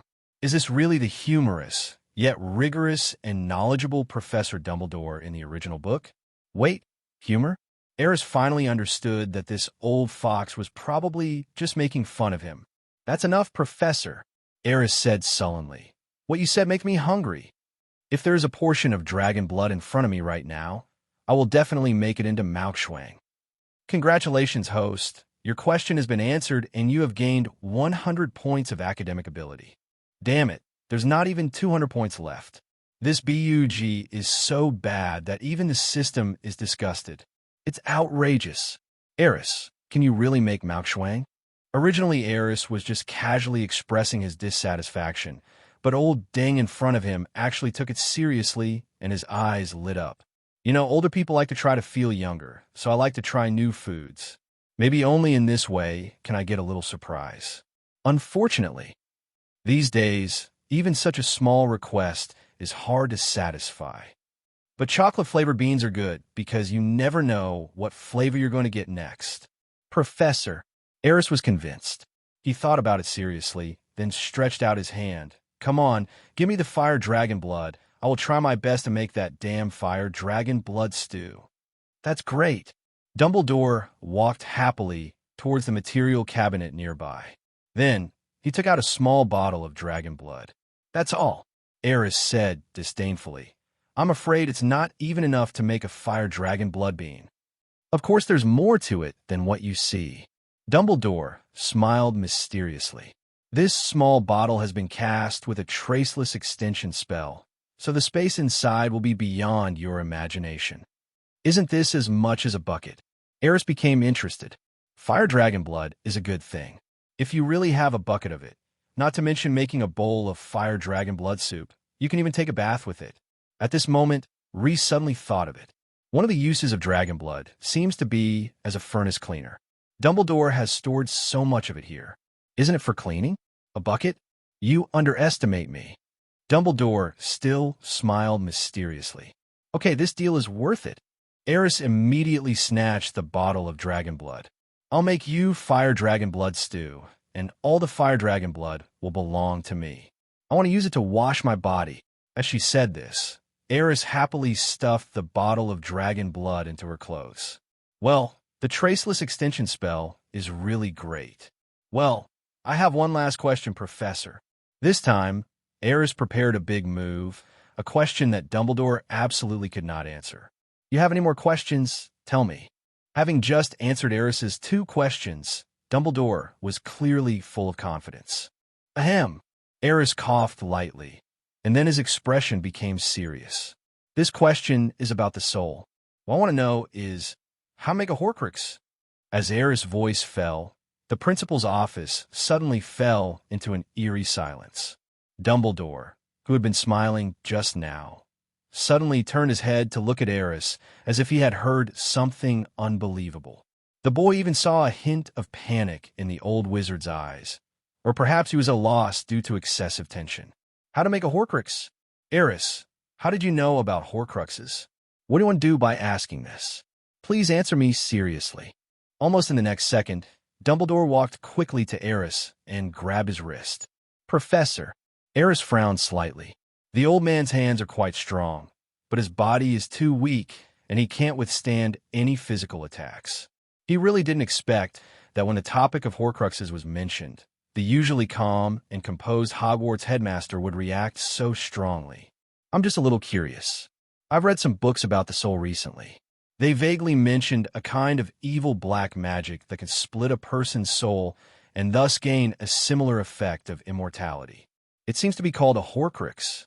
This question has been lingering in my mind. I don't want to make a Horcrux because the splitting of the soul is too evil in my opinion.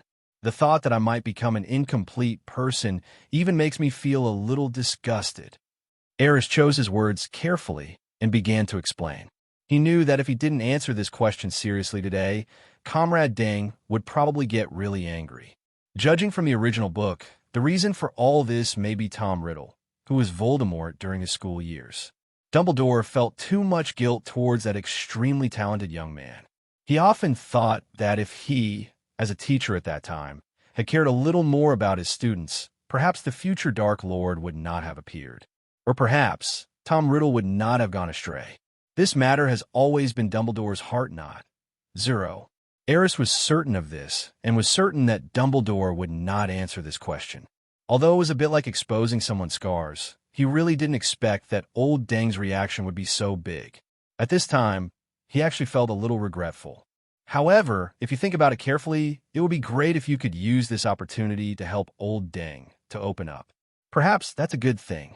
The silver-haired old wizard looked at Aris, and his mood seemed to calm down a little. He suddenly turned around, returned to the table, and drank a cup of black tea in big gulps. Then, he put his hands on the table and fell silent. A moment later, just when Aris was thinking about whether he should open his mouth and find a topic to divert Dumbledore's attention, the old wizard's deep in vicissitudes voice finally sounded. I can't answer this question. Believe me, Aris. Just like you said, no one would want to learn about such evil black magic. Even a glance at it would leave an indelible shadow in the hearts of ordinary people, let alone trying to study it. Only those who are absolutely evil and treat life and soul as playthings would think of splitting their souls to survive in this world. You don't need to know the answer to this question, and you don't need to know how that disgusting thing is made, because one day, when you really become interested in this, maybe you've already left. We are on a path of no return. Dumbledore's tone was low, even with a hint of distressing sadness. At this moment, he was like a parent who was trying his best to stop his child from doing wrong things. That feeling of sadness made Aris feel uncomfortable. Professor, actually, you don't have to worry too much. Aris suddenly took a deep breath. I know that Tom Riddle's incident is a pain that you cannot easily get over, but the path he chose, no one guided him, and no one forced him. Some things just... It's like the cycle of fate, which cannot be changed by someone's will. A person's past determines his character, and I will never be Tom Riddle, because even in my most desperate moments, I can always see the justice and love in this world. I know I'm not alone. At this time, Reese suddenly thought of Luna and Uncle Cienua. Just as he said, when he first came into this world, he was actually quite confused, but fortunately, he met the Lovegood family. The boy's words flowed in the principal's office like gurgling spring water.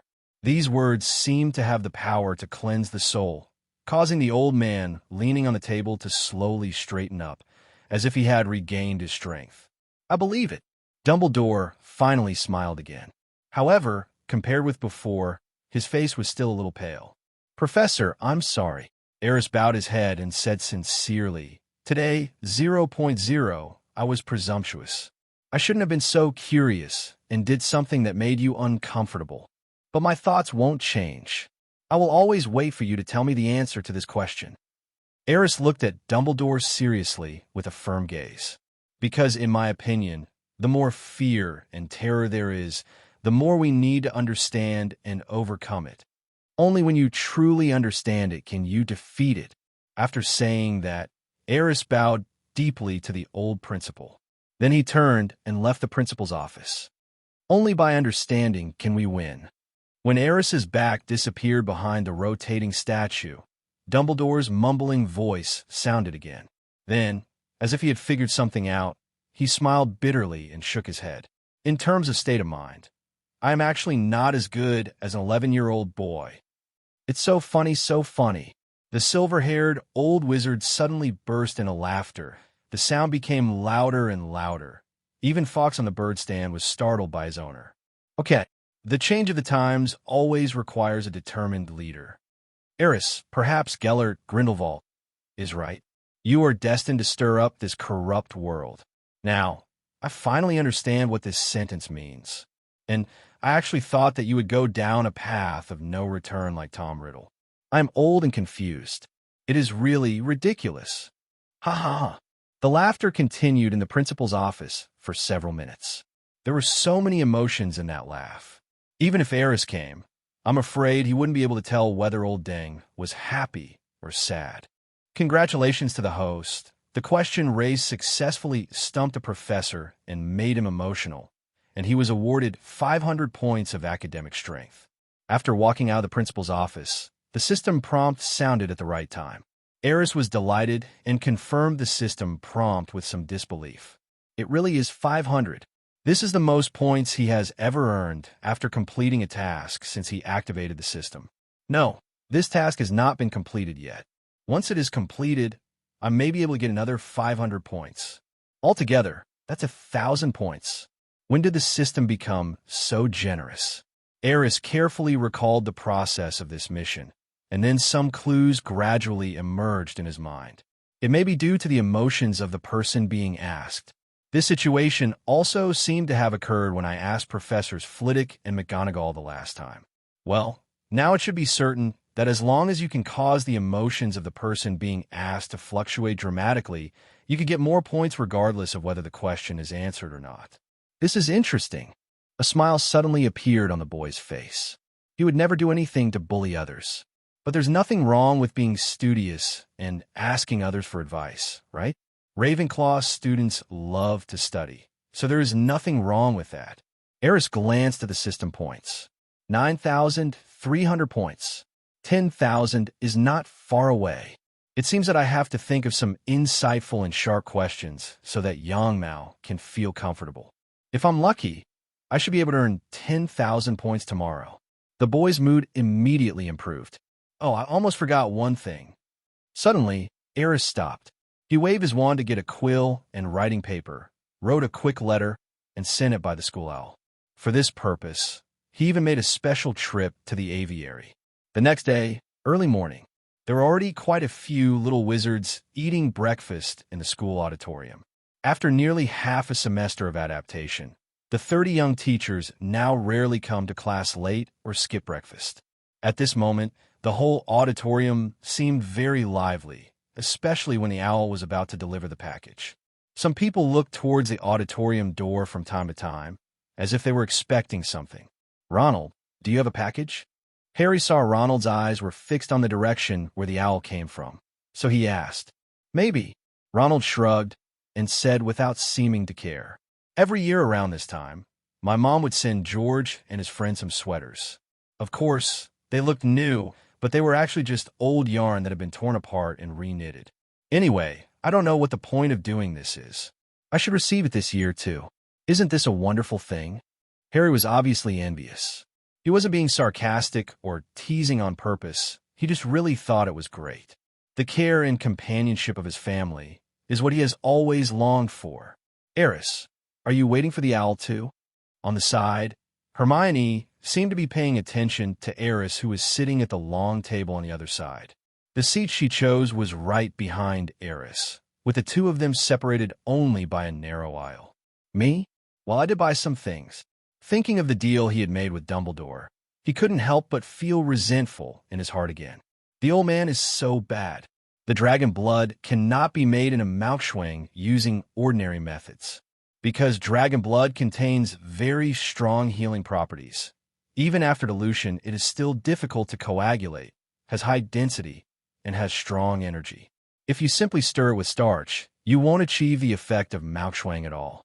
Now, Aris realized that it is really difficult to make a dish of Malkschwang with fire dragon blood. However, he had already promised Dumbledore, so he could only think of other ways to solidify the dragon's blood. Also, the compensation I promised to give Snape, of course I can't go back on my word. As time went by, the little wizards had almost finished their breakfast. Flitwick had already stood up at the teacher's table and seemed to be preparing for class. Aris still didn't see Professor McGonagall.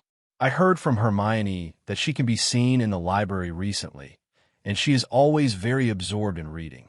Even when a little wizard called her, she didn't respond. "Here we go." Suddenly, an owl's cry came from the gate. Then, a large number of owls flew into the auditorium. Aris managed to get some potion ingredients packed in boxes. Ronald guessed wrong. Mrs. Weasley did not send them new sweaters. Then, at the teacher's table, Snape, who had just stood up and was about to leave the hall, also received a package. Snape was obviously a little surprised when he saw the item in a colorful gift box that the owl had just thrown in front of him. He turned around and looked around, making sure that no one else was coming to take the gift box. Then he picked it up with a frown. "You see, Professor Nepper received a gift." "Really? It's amazing. I thought no one had ever given him a present." This is even more rare than Professor McGonagall being late for class.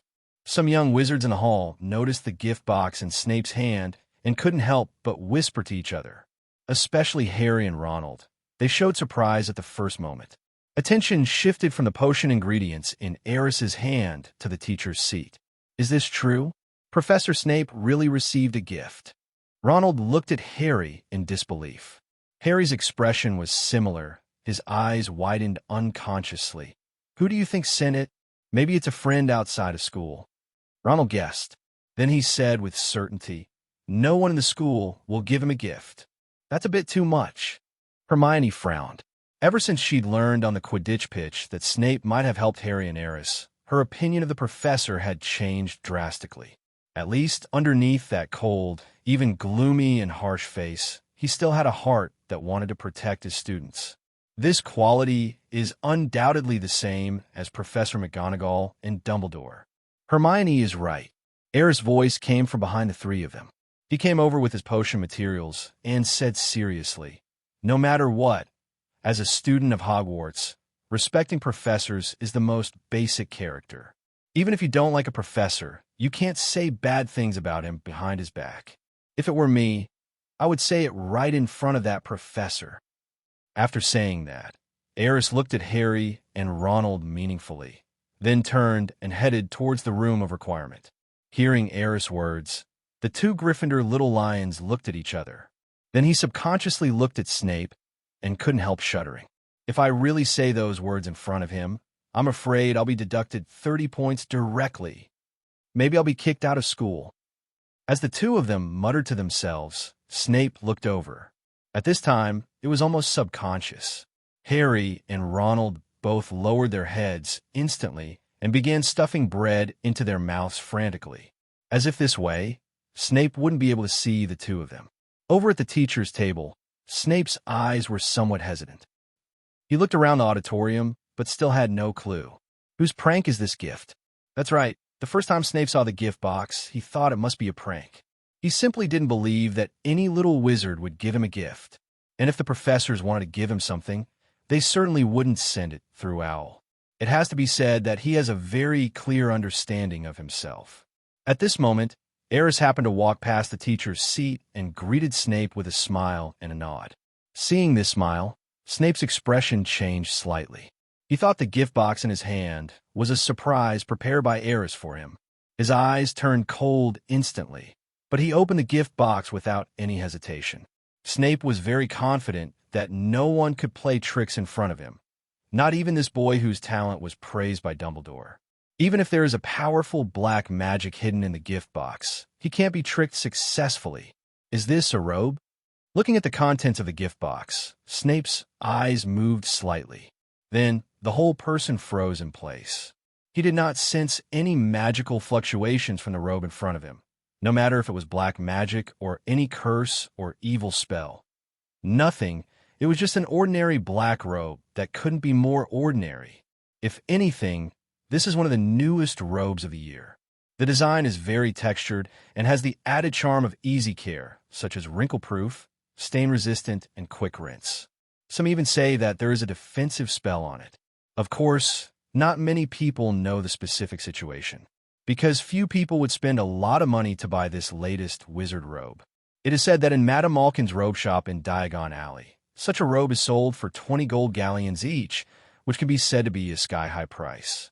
Ordinary wizards simply cannot afford to buy it. Only pure-blooded nobles would wear it in public to show off their status. Why a robe? Snape muttered to himself, then quickly put the robe back into the gift box, as if he was afraid of being seen. Perhaps he felt that this would undermine the professor's dignity. Then, Snape took the gift box and walked out of the hall quickly, and Aris chased after him. Just now, he seemed to have figured it out all of a sudden. An idea popped up in my mind unconsciously. Maybe it was that boy who did it. Look, Snape seems to be chasing Aris. At the long table, Harry was worried that Snape would keep staring at him, so he carefully looked up to observe the situation. Then, he saw Snape, with a gloomy face, picking up the gift box and chasing after Aris. His words instantly made Hermione and Ronald look over. "Let's go and take a look." Hermione stood up and left the table first. "Do you think he's going to cause trouble for Aris?" Ronald said with some concern. "Why?" Harry frowned unconvinced and asked. "Aris didn't do anything wrong. He instigated us to say bad things to the professor in person that shouldn't count." Hermione was speechless and involuntarily quickened her pace. Behind him, Harry and Ronald naturally followed closely. Corridor. Snape finally caught up. "Aris. Shafiq, stop right there." A deep voice reached Aris' ears, causing him to stop. "Professor, what do you want to talk to me about?" The boy had a smile on his face, and he did not have the fear that other young wizards had when they saw Snape. This was exactly why Snape felt annoyed just by looking at the boy. He couldn't stand it that a freshman could stand in front of him with such a calm smile. This will make him feel that he has no dignity at all. "Did you buy this robe?" Snape asked bluntly with a sour look on his face. "That's right." Aris nodded and said seriously, I was wrong last time on the Quidditch field. I damaged your robe. I asked someone to pick out the latest style. I'll give you the wizard robe as compensation. You must be joking. Snape's voice dropped, and he blurted out subconsciously. You think I can't even afford a robe? Of course not. Aris was stunned for a moment, then frowned slightly. He didn't expect Snape to have such a strong sense of self-esteem. Isn't it just a robe as compensation? How can you think of so much? At this time, Aris lost his patience and said directly, This robe is my compensation to you. Whether you want it or not, I can't take it back. If you don't like it, just throw it away. After saying that, Aris turned around and left without even looking at Snape's expression. Behind him, Snape fell into a daze again. He looked at Aris's back with complicated emotions in his eyes. After a while, he snorted coldly at Aris's back. Don't think I'll say thank you.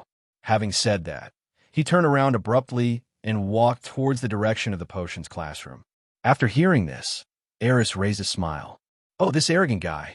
Actually, if you put aside his harsh words and his usually gloomy face, he is actually a pretty nice person. Especially the persistence in certain aspects is much rarer than most people. That gift seems to be from Aris to Snape. In the back, Hermione, Harry, and Ronald arrived late and did not hear the entire conversation between the two. At this moment, looking at Snape's back as he left with the gift box and recalling his last words, his expression became a little strange. They shouldn't be considered a close relationship, right? Harry looked puzzled. I even thought that Professor Snape chased after him to punish Aris. Ronald was also surprised. What the hell? Hermione suddenly turned and left angrily. At this moment, the little witch suddenly felt a little unbalanced. Why did Aris give Snape a gift and never thought of giving her one too? The more she thought about it, the angrier she became, and she secretly made a decision in her heart. This time, I must ignore that stinky guy for 3 days. Aris spent the entire morning in the laboratory researching how to make a perfect serving of fire dragon blood stew. In the process, he also learned about some special effects of fire dragon blood. It has little to do with the 12 uses of dragon's blood that Dumbledore discovered. What Aris discovered was some of the effects of this material in the elemental realm can be used in fire attribute formations as consumable materials. By adding fire dragon blood, you can create elemental weapons with fire attributes. Also, long-term consumption of fire dragon blood can help wizards with fire elemental talents improve their elemental affinity. Although this improvement is minimal, it may be because the fire dragons in this world are not very powerful. But if it were Iris's blood, the effect would be. Thinking of this, Aris's eyes suddenly lit up. He swallowed unconsciously.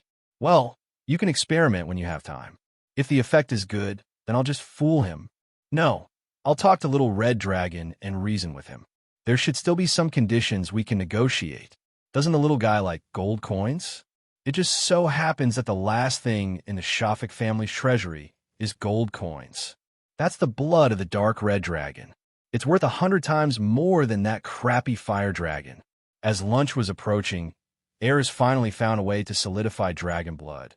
But the cost was a bit high, and a lot of magic potions were needed as auxiliary materials. But these investments are just a drop in the bucket for Aris. In order to satisfy Lao Deng's pursuit of delicious food, it is worth it. However, the process of the fire dragon blood solidifying will take at least one night. And Aris just happened to remember another thing. Yesterday, I seemed to have promised the centaurs that I would go to the Forbidden Forest and rebuild their houses. I didn't expect that I forgot about it because of Quidditch. It's a sin.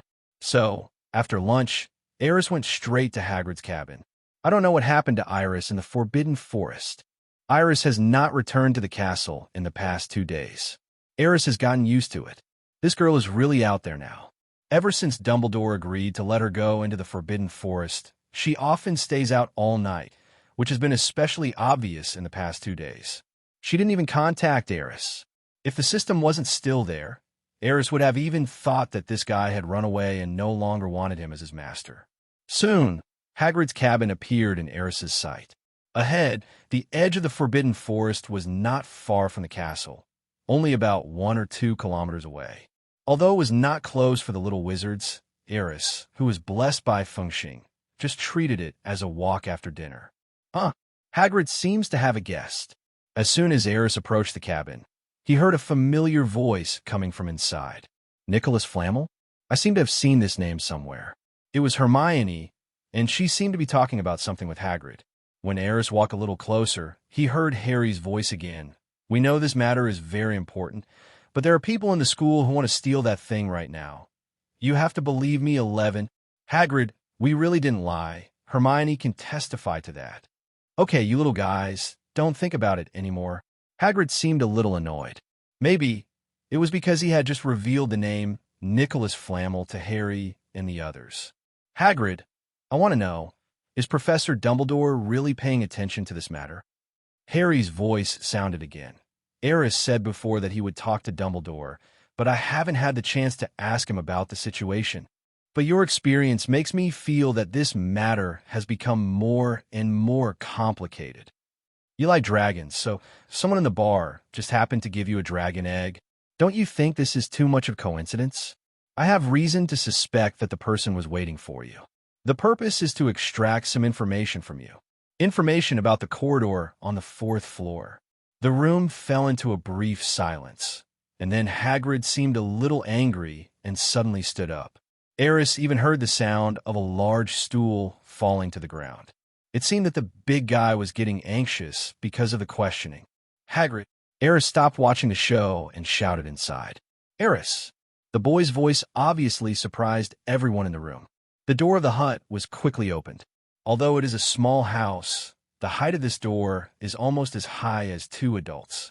The whole house is not small. After all, it is Hagrid's residence. But the structure of the house is very simple, like a yurt. So, from a distance it looks like a small house. Aris, I was wondering when you would come over. Hagrid was obviously very happy to see the boy, perhaps because he felt that he could escape the pressing questioning of Harry and the others. Inside the house, Harry and the other 2 also came out. Looking at the boy standing at the door, Hermione curled her lips sullenly, seeming to be still angry. Aris naturally saw such an obvious little move, but he felt a little confused and couldn't remember when he had offended the girl. Aris, come and tell Hagrid, is there anyone who is planning to take the thing in the corridor on the 4th floor? Harry seemed to have found a savior, pulling Aris's hand and coming to Hagrid. Really? Aris pretended to be confused. No. Harry was stunned. Aris, it was you who analyzed to us earlier that someone might be interested in the things in the corridor on the 4th floor? Ronald couldn't help but speak. When did I say that? Aris was also surprised. He didn't even mention anything about the possibility of the burglary in the 4th floor hallway. Can he still take the blame for this matter? Hermione told us that you thought there was something wrong with Professor Quirrell. Harry looked at the little witch honestly. What did I say that? The little witch was also surprised. I just said that compared to Snape, I doubt Quirrell more. This is what Aris said. He did say that. Having said that, Hermione looked at the boy. After hearing these roundabout words, Bingley was speechless. Love is waiting for you here. Isn't it just a casual remark? Quirrell is more suspicious? How come it seems like everything is done by myself?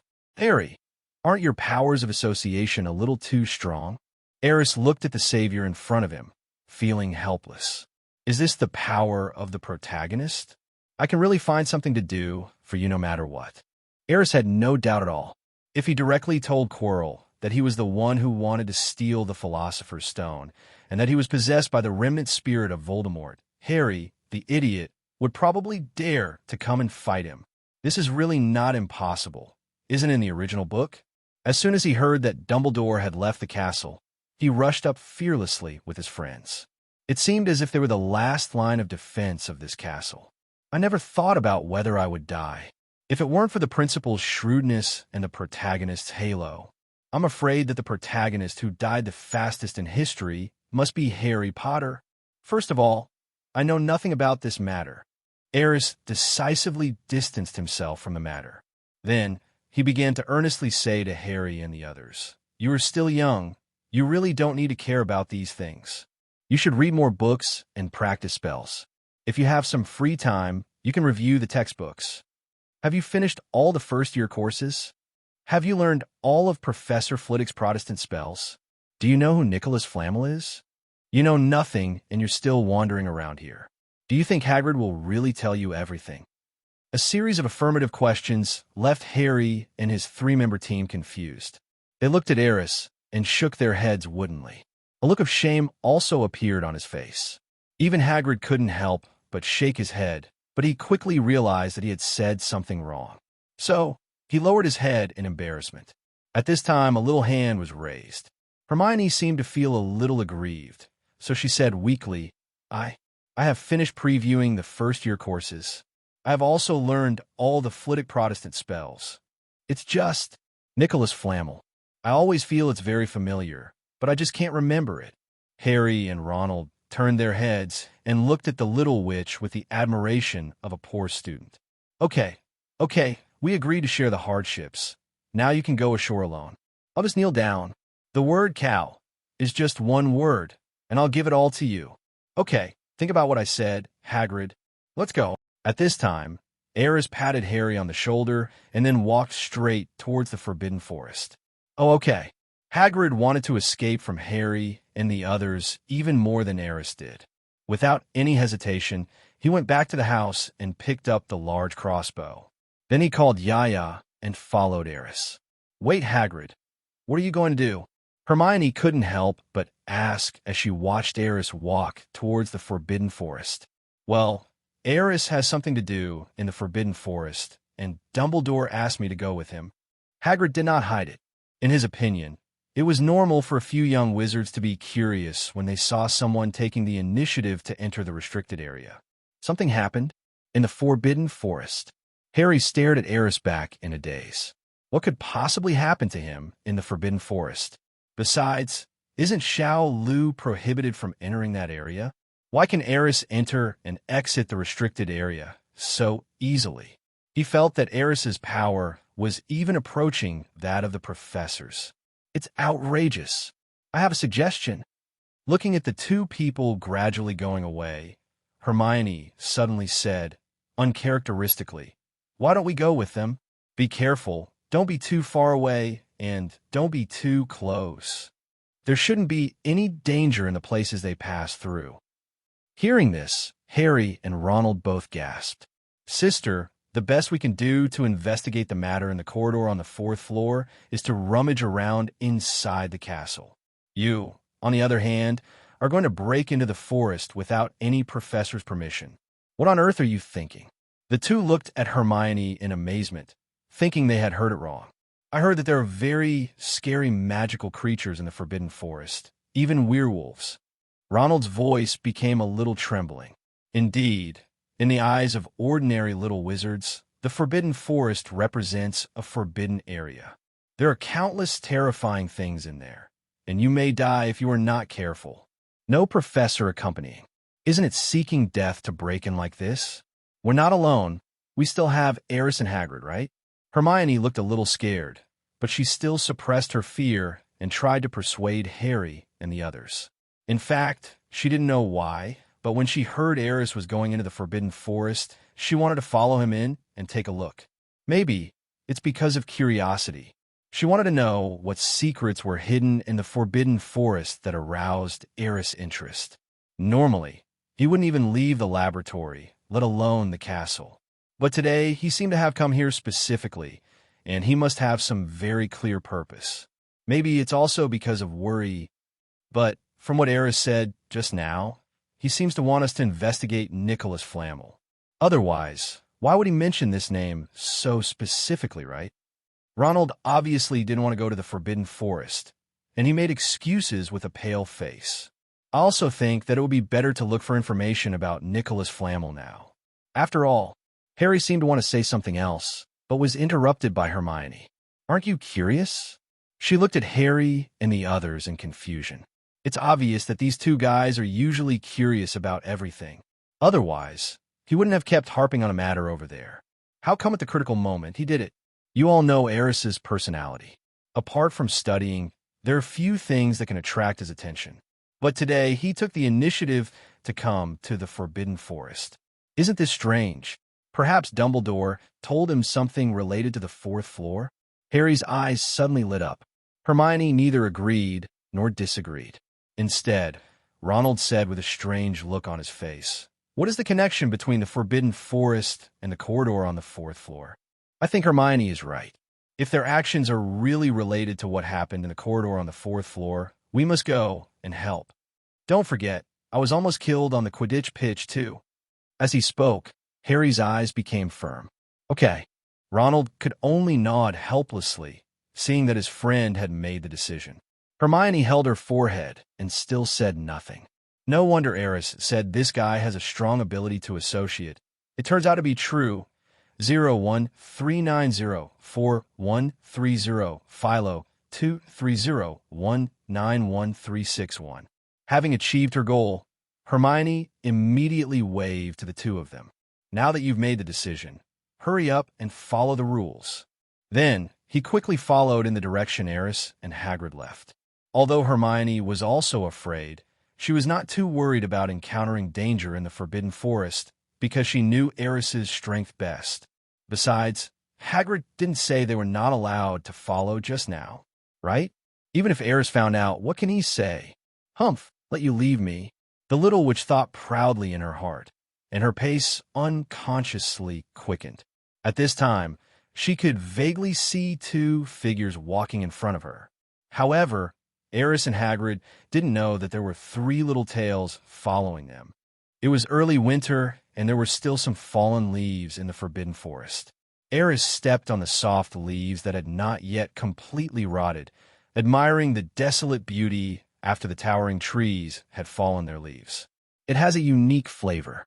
In a while, the first snow will probably arrive. To be honest, he hadn't seen such pure ecological beauty for a long time. In my previous life, I was a social animal. Every day, apart from going to work, I would stay in my own nest and catch up on sleep. Forget about going out to see the scenery. Even on the way to work, I don't have time to stop and admire the greenery on both sides of the road, because if I'm delayed for more than 10 minutes, I may not be able to catch the subway, and the result is that I will be fined for being late. It's not like now, when we have time to think carefully about the future or even just relax ourselves.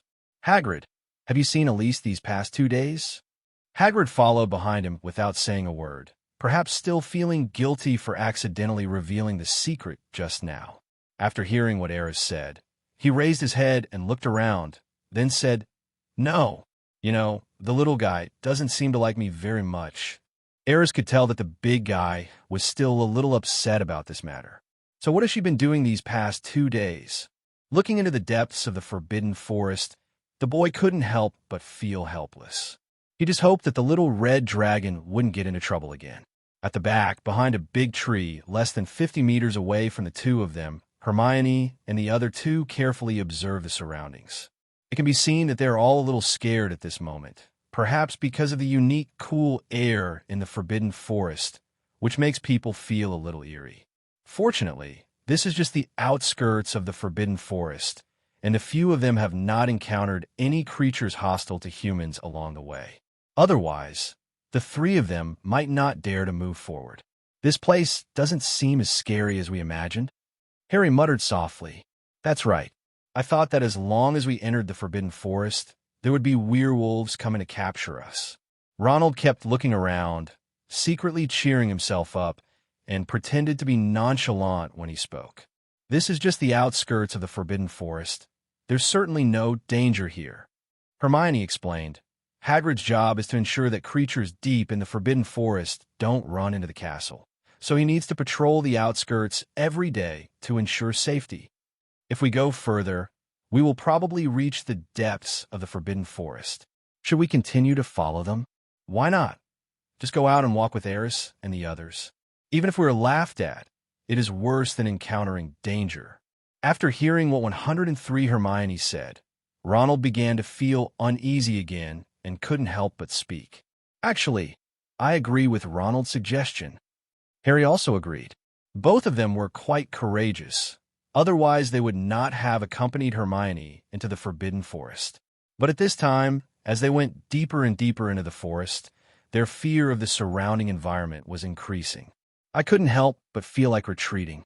Do you think it's as simple as going out on your own initiative, only to be laughed at? Hermione said helplessly.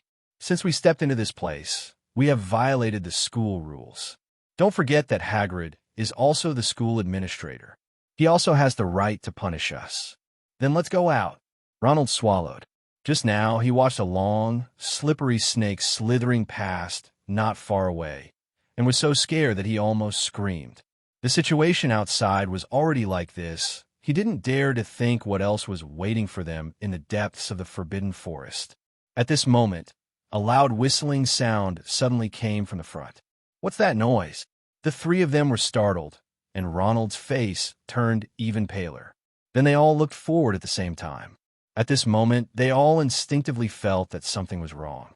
Only Hermione showed a puzzled look, with an uncertain look in her eyes. That seems to be a dragon's roar? Dragon! Harry and Ronald's eyes widened. But how could there be a dragon here? The two looked at each other and saw the fear in each other's eyes. I mean, if there really was a dragon in the Forbidden Forest, Dumbledore would have sent it away, right? Ronald's voice became trembling. Even if Hagrid wanted to keep a dragon, he had to be secretive, didn't he? Could that be Hagrid's dragon? Harry tried hard to look forward, as if he wanted to see what a dragon looked like. To him, although such magical creatures represented danger, he had to admit that they were also very curious and desirable. After all, it's a dragon. In the Muggle world, such creatures can only be seen in legends, just as the three little wizards were observing carefully. In front, Aris's eyes lit up slightly. Through his special perception, he sensed a familiar breath. Not far ahead, approaching rapidly. It's Elise. Owner. Before getting close, the voice of the little red dragon came from the front. Then, a small dark red figure came like a cannonball, stirring up a gust of wind and swooping down towards Aris. Iris, wait. Aris's face turned pale. If the little red dragon hit him in the arms, several ribs would be broken. Fortunately, the moment the little red dragon approached, it flapped its wings violently and stopped its dive. The boy's robe was rustling in the strong wind. Afterwards, Iris gently crawled into the boy's arms. But looking at her expression, she seemed a little dissatisfied with the boy. Master, I haven't seen you for 2 days. Iris misses you so much.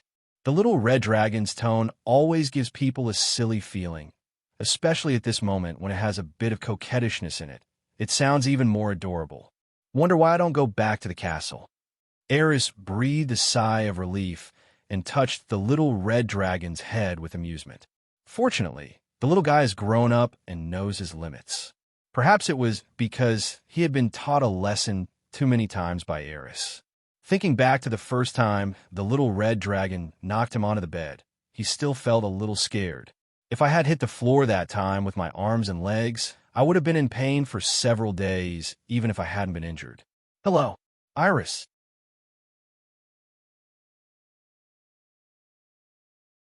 Just as the man and the dragon were laughing and playing, Hagrid showed his big head from behind and greeted the little red dragon. There was still a hint of cautious courtesy on his face. Hello, Big Hagrid. The little red dragon raised its head proudly and nodded at Hagrid. Then, she looked behind Aris. Master, those 3 little wizards are your friends, right? Why are they so far away? Did they follow you secretly? Iris looked curiously at a big tree not far away. That was where Hermione and the other 2 were hiding. The perception of the dark red dragon is much stronger than that of humans. Not to mention that Aris does not have any perception magic now. Hermione and the other 2 were able to avoid his and Hagrid's detection, but they could not escape Iris's perception. The boy frowned slightly and looked back. Hagrid's expression became even more serious. He knew Iris's abilities, so he naturally had no doubts and shouted, Who's there? Come out now. Behind. Hermione knew she couldn't hide. In fact, she didn't plan to hide anymore because Iris's appearance was too shocking to her. At this moment, she just wanted to know what was going on with the dragon. Why is he so close to Aris?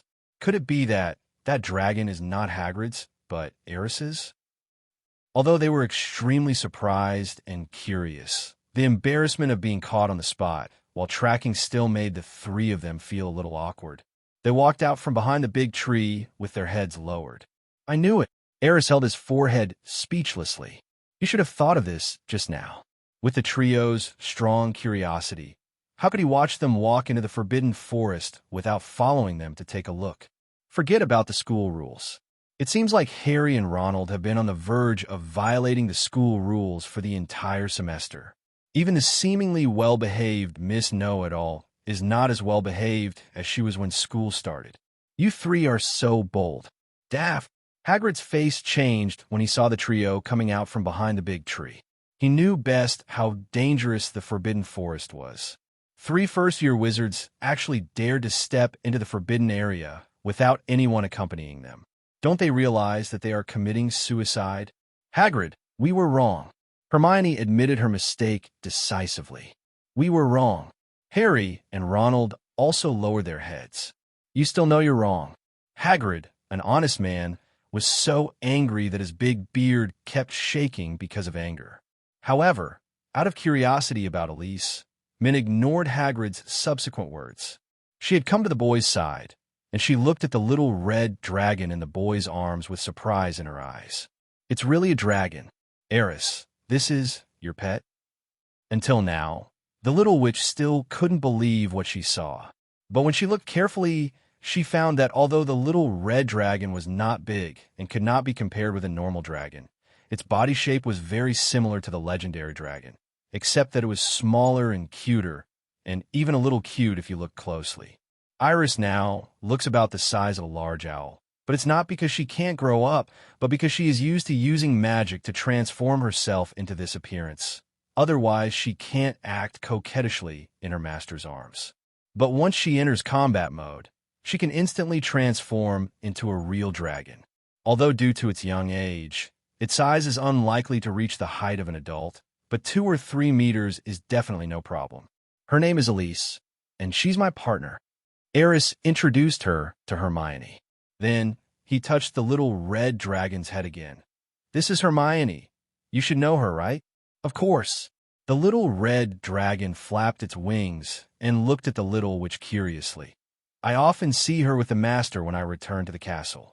Although I was invisible at that time and didn't greet them formally, my memory is very good. Hello, hello. Although Hermione still found it unbelievable, she couldn't help but greet the little red dragon tentatively. She didn't know what dragons in the wizarding world looked like, but she guessed from the descriptions in the books that those dragons couldn't talk. But Iris in front of her, not only could she talk, but her voice was so nice. She was so cute. Seeing how intimate the little red dragon was with the boy, she had to admit the fact. Aris really has a dragon. Don't be nervous, Sister Hermione.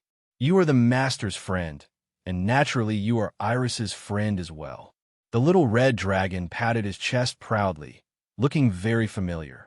Hagrid, who saw this scene, I felt completely unwell. He had been trying to be careful to build a good relationship with the little red dragon, but in the end he was not as close as Hermione when they first met. Could it be that dragons also treat cute little girls differently? Is one naturally close? This is too discriminatory against giants. Aris, how did you do that? It's incredible. Harry couldn't help but walk closer and looked at Elise in surprise, as if he had seen something unbelievable. Aris has a dragon. This feels like a dream, and it seems that this dragon's intelligence is no less than that of humans. Are there really such creatures in this world? This is no ordinary dragon. Ronald couldn't help swallowing.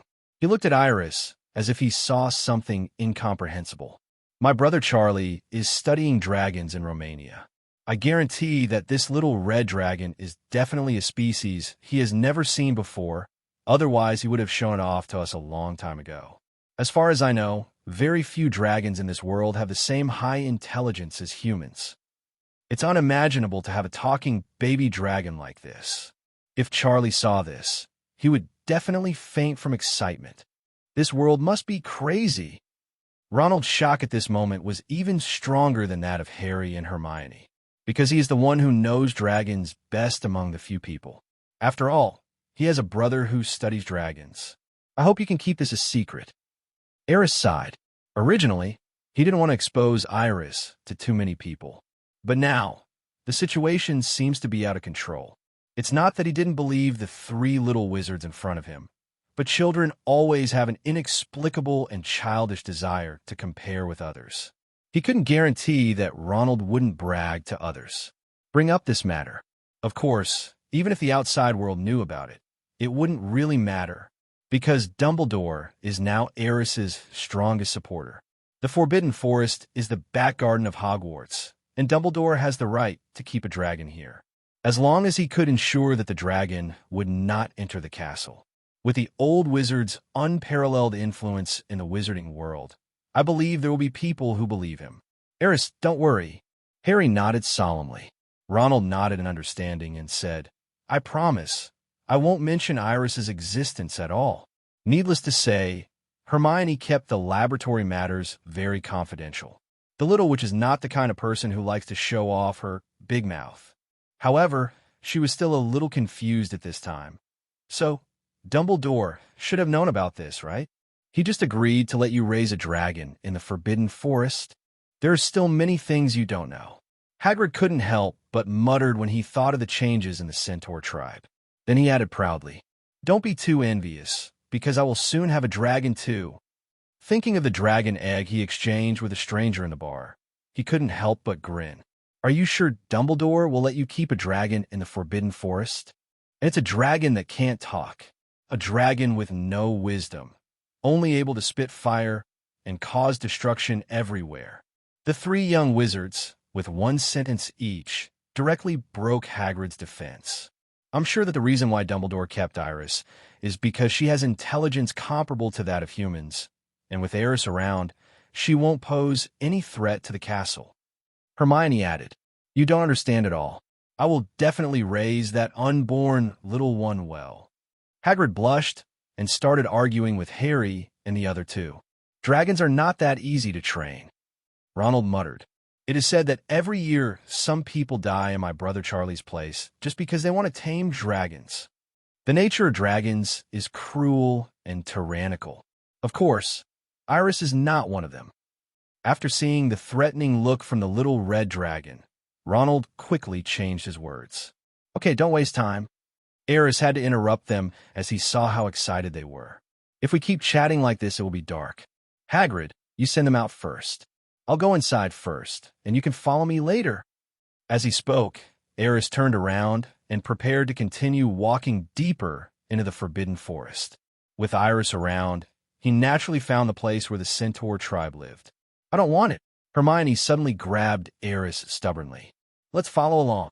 I don't know what you're going to do, but maybe we can help. Harry and Ronald also looked at Aris expectantly.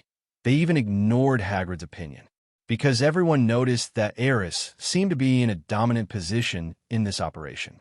No, Aris shook his head decisively. Not to mention the dangers deep in the Forbidden Forest. Even the Centaur tribe might not welcome the three little wizards as their guests. After all, they have been working hard to maintain the pride of the astrological prophecy clan. Otherwise, they would not have refused to ally with humans again and again. Now that their home was destroyed, how could they let other humans see their miserable state? But it's really too dangerous for you to go alone. Hagrid also frowned. Perhaps you can wait here for me first. I will come back right after sending them out. This shouldn't take up too much time. We can take care of ourselves. Harry also mustered up the courage to speak, wanting to seize the opportunity. He thought from the beginning that Aris's mission to enter the Forbidden Forest was related to Dumbledore and the mysterious thing in the corridor on the 4th floor. He vaguely felt that he needed this opportunity to enter the Forbidden Forest. You can't possibly leave me alone, right? Ronald shrugged. He has already given up. It doesn't matter whether he continues to move forward or leaves the Forbidden Forest now. Aris has a dragon anyway. Even if we continue forward, we will reach the deepest part of the Forbidden Forest. With a dragon guarding the place, there shouldn't be any problem. Plus, there's a giant like Hagrid. Even a werewolf would not dare to provoke a dragon and a giant easily. Looking at the expectant eyes of the trio, Aris felt a little headache. He was not afraid of the dangers deep in the Forbidden Forest. After all, Except for the deepest part of the Forbidden Forest, Aris is almost the uncrowned king in this area. Who dares to disturb us without any eyes? The only thing he was worried about was the attitude of the Centaur tribe towards the three of them. If a dispute arises between the two parties, he will be the one in trouble in the end. At this moment, a burst of hurried horse hoof sounds suddenly came from the depths of the Forbidden Forest. Then, Aris saw a group of centaurs galloping towards this side quickly. "Welcome to my king." The centaur leading the team this time was Bane. After seeing Aris, he was the first to half kneel down on his horse. The other centaurs also half knelt and saluted Aris. This sudden scene made Hermione and others stunned again. Several people looked at Aris, then looked at the centaurs, and surprise appeared on their faces again. "What's going on?" The little witch couldn't help but ask Hagrid. "Don't you understand this?" Hagrid muttered unhappily. He is still angry about what happened just now. After all, Aris didn't want to get close to him, and the dragon egg was his most precious thing now. And the trio actually said that his dragon was no good. How could not be angry? Hagrid, Hermione gently tugged at the big man's sleeve, feeling a little helpless. "I guess this is the special name given to Aris by the centaurs." Ronald guessed. "They seem to call Aris king." Harry's eyes widened. "If my guess is correct, were these centaurs also conquered by Aris? But how did he do it? How is this possible?" The trio felt like they were running out of brains. Ever since they first discovered the dragon, Bingaries had never ceased to shock them. Their moods also go up and down like a roller coaster. "My king, you are finally here." Bane approached Aris and asked with a half-bowed body, "Are you in any trouble?" "We have been waiting since yesterday. Firenze has prepared a large stack of books and wants to discuss astrology with you." "Sorry, I'm late," Aris said casually. But the next second, Cian knelt on the ground again. "My king, please don't say that. It is our honor to be able to wait for your arrival. Also, the Red Dragon Messenger has been helping us rebuild our home these past 2 days. We are very grateful." Hearing this, Aris' eyes showed a hint of doubt. Red Dragon Emissary? He subconsciously looked at Iris. "What messenger is Bane talking about? It's not you, is it? It's Iris." The little red dragon puffed up his chest proudly and replied naturally, "I am the master's pet. They respect the master as the king. So this dragon is naturally the master's messenger. Did you help them rebuild the house?" "Well, isn't Iris great?" The little red dragon raised his head proudly again. Aris really didn't expect this and rubbed the little red dragon's head. "Good, keep up the good work. Bane, get up." Aris looked at the centaur again. "Let's go to the tribe now. Hagrid, please send Harry and the others back."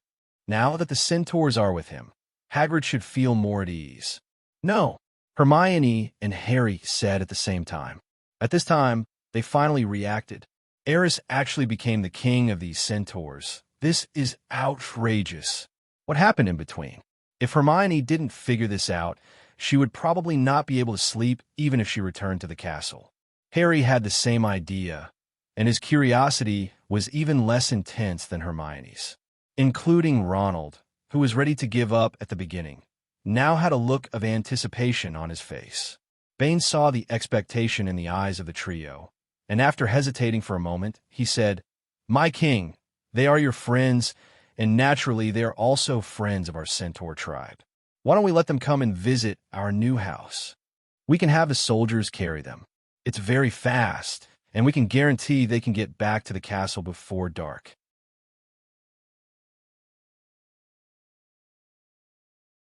"Is it okay?" Aris was stunned. He clearly remembered that in the original book, the centaurs were extremely proud of their identity. When Bane saw Firenze carrying Harry, he almost flew into a rage and even called Firenze a traitor, betrayed the neutral identity of the centaurs. But now, Bane actually offered to carry Harry and the other two to visit the centaur tribe. Could it be that it was just because of his relationship with Harry and the others? This time, Aris truly felt the respect the centaurs had for him and the significance of the identity of king. As the king of the centaurs, he can even make the centaurs give up their prejudice against humans and choose their own position again. This is equivalent to truly putting the fate of the horse people on him. At this moment, Aris suddenly felt a heavy weight on his shoulders, as if a mountain was pressing down on him. And that mountain is called responsibility. In that case, let's go together. Aris finally agreed. The trio of little wizards suddenly grinned with joy. The group set out again, and with the addition of the centaurs, the entire team became much larger. There was almost no trouble along the way. Even if some ignorant creatures tried to get close, they were quickly shot dead by the centaurs. Their bows and arrows are still very powerful. Unless they are attacked by a swarm of spiders with an absolute numerical advantage, or by a powerful creature like a dragon that is far stronger than them, it is enough to deal with most of the dangers in the Forbidden Forest. Soon, the team arrived at the spider's nest, Aragog's territory, and the centaurs began to become alert. They knew very well how difficult those spiders would deal with. If they were surrounded by a group of spiders, it would be difficult even for an entire team of centaurs to break through. Strange, where are those damn spiders? What surprised Bane was that he didn't see a single spider when he passed by the spider's nest this time. Are the spiders preparing to hibernate? Just as Bane was muttering, a voice suddenly came. Do you want to see a spider? The little red dragon suddenly poked its head out from Aris' arms. Of course not. Bane shook his head quickly. Aris seemed to see the little red dragon showing a devilish smile. Then, Iris suddenly jumped out of the boy's arms and flew towards Gao Chun. Then, a dragon roar spread throughout the spider's nest. Hearing the dragon's roar, Aragog, who was hiding in the spider's nest, trembled slightly. Why? We have clearly told our descendants to stay as far away from us as possible. A low, hoarse voice sounded from deep within the lair. Aragog couldn't understand why the evil star was still not satisfied. Do we have to let all the descendants go out and welcome him underground? Thinking of this, a sigh sounded from deep within the nest. Immediately afterwards, countless spiders swarmed out of the nest, as densely packed as a tide. In the distance, the centaur Bane was stunned when he saw this scene. Little did they know that the little red dragon had already conquered the entire spider nest. Harry was so frightened that his legs went limp. Looking at the dense swarm of spiders, he felt a chill running through his body. Even the movement of pulling out his wand became trembling. He managed to pull it out after several attempts. So many spiders. Ronald fell to the ground. Fortunately, Hagrid happened to be next to him, and he scooped it up. However, even so, Ronald's body continued to tremble, as if he had seen the most horrifying scene in his life. The dense swarm of spiders made him feel so uncomfortable that he was about to faint.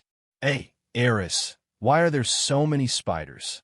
Hermione's face turned pale with fright in an instant, and her body unconsciously leaned towards Aris, tightly grasping the corner of the boy's clothes. She did not grab the boy's hand because she knew that once the fight started, it would affect the boy's spellcasting. From this point of view, she is relatively calm among the three people. Don't worry, those spiders won't hurt us. At this moment, Aris' voice suddenly sounded in the team. Hagrid knew it a long time ago. Apart from Aris and the little red dragon, he was the calmest one on the field. He would never forget the scene a few nights ago when Spider-Man knelt down in submission to Aris and the little red dragon. He would probably never forget that scene for the rest of his life. You know, Aragog was raised by him since he was a child, but just based on this relationship, he couldn't even get the treatment of his offspring kneeling and welcoming him. He really couldn't imagine how Aris did it. Aris, this joke is not funny at all. Ronald was about to cry. At this time, apart from Hagrid, no one else at the scene would believe Aris' words. There were so many spiders. Each one was 1 or 2 meters in size, and they looked extremely ferocious and bloodthirsty. How could I watch the food slip away right before my eyes? Even Hermione felt that Aris was trying to comfort everyone, so she suppressed her fear and shouted, "It's okay. I can fight. I will never be a burden to you." As she spoke, sparks were already emanating from the tip of her wand, and she was about to attack the spider swarm in the distance. "Kneel down." At this moment, Iris, who was flying in the air, suddenly let out a delicate cry. Just when Harry and the others were confused, a miracle happened. The group of spiders that were originally rushing towards the crowd with great momentum suddenly stopped. Harry saw it clearly. At the little red dragon's cry, the 8 legs of the spiders all strangely fell to the ground, looking as if they were broken. It was extremely strange. The densely packed spiders, without exception, all knelt on the ground in an orderly manner and bent their bodies in the direction of the crowd. There were even many spiders that, shivering, in the center of the spider swarm, a path leading to the deeper part of the forest had been opened up at some point. These spiders seemed to have come out specially to welcome Aris and the others, and their movements were quick and unified, just like a well-trained soldier. This scene, my Harry and others were all blinded by the 27th of Cuckoo County 0-1-390-4-1-30 Falu 2-30201071. They stopped. No, they didn't just stop. The spiders are kneeling down to us. What's going on? They are following Iris' orders. Too incredible. Is this the majesty of the Red Dragon Messenger? Except for Aris and Hagrid, everyone else at the scene opened their eyes wide, as if they couldn't believe what they saw. Hermione looked at Aris beside her blankly and asked in surprise, "So, you already knew that Iris could scare those spiders?" "Yeah." The boy nodded and spread his hands.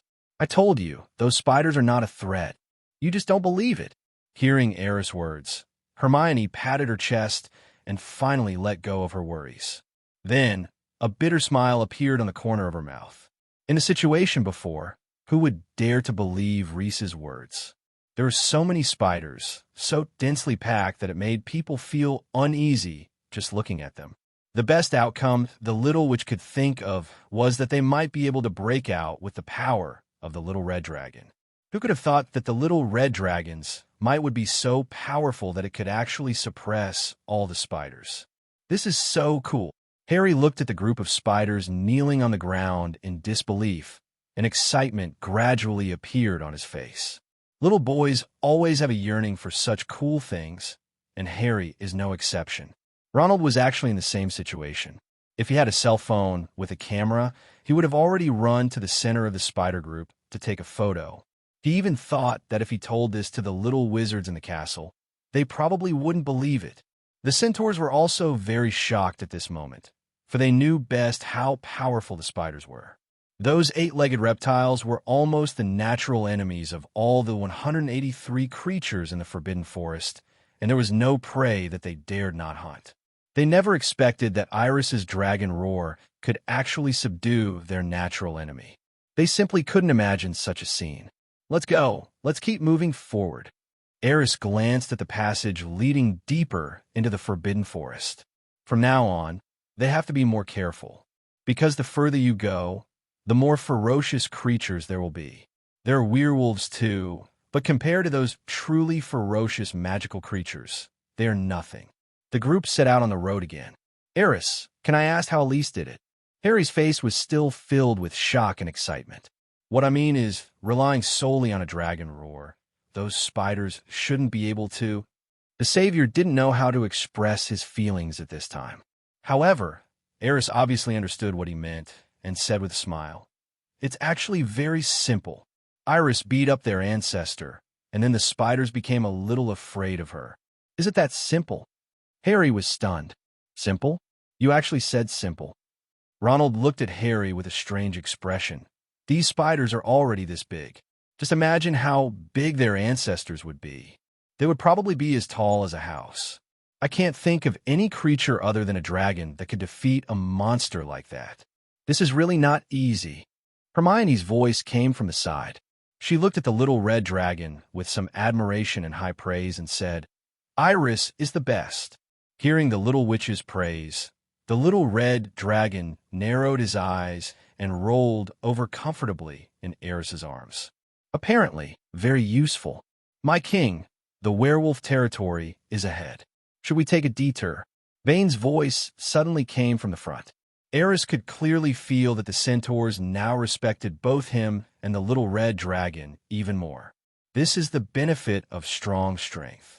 If Bane had only respected Aris as king because of fate, so now, in some ways, The image of Aris in the hearts of these horse people is becoming more specific and mysterious, which is undoubtedly a very good phenomenon.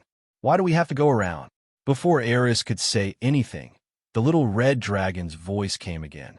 Those werewolves who can't even transform are not qualified to be my opponents. The little red dragon raised his little head arrogantly and said to Aris in a boastful manner, "As long as I am here, they will never dare to get within a 3-mile radius. Then let's just go." Aris nodded and said to Bane. This result was also within his expectations. He is the only one who knows the little red dragon's abilities best. A magical dragon girl from a certain two-dimensional world, with powerful dark red dragon bloodline, could easily overwhelm most wizards in the world with her dragon language magic. How could such a being be afraid of those chaotic and disorderly werewolves? Everyone continued to move forward. After the team passed through a dense forest, an area with a small canyon suddenly appeared in front of them. The clear river flows out from the depths of the canyon, like a long, winding dragon, crawling deep in this mysterious and terrifying forbidden forest. This place actually has a unique scenery. The camp of our horse tribe is ahead. Bane pointed to the upper reaches of the canyon river and spoke with a smile on his face. It's incredible that there is such a beautiful place here. Harry and Ronald looked at the small canyon in front of them in surprise. It didn't have the eerie feeling of the forbidden forest at all. It was simply like a paradise. This place was originally a drinking place for the animals in the forest. Because everyone follows the principle of a truce after drinking water, this area may actually be the safest place in the depths of the entire forbidden forest. We have occupied this place, and our main responsibility is to ensure that this place does not fall into chaos again, so that ordinary creatures in the forest can have a safe place to rest. Bane explained earnestly, his tone sounding somewhat serious. The humans outside the forest naturally didn't know what the truce principle at the watering area was, so Bainwin explained it 10 times. 10 minutes later, everyone arrived at the outskirts of the horse tribe camp. It was a small camp built on the mountain, with tall trees scattered throughout the camp. On one side of the camp was a small river flowing from the depths of the canyon. The whole place looked quiet and peaceful. "Master, that is the camp I rebuilt for the Centaur tribe. You don't know, their original house was built beside the stream, made of branches with very poor shelter and surrounded by large areas of low trees and bushes. It was simply not suitable for centaurs to live. But now I burn them all down with my dragon breath. I can keep these big trees. They can be used as support for the houses of the centaurs. They are not only beautiful, but also inconvenient. However, the house inside is still just a prototype, and I haven't figured out how to design the house yet."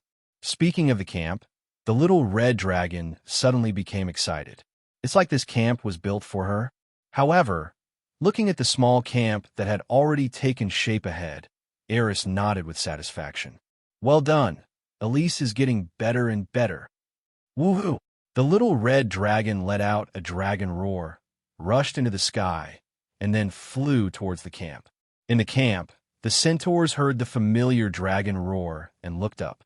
Then, all the centaurs quickly stopped what they were doing and ran out of the camp. Led by Firenze and Ronan, they quickly began to line up in front of the camp, like the army and civilians being reviewed by the king, forming a long welcoming team. "My king!" When the team led by Aris returned to the front of the camp, neat and orderly voices rang out. All the centaurs, young or old, male or female, half knelt on the ground and bowed to the boy. In the back, Ronald and Harry looked envious when they saw this scene. "This is too impressive," Ronald muttered. "I guarantee that there is no one in the school more impressive than Reese." Harry also shook his head in shock. These centaurs seem to be very powerful. Why do they respect Aris as their king? Could it be that they were defeated by the little red dragon like the spiders? "It shouldn't be, did you see that?" Harry pointed at a pony with surprise in his eyes. Even those pony children respect and admire Aris from the bottom of their hearts, which is definitely not something Iris can achieve with force. "Then how'd he do it?" "I don't know either." Harry simply shook his head. There were few things Aris did that he could understand. And up to now, he still doesn't know what Aris's purpose is in entering the Forbidden Forest. It's impossible that you just came to see the centaurs, right? Harry, look over there. Ronald suddenly tugged at Harry's robe, with a strange look on his face. What? Following Ronald's gaze, Harry also showed a strange expression. What is Elise doing? After the little red dragon fell from the sky, it did not return to Aris. Instead, it flew straight to the innermost part of the camp. There's a very large building there, built against the stone wall at the back, with a conspicuous stone tablet erected at the entrance of the building. Written on it in crooked handwriting, Red Dragon Lair. Next to the stone tablet, there are also various very eye-catching warning signs on wooden boards, prohibiting others from approaching Quirrell. Is that Elise's lair? Looking at the crooked characters on the stone tablet outside the building, Ronald scratched his hair, feeling that something was wrong. But isn't this the Centaur tribe? How come Iris's lair is here? Over there. Aris also noticed this situation and looked at Bane. Bane quickly explained. In order to store supplies, the envoy dug a hole in the mountain wall and built a building next to the cave. Basically, all the supplies and wealth of the centaurs are inside.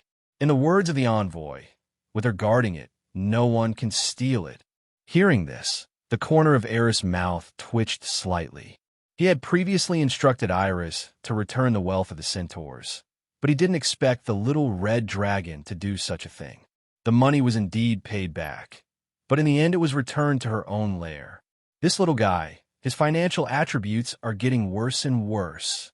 I was wondering why she was so concerned about building a new camp. It turns out she wanted to build her own nest here as well. Aris shook his head speechlessly. He should have thought that the little red dragon could not be so kind. Little dragons at this age are the most naughty. Aris can say that he has a deep understanding of this. Forget it. Let her make a fuss first. Asia. Reese looked up toward the area of the camp where the centaurs lived. There were many huge trees standing there, and the ground had been mostly cleaned up, and the uneven places had been covered with soil. Generally speaking, this area was considered flat. It is enough to build a small building or a tree house. Aris had thought before that centaurs were not suitable for living in trees. Therefore, their houses can only be built next to trees, and relying on the structure of the trees as the foundation of the house is actually the best solution. In this way, the difficulty of construction is greatly reduced, and the speed will naturally be much faster. Thinking of this, Aris walked straight towards the centaur's house. "My king, what are you doing?" Bane hurriedly followed. "I'll speed you up a bit." As he spoke, Aris had already arrived at the centaur housing area. He glanced at the giant trees around him. Most of the trunks were straight and long in diameter. It would take at least 10 people to hug them. Moreover, the roots of the trees were deeply rooted. Once it enters the soil, no one knows how deep it is spread. "Very good," Aris observed for a moment, then nodded slightly. He drew out his wand, and strands of ochre-colored light spread forward as he waved the wand. Soil reinforcement. Wherever the ochre-colored light spots went, the filled soil, which was still a little soft to step on, was quickly becoming solid. It is even visible to the naked eye that it is changing into a stone texture. When the khaki elemental energy spread to the entire housing area, Aris gently shook his wand and cut off the output of magic power. But at this time, the ground in the housing area had become very flat and tidy. Then he waved his wand again. Wall of giant trees. The huge trees seemed to come alive, their branches spreading downwards and quickly interweaving into walls at the roots. The outlines of tree houses soon appeared. Even inside the house, there are beds, mattresses, and other furniture. Looking at this magical scene, all the centaurs showed surprise on their faces. They subconsciously knelt down towards Aris again, cheering, "Thank you, my king. What kind of magic is this? Have you ever seen it?" Harry looked at Hermione and Ronald with a confused look on his face. Ronald's reaction was naturally not surprising at all. He was even more confused than Harry. Looking at the earth walls and tree houses rising from the ground, my mouth opened wide. Only Hermione's eyes sparkled brightly. It's earth magic, and would magic Aris has actually mastered wood magic. When did this happen? Earth magic. Harry was stunned. Wood magic. Ronald looked at the little witch in confusion. Are these two spells included in the standard spellbook? Moreover, the name of this magic. Why does it feel so strange? It seems to be completely different from other spells. This is the elemental magic created by Aris. It can mobilize the power of elements and has the power to change nature. Hermione gave a brief explanation, but she didn't dare reveal too much without Aris's permission. However, her worries were obviously unnecessary because Harry and Ronald didn't understand at all. Both of them had a bewildered expression at this moment. You mean this is a completely new magic system? It took Harry a while to react, and he looked at Hermione in surprise. I have indeed never seen this kind of spell, or even heard of it, but a completely new magic system. Isn't this statement a bit exaggerated? Although Ronald was also surprised, there was still a hint of certainty on his face. Think about it carefully. Is it really possible for an 11-year-old wizard to create a unique magic system? This is something that even the greatest white wizard in the world, Headmaster Dumbledore, has not been able to do. Seeing that Aris was still working hard on renovating the houses of the Centaurs, Hermione fell into deep thought. Since Aris performed elemental magic in front of Hagrid and Harry, does that mean there is no need to hide it anymore? Thinking of this, Hermione spoke again. I can testify to this, because I witnessed the entire process of Aris creating the elemental magic system from beginning to end, and even I benefited a lot from it. Now my control over magic power and elemental affinity have greatly improved. I am confident that if I cast a fire spell, I will not be even better than the 3rd or 4th grade students. This is true. Harry and Ronald looked at Hermione in shock. I mean, did you actually practice elemental magic with Aris? Harry added, Of course. Hermione waved her wand skillfully. An array of fire emerged from the tip of her wand. This is the fire element. No spells are needed.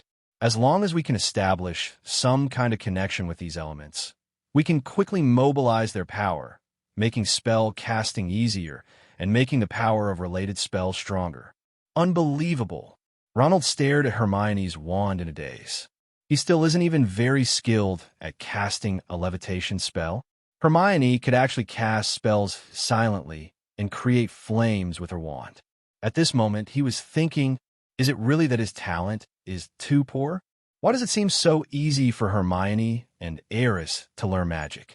However, looking at Harry beside him, Ronald regained a little balance. Because their levels are basically the same. Although there's a slight difference, it is not too much. So, can I also learn this kind of magic from Aris? Harry suddenly looked up and asked Hermione. It would be great if we could be together. Ronald was even thinking about how he was going to show off his skills in front of his family when he returned home after the 1st grade. At that time, their whole family must have been shocked. You need to ask Aris for permission on this matter. After all, if you really want to learn, he will definitely teach you. Hermione shrugged. Actually, I'm thinking about it now. Suddenly, Harry looked towards the red dragon's lair. Do you think Iris knows magic? I don't think so, Hermione said uncertainly. Although Iris is quite special, it may only be limited to wisdom. Anyway, I've never heard of a dragon species that can perform magic. Ronald shrugged. The three of them looked at each other, then shook their heads and passed over the topic. On the other side, Hagrid's eyes were always on Aris. Oh, and those earth walls and tree houses that kept popping up seemed so incredible to him. Is this elemental magic? He vaguely knew about the agreement between Dumbledore and Aris, and also knew about the existence of elemental magic. After all, there was such a big commotion in the Forbidden Forest that night, and Hagrid was nearby, so how could he not notice anything? Even Dumbledore had hinted to him that he could get closer to Aris. It would be great if I could learn some skills from him. Before, Hagrid didn't quite understand the meaning of this sentence, but now, he seemed to have understood it. Although the Centaurs could not cast magic, they still knew about the wizarding world. It was obvious that the strength Aris had shown now was far beyond that of young wizards of the same age, and was even comparable to most adult wizards. This is just their rough estimate. As for whether Aris still has hidden strength, that situation is another story. My king will surely lead us to break the shackles of fate. That day won't be too far away. Glory to the centaurs. Firenze and Bane looked excited, and Ronan was secretly wiping his eyes. The hearts of the entire horse tribe were now tightly tied to that small figure. The faith in their hearts is becoming more and more firm. At this time, Aris, who had just finished inspecting her nest, flew out from the stone wall. "Master, Aris is here to help you." When she saw what Aris was doing, she immediately flapped her wings and flew over the forest. Then, an obscure, low humming sound came from the air, which seemed to be some kind of spell. Iris's expression became so serious for the first time. Her body seemed to be gradually unsealed, changing from the original size of an owl to...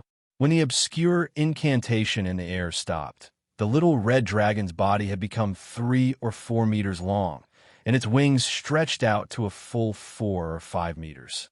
She flapped her wings gently, and the magical dragon language magic formed a strange hexagram array around her. Then, emerald green light emanated from the hexagram array, like stars, scattering towards the giant trees below. Wild growth. Following a low roar from the little red dragon, the light of the hexagram array suddenly bloomed, and more green light spots were scattered downwards. It was like a green rain of light. "Well done, Elise." Aris's face lit up with joy. At this moment, he could clearly feel that the surrounding wood elements became unusually active because of Iris's magic. Originally, it took him more than 10 minutes to build a tree house, but now, the time has been almost halved. The growth of trees became extremely simple, with only a little guidance, and the tree house formed entirely by the self-growth of the tree rose from the ground. It's like a miracle. Could this be dragon language magic? Hermione stared blankly at Aris in the sky, as if a storm was raging in her heart. She had seen about dragon magic in some legends and novels. It was a powerful, mysterious magic system that was almost impossible for humans to learn. One needed to know the language of the dragons to get a glimpse of it. But there is no such dragon species in the wizarding world. She originally thought that Aris was just a little smarter and cuter than other dragons in this world. Until this moment, she realized that she was wrong. And it's terribly wrong. Dragon magic? Ronald was also staring at the little red dragon in the sky, unable to move his eyes away for even a moment. It was the first time he saw a dragon that could perform magic. Of course, dragon breath didn't count. Most dragons have this most basic attack method. But other than that, he really had never heard of any other dragon using magic other than breath magic. This completely overturned his understanding of dragons. If my brother Charlie knew, he would definitely go crazy. Your brother has gone crazy several times. Harry complained speechlessly, his eyes shining at the same time. This kind of magic seems very profound. In fact, he was also shocked at this moment. Although Harry didn't know much about dragons, he knew what a magical dragon represented. Moreover, he could feel the powerful force contained in the dragon language magic cast by Aris and the hexagram array. That power brought him an indescribable shock, which was the most direct awe of power. Although the green magic energy gave people a very comfortable feeling and was full of vitality, its powerful and terrifying connotation could not be ignored. At least, Harry had never seen such powerful magic.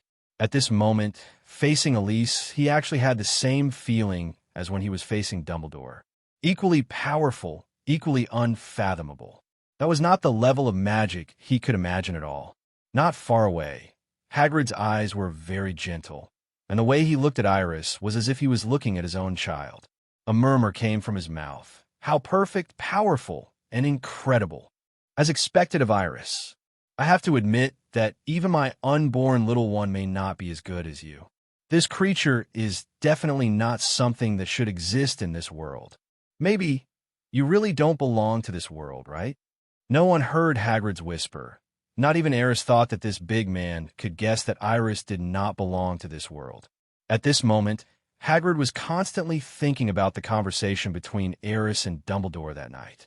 He gradually realized that his guess might be correct. No wonder Dumbledore mentioned the word summoning. No wonder the little red dragon is different from any other dragon in the world. Hagrid is an expert on magical animals and knows a lot about all kinds of dragons. He was sure that he had never seen a dragon like Aris who could cast magic. This is probably a perfect magical creature that only a god could create. A sigh followed by Hagrid's sigh. He still didn't understand why Aris didn't like him. This really made him feel very uncomfortable. Time passes by little. In the camp of the Centaur tribe, tree houses are constantly taking shape. At the same time, Aris could also feel his magic power being consumed and reduced. He had never tried to consume so much magic power before. This was the first time since he awakened the system. However, this feeling was also very wonderful to him. Every time he built a tree house using magic, he had an intuitive feeling that his magical abilities were being enhanced. His control over the wood and earth elements is also becoming stronger and stronger. Finally, when the sun set and the last ray of sunset shone on the Centaur camp, Aris also completed the construction of the last treehouse. The overdrawn magic power made his body a little exhausted. He could feel that this was his limit. Any more won't work, or you might really be squeezed dry. He glanced at the system and found that there were some changes in the status bar. Name, Aris Shafik. Magic value, B level, 450/500. Status, magic deficit. Academic ability points, 9360. The magic value is about to reach a level, which is equivalent to the total magical power of an Auror. But at this time, Aris' actual ability is probably far beyond that of ordinary Aurors, and is close to those real elites. Then, there's the state of magic power deficit. This is the first time this state has appeared, but Aris found that his magic power seemed to have increased a little. Although the increase is not large, it is indeed an increase.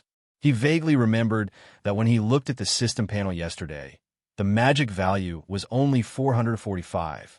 During this period, he did not drink any magic potion to increase his magic limit. In other words, the extra 5 magic points were actually gained during this day. But this seems unlikely. If his magic power could increase by 5 points every day without drinking magic potions, he would have already reached level A. Therefore, there's only one possibility for 837. That is, completely consuming the magic power can indirectly increase the upper limit of the magic power. Aris didn't know if this method would work for other people, or even how many times this method of increasing the upper limit of magic power could be used. But there's nothing wrong with trying. Thinking of this, Bingley secretly wrote this matter down. Aris. Harry's voice interrupted Aris's thoughts. He looked up and saw 3 little wizards running towards him. At this time, the centaurs also brought up some food and drinks, and very considerately prepared a recliner and table for Aris to rest. The boy took a sip of the green tea brought to him by the centaur, and the aroma of the tea immediately made him feel refreshed. The spring water and green tea in the Forbidden Forest are really good. It seems that I can get some benefits when I leave. You are here, please sit down. Aris pointed to the stool next to him. Then, he looked at Harry and asked, Why? Do you want to go back? No. Harry and Ronald both shook their heads frantically. Actually, we wanted to. Harry seemed a little embarrassed. We want to learn from you. Ronald mustered up the courage to speak, but in the end he still couldn't make himself clear. Study with me? Aris was stunned for a moment and looked at Hermione with some confusion. These 2 guys, when we usually ask them to study hard, don't they just listen in one ear and out the other? Why are you so positive today? Aris, they want to learn elemental magic from you. Hermione said helplessly. These 2 guys are usually very brave, but they are of no use at the critical moment. Want to learn elemental magic from me? Aris' eyes moved slightly. He looked at Harry and Ronald, lost in thought. In fact, even if these 2 guys didn't come to him on their own initiative, he was ready to find an opportunity to test them. The promotion of elemental magic is bound to be accompanied by changes in the magic world. If you want this system to spread to the entire magic world without you noticing, Hogwarts is undoubtedly the best culture medium. He could even turn this place into the birthplace and source of elemental magic. Little by little, all Hogwarts students began to learn the element system. In this way, 1 year may not have much impact on the entire wizarding world. But 2 years, 3 years, 4 years, Aris still has 6 or 7 years to stay here. Enough to turn this place into a holy land of elemental magic. By then, all students graduating from Hogwarts will become the backbone of his reform. When those who have come into contact with and learned elemental magic realize the benefits of this system, they will naturally change their minds. This new idea will inevitably form an unstoppable trend. This trend will bring about a new magic revolution, bringing some excitement to this decadent wizarding world. Aris, is this okay? Harry and Ronald looked at the boy expectantly, with trepidation in their eyes. They have all seen the power of elemental magic. They don't think there's anything wrong with the spells they're learning now. But which little wizard wouldn't want to learn cooler and more powerful skills? Especially for those young kids who are new to the world and only want to stand out in school. Being handsome is the most important thing. Under the expectant gazes of the two, Aris nodded slightly. You can learn it if you want, but you have to be mentally prepared. The elemental magic system may not be as easy to learn as you think. It will take a lot of effort to achieve success. You can't even give up your current studies. What I can guarantee is that after learning elemental magic, your potential will be greatly improved, and it will also be of great assistance to the spells and knowledge you are learning now, and even allow you to quickly improve your strength. In fact, the last sentence was what Harry and Ronald really wanted to hear. The two little guys saw how powerful Hermione and Aris were now, and they dreamed of becoming successful as well. The two of them nodded repeatedly with shining eyes. Aris, don't worry, we will study hard. The two of them immediately stretched out their hands and swore. Very good. Aris looked at the attitudes of the two and expressed satisfaction. At least, they still seem to be very concerned now. Moss. At this time, Aris uttered 2 more words softly. Then, the void in front of him flickered slightly, and a magic energy intelligent computer Moss was projected out. Help me carve a magic circle to test elemental talent. As Aris' most capable assistant, Moss's magic core contains almost all of Aris's research results, which naturally includes the magic circles left by Merlin. Moreover, since the test magic circle is not complicated, Moss can already carve it alone. After receiving Aris's order, Moss, who had transformed into an elf, nodded immediately. As you wish, master. Then, in front of Harry and Ronald's surprised gazes, Moss's figure flashed and appeared 10 meters away. Above an open space, light emanated from Moss. Then, a fiery red magical energy quickly fell down and began to draw magical lines on the ground. The prototype of the test magic circle was quickly formed, and in less than a minute, the magic circle was successfully carved. What is this creature? Harry stared at the magic brain Moss in a daze, with a look of surprise on his face. I swear, I've never seen any description of this creature anywhere. Ronald shook his head flatly. This is Aris' assistant, Moss, an elf, a real magical elf. Hermione explained. She is amazing. Why are there always things around Aris that we have never seen before? This little elf is so beautiful. Ronald's eyes lit up. I think this should also be a product of elemental magic. Harry guessed. Almost. Aris said it was summoning magic. Hermione spoke again. Although she herself knew only a little about Moss, compared to Harry and the others, at least she had spent much more time with Moss. Whenever you go to Aris's laboratory, you will always see the elf flying around the boy. This also resulted in the little witch no longer having the initial excitement she had when she saw the optical brain elf. You two, enter the test chamber one by one. Aris reminded. Then he took a small piece of magic crystal from the system space and placed it on the center of the test magic circle. The entire magic circle suddenly emitted a faint light. So cool. Harry couldn't help but exclaim again. Is this magic circle safe? Ronald couldn't help swallowing. He was instinctively afraid of the unknown. Do you think Aris would hurt you? Hermione rolled her eyes. I'll go first. Harry was indeed very courageous. He gritted his teeth and stepped into the magic circle. Don't be nervous, just relax. Aris smiled. At this time, after his improvement on the talent testing array, the young wizard no longer needed to input magic power into it. A complete magic circle itself can communicate with the magic power in the body of the person entering the circle, thereby accurately detecting the talent level and elemental attributes of the young wizard, which is very convenient. With just a few adjustments, it can be used as a solidified magic circle. You just need to replace the magic crystals in the eyes regularly. Of course, you can also input magic power into the magic circle artificially, and the effect will be the same.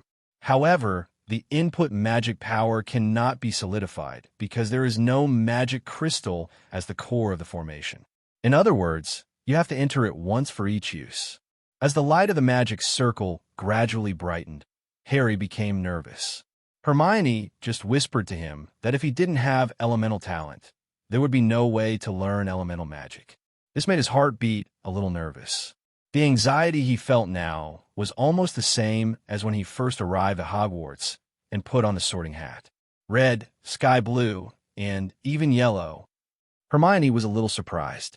Fire, wind, earth, 3 elemental affinities. Aris also nodded. As expected of the protagonist of this world, he has great talent. Moreover, Harry's affinity for the 3 magical elements was very high, and the light emanating from the magic circle was very dazzling. This means that as long as Harry works harder, he might be able to become a triple elemental mage in the future. My goodness, isn't this the fate of a protagonist?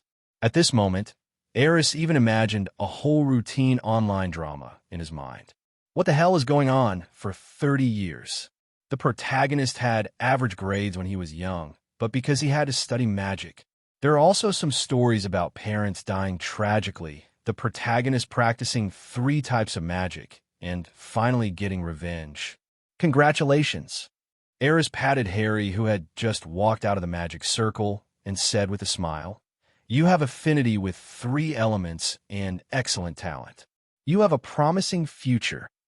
Just be sure to stop being anxious and restless, and practice and study hard." "Yeah, I understand, Aris. Thank you." Little Harry nodded excitedly, and the big stone in his heart was finally put down. Starting today, he will also learn elemental magic. One day, I will be able to be like Aris, shaking the earth and bringing spring to the dead trees with a wave of my hand. That scene must be spectacular. If Aris knew what Harry was thinking at this moment, he would definitely hit him mercilessly. "Brother, if you don't have a talent for wood, don't even think about reviving a dead tree." Next, it was Ronald's turn. When the red-haired boy walked into the magic circle, the light shone again. Red, dark. It is a dual element talent of fire and water. It's pretty good too. After all, he is one of the 3 protagonists, and his elemental talent level is also very high. The future dual element magician, and he can master both water and fire, a rare talent of opposing elements. You may encounter considerable difficulties in your cultivation in the future. The affinity between the 2 elements of water and fire will cause you to encounter many obstacles when trying to balance your own abilities. But if we can overcome those obstacles, we may be able to create a miracle of water and fire practicing together. Aris gave some words of encouragement as usual, but he knew very well that Ronald's talent was still far inferior to Harry's. Much worse than Hermione. Hermione is a dual element of fire and wind, and also possesses the rare elemental talent of wisdom. Although on the surface, she also has 3 talents, the little witch's talent is, to some extent, even better than Harry's. Because the possibilities represented by the element of wisdom must necessarily go beyond ordinary natural elemental talents. "Thank you, Aris." Ronald nodded excitedly. The dual elements of water and fire sound very powerful. Although Harry has affinity with 3 elements, he can't make his enemies experience the feeling of ice and fire, right? As the test magic circle emitted light twice, it also attracted the attention of the surrounding centaurs. Some centaurs gradually gathered around and looked at the glowing formation with curious eyes. My king, is this a magic circle? Forenza looked a little surprised. Obviously, he knew some information about the magic circle. That's right. Aris nodded. He thought for a moment, then said, let all the centaurs in the camp enter the magic circle and test it. If any of you have a talent for elemental magic, I will also teach you how to use elemental magic. Aris remembered that in some fantasy stories, there were magicians among the centaurs, but they were relatively rare. Really? After hearing Aris' words, Forenza's eyes lit up, and then he bowed quickly and said, as you command, my king. I will go and gather everyone now. He knew very well that if there were centaurs who could test out magical talent, then their fate might change. It is possible that a magician may appear among the centaurs. This was something they had never dared to imagine. Soon, the camp became lively again. Hundreds of members of the centaur tribe began to line up to enter the test magic circle. As Aris expected, some of these centaurs were able to activate the magic circle, and those centaurs who were confirmed to have elemental magic talent couldn't even believe it was true. They ran around the camp and jumped for joy, their excitement unable to calm down for a long time. Sure enough, the appearance of my king is a turning point in the fate of the centaurs. Bane was so excited that he almost cried because he was also detected to have a talent for water elements, while Ronan was a fire element. Although they were both single-element talents, they were already content. They would probably be proud of being able to become a centaur wizard for the rest of their lives. The wheel of fate has started turning. This is just the beginning. Forenza had a smile on his face. He looked with satisfaction at the centaurs who were tested to have elemental magic talent and were running continuously in the camp, and his heart could not calm down for a long time. Although he himself was not detected to have talent. But he had no regrets at all, because at this moment, he could see the star that belonged to the destiny of the centaur tribe, faintly emitting light. It seems to be breaking through the dark clouds and breaking the fate. This was definitely the most exciting astrological prediction he had ever seen. The night has darkened. Aris had to take Harry and others to temporarily leave the centaur camp and return to Hogwarts Castle. The camp's houses and infrastructure have been completed, and the centaurs have returned to their normal lives. Not only that, Aris also left several magic circles in the camp that can speed up elemental perception, allowing those centaurs who have tested positive for elemental talent to begin practicing. Once they are able to sense the existence of elemental energy on their own, it means they can formally learn elemental magic. Aris will probably have to come here more often in the future, and this place will also become his second secret base. In the future, some magic that requires a large venue for practice can be put here for testing and practice. My lord, I have recently observed that the morning star, which represents hope, has been overshadowed, and the disaster predicted by the stars will come true within Hogwarts Castle. Be careful over there, and if possible, try to avoid acting alone. Just as Aris and his group were about to leave the camp, Forenza suddenly ran up and said with some concern, "Oh." Aris was a little surprised to hear this. He didn't expect that Forenza's prophecy was so powerful that he could even detect the crisis hidden in Hogwarts. Forenza's description of the shadow cast over the Venus star should indicate Voldemort's secret plan, right? Thinking of this, Aris couldn't help but glance at Harry Potter.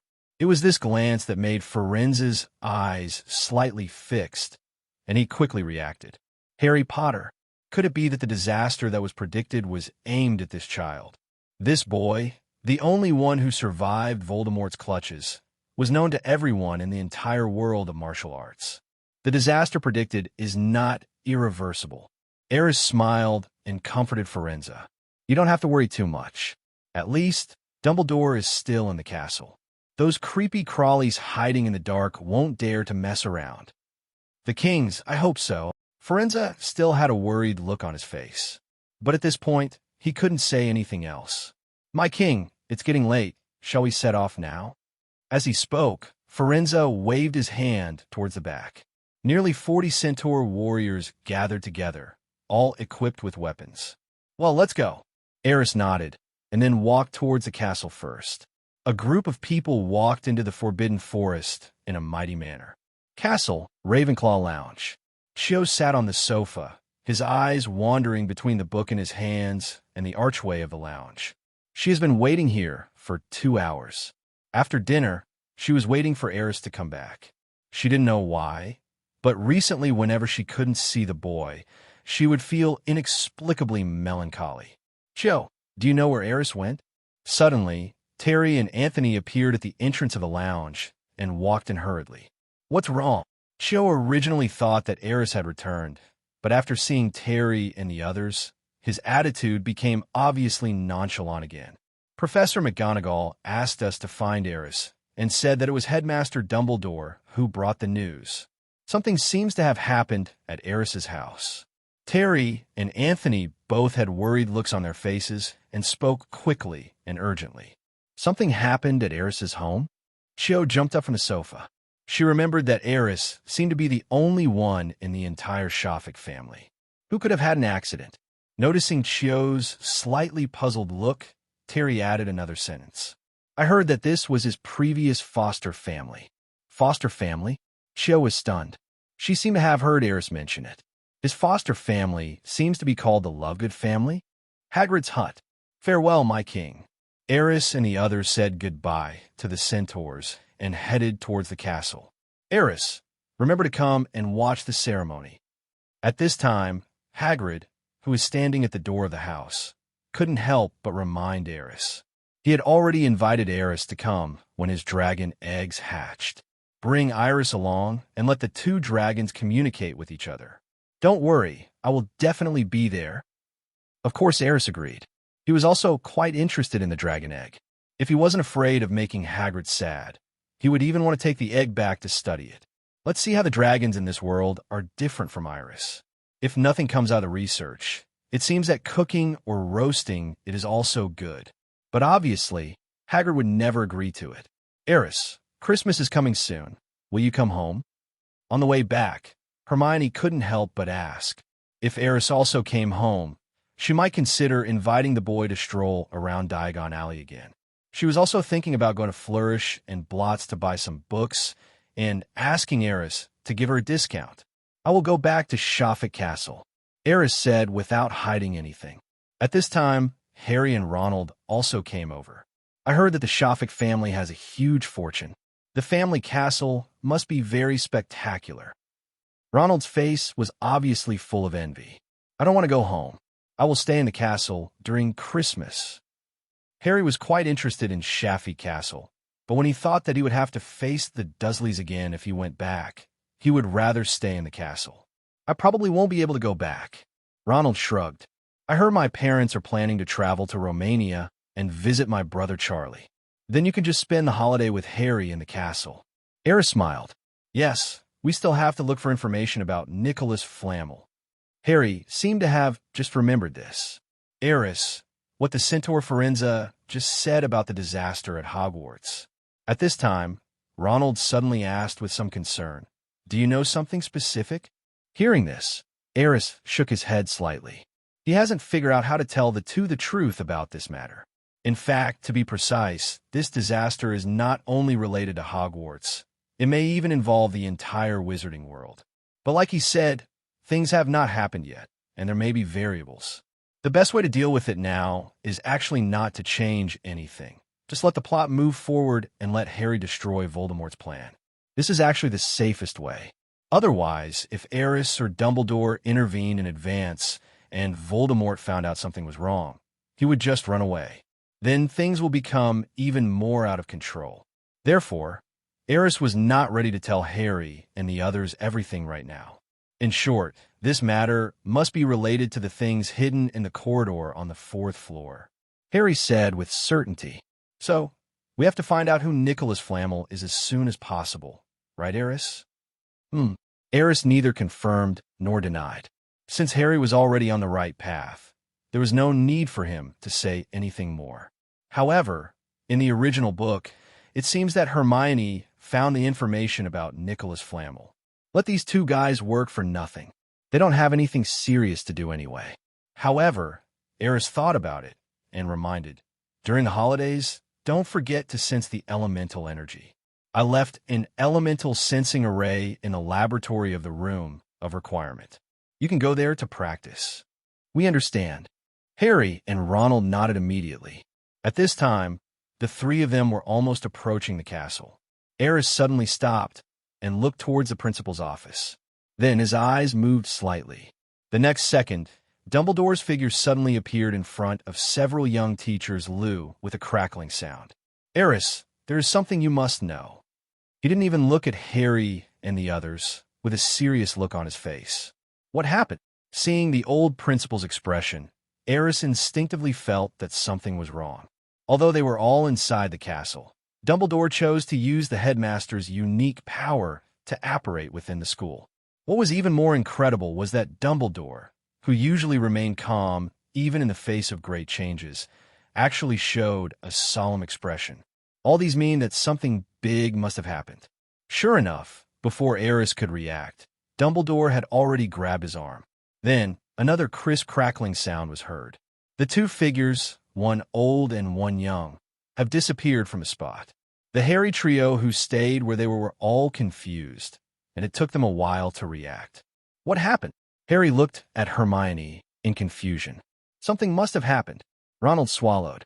He had never seen Dumbledore so anxious before. Aris. Something happened to Aris.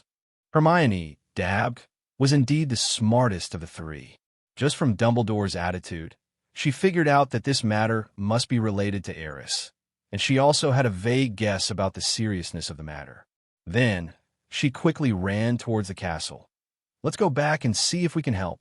In fact, they didn't need to run, as someone was already waiting for them at the castle gate.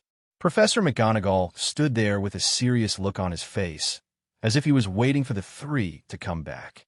Professor, what happened? After coming back to his senses from the apparition, Ollie frowned. The two of them had already arrived at the headmaster's office, and Dumbledore didn't waste any time and said directly, "Something happened to the Lovegood family." Then he quickly walked to the clothes rack behind the Phoenix Bird stand and picked up a round hat from it. "This is a portkey that will help you leave Hogwarts quickly. I still have some things to arrange here, so you go first. I'll be there later. Is there any problem?" At this moment, Dumbledore suddenly noticed a terrifying magical fluctuation suddenly emerging in the headmaster's office. He quickly turned his head and looked at the boy.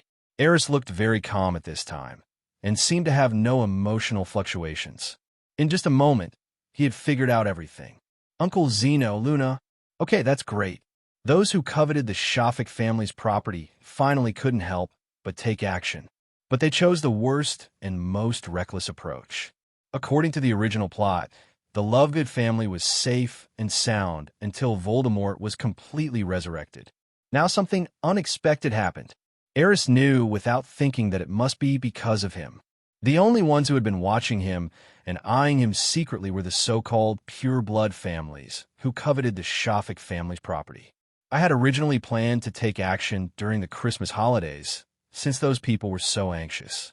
It seems that the only way is to fulfill them. The magic power in the boy's body was surging wildly, and even the robe on his body was rustling under the vibration of this force. Dumbledore's eyes turned serious, and Chin-Chin unexpectedly became unusually nervous. From the boy's surging magical fluctuations, he could sense that the boy was on the verge of going berserk. "Aris, calm down," Dumbledore shouted. "This matter cannot be resolved by force alone. You also need to consider the safety of Xenophilius and Luna. Do you understand?" What Dumbledore feared most was that the boy would go completely berserk and start a massacre in the teacher world. With the little red dragon as his trump card, Dumbledore knew that he had the confidence. But if that happens, everything will become irreversible. Aris will inevitably be labeled a murderer or even an evil dark wizard by the entire wizarding world. What's worse, if the matter gets out of hand, it's possible that someone with ulterior motives might label him as the new devil, even though the boy was only 1 year old. At that time, the little red dragon was exposed, and Aris was completely pushed to the forefront of the entire wizarding world. Countless troubles are bound to ensue. Once that situation comes, it will definitely not just involve the Shafik family's property. However, the scene that Dumbledore had expected, where the boy went completely berserk, did not happen. The boy raised his head, exhaled lightly, forced a smile, and then said softly, "I know, Professor. Don't worry. I'm calm, and there's nothing wrong. I'll take care of this." After saying that, Aris picked up the round hat key and walked calmly to the balcony. He looked towards the forbidden forest, then gently closed his eyes. "Elise, come back." Through the system, Aris' voice was transmitted directly to Iris' mind in the Red Dragon's lair in the Centaur camp. "What happened, Master?" In the nest, Iris, who was originally sleeping, suddenly raised her head and rubbed her sleepy eyelids. "Luna is in danger. Let's go back and kill people." Hearing this, the little red dragon's sleepiness instantly disappeared, and a faint light emanated from his eyes. "I understand, Master." The next second, a huge dragon shadow flew over the Centaur camp. After returning to the form of a dragon, Iris' speed increased several times. In the blink of an eye, she disappeared into the night and flew towards the direction of Hogwarts Castle. In the camp below, Firenze, who had not yet fallen asleep, seemed to sense something and suddenly raised his head to look in the direction where the dragon's shadow disappeared. An unprecedented solemn look appeared on his face. Then he immediately stood up and walked quickly towards Bane and Ronan's residence. On the balcony of the principal's office, Aris opened his eyes. Dumbledore's voice came again from behind him. "Aris, no matter what you do, remember to keep yourself safe." Looking at the boy's back, the old principal suddenly sighed. He knew that it would be meaningless to say more now. He could feel that the boy was really angry. Those who touch the boy's bottom line will inevitably face the boy's anger. He didn't know how far Aris would go, but during this period of time, the Inkshire world was likely to stir up some waves. In fact, Dumbledore understood this feeling very well. He had felt the same way when his sister Ariana died. "I have no place to vent my anger, and I just want to use all my strength to destroy everything I see." At this time, whether Aris can break through this barrier and maintain his original intention depends on himself. There is always a way to solve the problem. Don't act rashly. Dumbledore's. There was a hint of worry in his eyes. "I understand, Professor." Aris smiled and waved at Dumbledore. The little red dragon has returned to the pet space, and he activated the door key in his hand without hesitation. Accompanied by a crackling sound, Aris and the round hat disappeared on the balcony of the principal's office. "Hope everything goes well." Dumbledore's soft murmur echoed in the empty headmaster's office. Then he looked towards the bookshelf. There stood a rectangular object covered with black cloth, which looked like a large floor-to-ceiling mirror. The mirror of Aris. If Aris saw this mirror, she would definitely recognize it at a glance. Because this mirror will determine whether Harry Potter can finally destroy Voldemort's plan and snatch the Philosopher's Stone from him. Obviously, Dumbledore had sensed the danger and knew that things could not be delayed any longer. So he found this mirror and prepared to hide the Philosopher's Stone in it. No defense can be impenetrable. In the end, who will win the game? Only fate can decide. As he spoke, he took out his magic wand and waved it gently, and the magic mirror disappeared on the spot. Then, Dumbledore took out a rectangular box from a cabinet. The box was covered with dust. "It's time to return the property to its original owner. I hope that child can use this cloak." He waved his wand, brushing the dust off the box, then glanced at Fawkes, who was standing on the shelf. "Old friend, please help me deliver this gift. The child will be staying at the castle for Christmas. I'm sure you can slip this box into his Christmas presents without anyone noticing, right?" As he spoke, Dumbledore placed the box on the table and gently stroked Fawkes' beautiful feathers. "Then I should go out too." As he said this, he turned quickly and walked towards the revolving door of the office. The figure quickly disappeared into the revolving door. Crackle. With a dizzy feeling, Aris was brought by the door key and appeared in front of 10 cylindrical black warehouses. Aris was very familiar with this place. It was the Black 2 building of the Lovegood family. The true form is revealed. He waved his wand, and everything in the room suddenly appeared in his mind. Sure enough, the person is gone. This result was within Yas's expectations. However, if you want to know who kidnapped Uncle Sienua and Luna, you must start from here. Dumbledore had obviously just received the news and was in no hurry to investigate further. Otherwise, he would have directly told Aris where to find Xenophilius and Luna. But it doesn't matter. Aris has plenty of ways to find some clues. He walked slowly into the tower. The living room on the first floor still had the familiar furnishings, with magazines of the Quibbler piled everywhere. However, Aris quickly found some unusual places from this mess. His eyes turned cold, and then he waved his wand again. Chasing the shadow, a mist of magical power spread throughout the room. Then, two human-shaped projections formed by magic mist appeared in the living room. The two figures, one large and one small, were Xenophilius and Luna. They looked a little panicked. Immediately afterwards, the misty magic at the gate shook violently, and the gate of the tube tower was kicked open from the outside. Then, a wizard in a black robe and mask walked in. As several black-robed wizards appeared, Zeno protected Luna behind him. The two sides seemed to be talking, but soon the situation changed. One of the black-robed wizards quickly raised his wand. An array of light came out from the tip of the wand, hitting Xenophilius directly before he could react. Luna stared blankly at her father falling to the ground, staggering back. She was saying something, but the tracking spell only had the effect of revealing, so Aris couldn't hear the conversation between the two parties at all. Soon, a wizard in a black robe stepped forward, grabbed the little girl's arm, and carried her out of the tower on his shoulder. Then, another wizard waved his wand, causing Xenophilius to float and follow the black-robed wizards away one after another. No resistance? Aris frowned, but after thinking about it carefully, he breathed a sigh of relief. Fortunately, they did not resist. Otherwise, once a chaotic fight broke out, the safety of both of them would not be guaranteed. The black-robed wizards acted very quickly, and it was obviously premeditated. The whole process lasted no more than a few minutes. Xenophilius obviously knew that he was no match for those black-robed wizards, so he did not choose to resist. After seeing everything that happened in the house, Aris frowned slightly. In my mind, the scene just now flashed by like a slideshow. The boy did not miss any detail in the picture and every tiny movement of the black-robed wizards. After a moment, he suddenly opened his eyes and waved his wand quickly. The next second, the mist-like magic that was about to dissipate gathered again and condensed into an image again, just like a movie film played in reverse, replaying frame by frame. But this time, Aris's eyes were always fixed on a not-so-conspicuous black-robed wizard in the corner. Here it is. Suddenly, the boy's voice rang out, and the reverse video paused. Aris walked quickly to the black-robed wizard near the door and looked at the corner of his clothes. There, a special symbol vaguely emerged.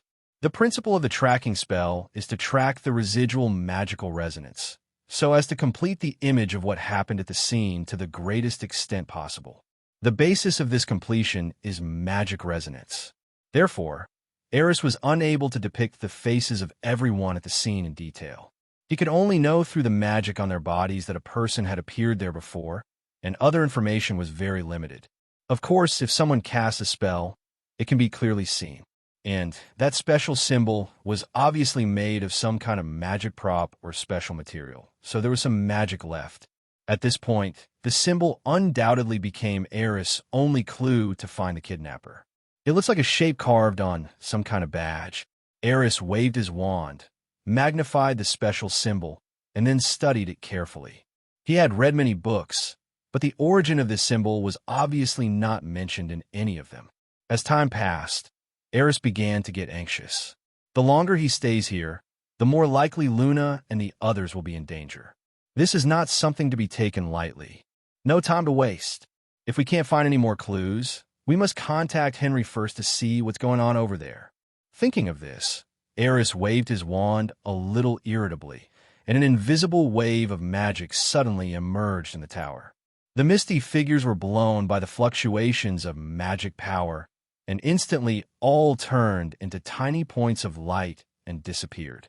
Only the magnified special symbol still emitted a faint light in the room. At this moment, a crackling sound suddenly sounded outside the tube tower. Who? Aris's eyes suddenly fixed. Master, is that you? A boy's very familiar voice sounded from outside. Henry.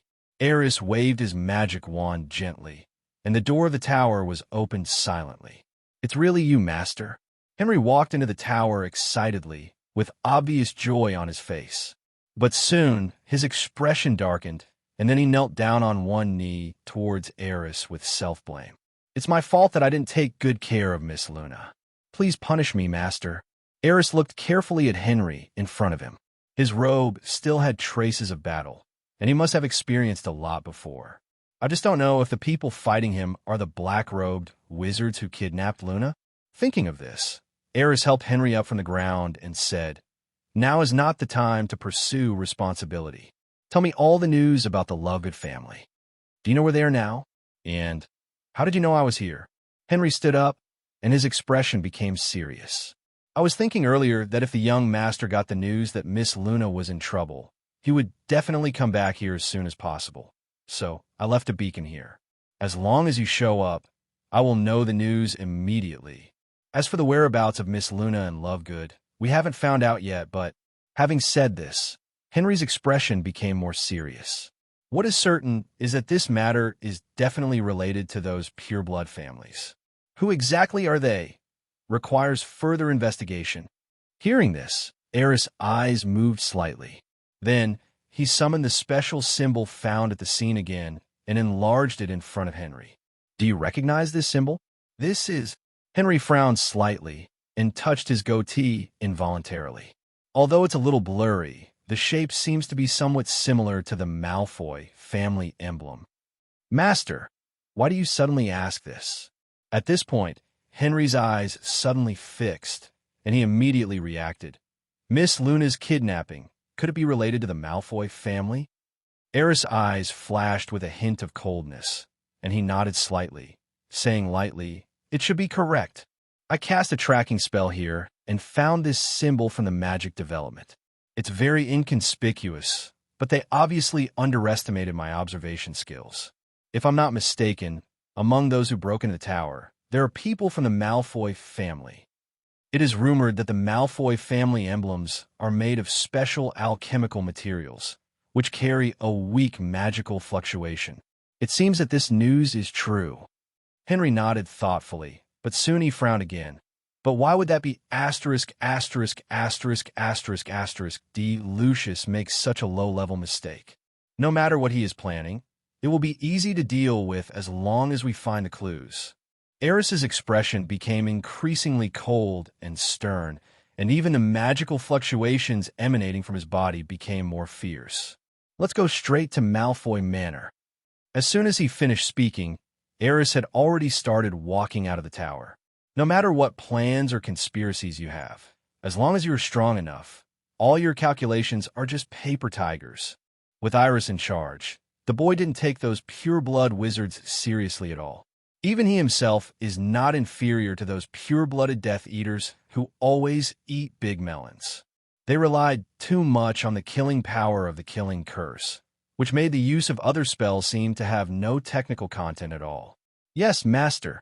Henry walked out of the tower without any hesitation. Oh! The two were just about to apparate when the cry of an owl was suddenly heard. Henry seemed to sense something and looked up. Then, a letter landed in front of him. The owl that delivered the letter turned around and flew back into the night sky. A letter? Henry looked a little stern. At this time, a letter was delivered, and he could tell at a glance that the style of the envelope was something he had never seen before. In other words, the origin of this letter is unknown. Open it and see. Aris seemed to be thinking about something and spoke softly. Yes, Master. Henry cast several detection spells in succession, but did not detect any malicious magical fluctuations in the letter, so he picked up the envelope and opened it. Aris admired Henry's caution. In this sensitive period, he should have such awareness. Otherwise, if you encounter some disgusting enemies, you won't even know how you died. This old goat servant has a lot of experience in dealing with these things. It seems that I have encountered many similar incidents before. Master, this is an invitation letter from Malfoy Manor. After seeing the cinder on the front of the envelope, Henry looked a little strange. They were just about to raid Malfoy Manor's lair, and this guy actually sent an invitation letter in advance. Is this because they are confident, or do they think they're moving too slowly? Lucius Malfoy invited us to attend a dinner at his manor tomorrow night. In addition, they specifically mentioned that they have invited many members of pure-blood wizard families to the dinner, saying that they're going to hold a grand exchange meeting among pure-blood wizards. Master, this trip may not be as simple as just having dinner. After reading the entire content of the letter, Henry's expression became serious again. Yeah, that's right. It's definitely not that simple. It's clearly the Hongmen banquet. Aris sneered. What banquet? Henry looked at the boy with some confusion. Obviously, he had never heard of the term Hongmen banquet. It's a very dangerous banquet. Aris explained casually. Oh, Henry suddenly realized the young master is really knowledgeable. Let's get back to the point. Aris had completely calmed down at this point and said calmly, since they took the initiative to invite us, they must want to negotiate terms. Judging from this, Luna and Uncle Zeno, who are being used as bargaining chips, should not be in danger for the time being. 0. That's what the old servant thought. Henry nodded in agreement. In that case, let's go back to the castle first. Aris thought for a moment and made a decision. What? Henry looked at the boy in confusion. Master, don't we need to investigate the situation at Malfoy Manor in advance? If we can find where Miss Luna and Mr. Lovegood are being held in advance and rescue them, maybe we will have a chance to turn the passive situation into the active one at tomorrow's dinner. Of course I know. Aris smiled. But if you put yourself in Malfoy's shoes, what would you think if you saw me return to the castle openly? Henry thought about it and frowned slightly. If it were me, I might be a little relieved. After all, judging from their actions this time, although the plan was meticulous, the operation was also very successful. But later on the retreat, after our encounter, they were still a little panicked and didn't dare to fight head-on. Otherwise, I'm afraid it would not just be a hole in my robe. Obviously, their purpose this time is more of a test, and they don't really want to harm Miss Luna. Of course, they don't want to really tear each other apart. Aris stroked the wand in his hand, so we have to go back to the castle. Feeling the excitement fed back by the magic wand, a smile appeared on the boy's face again. Only if they let down their guard will we have more chances, right? I seem to understand. Henry reacted quickly and smiled.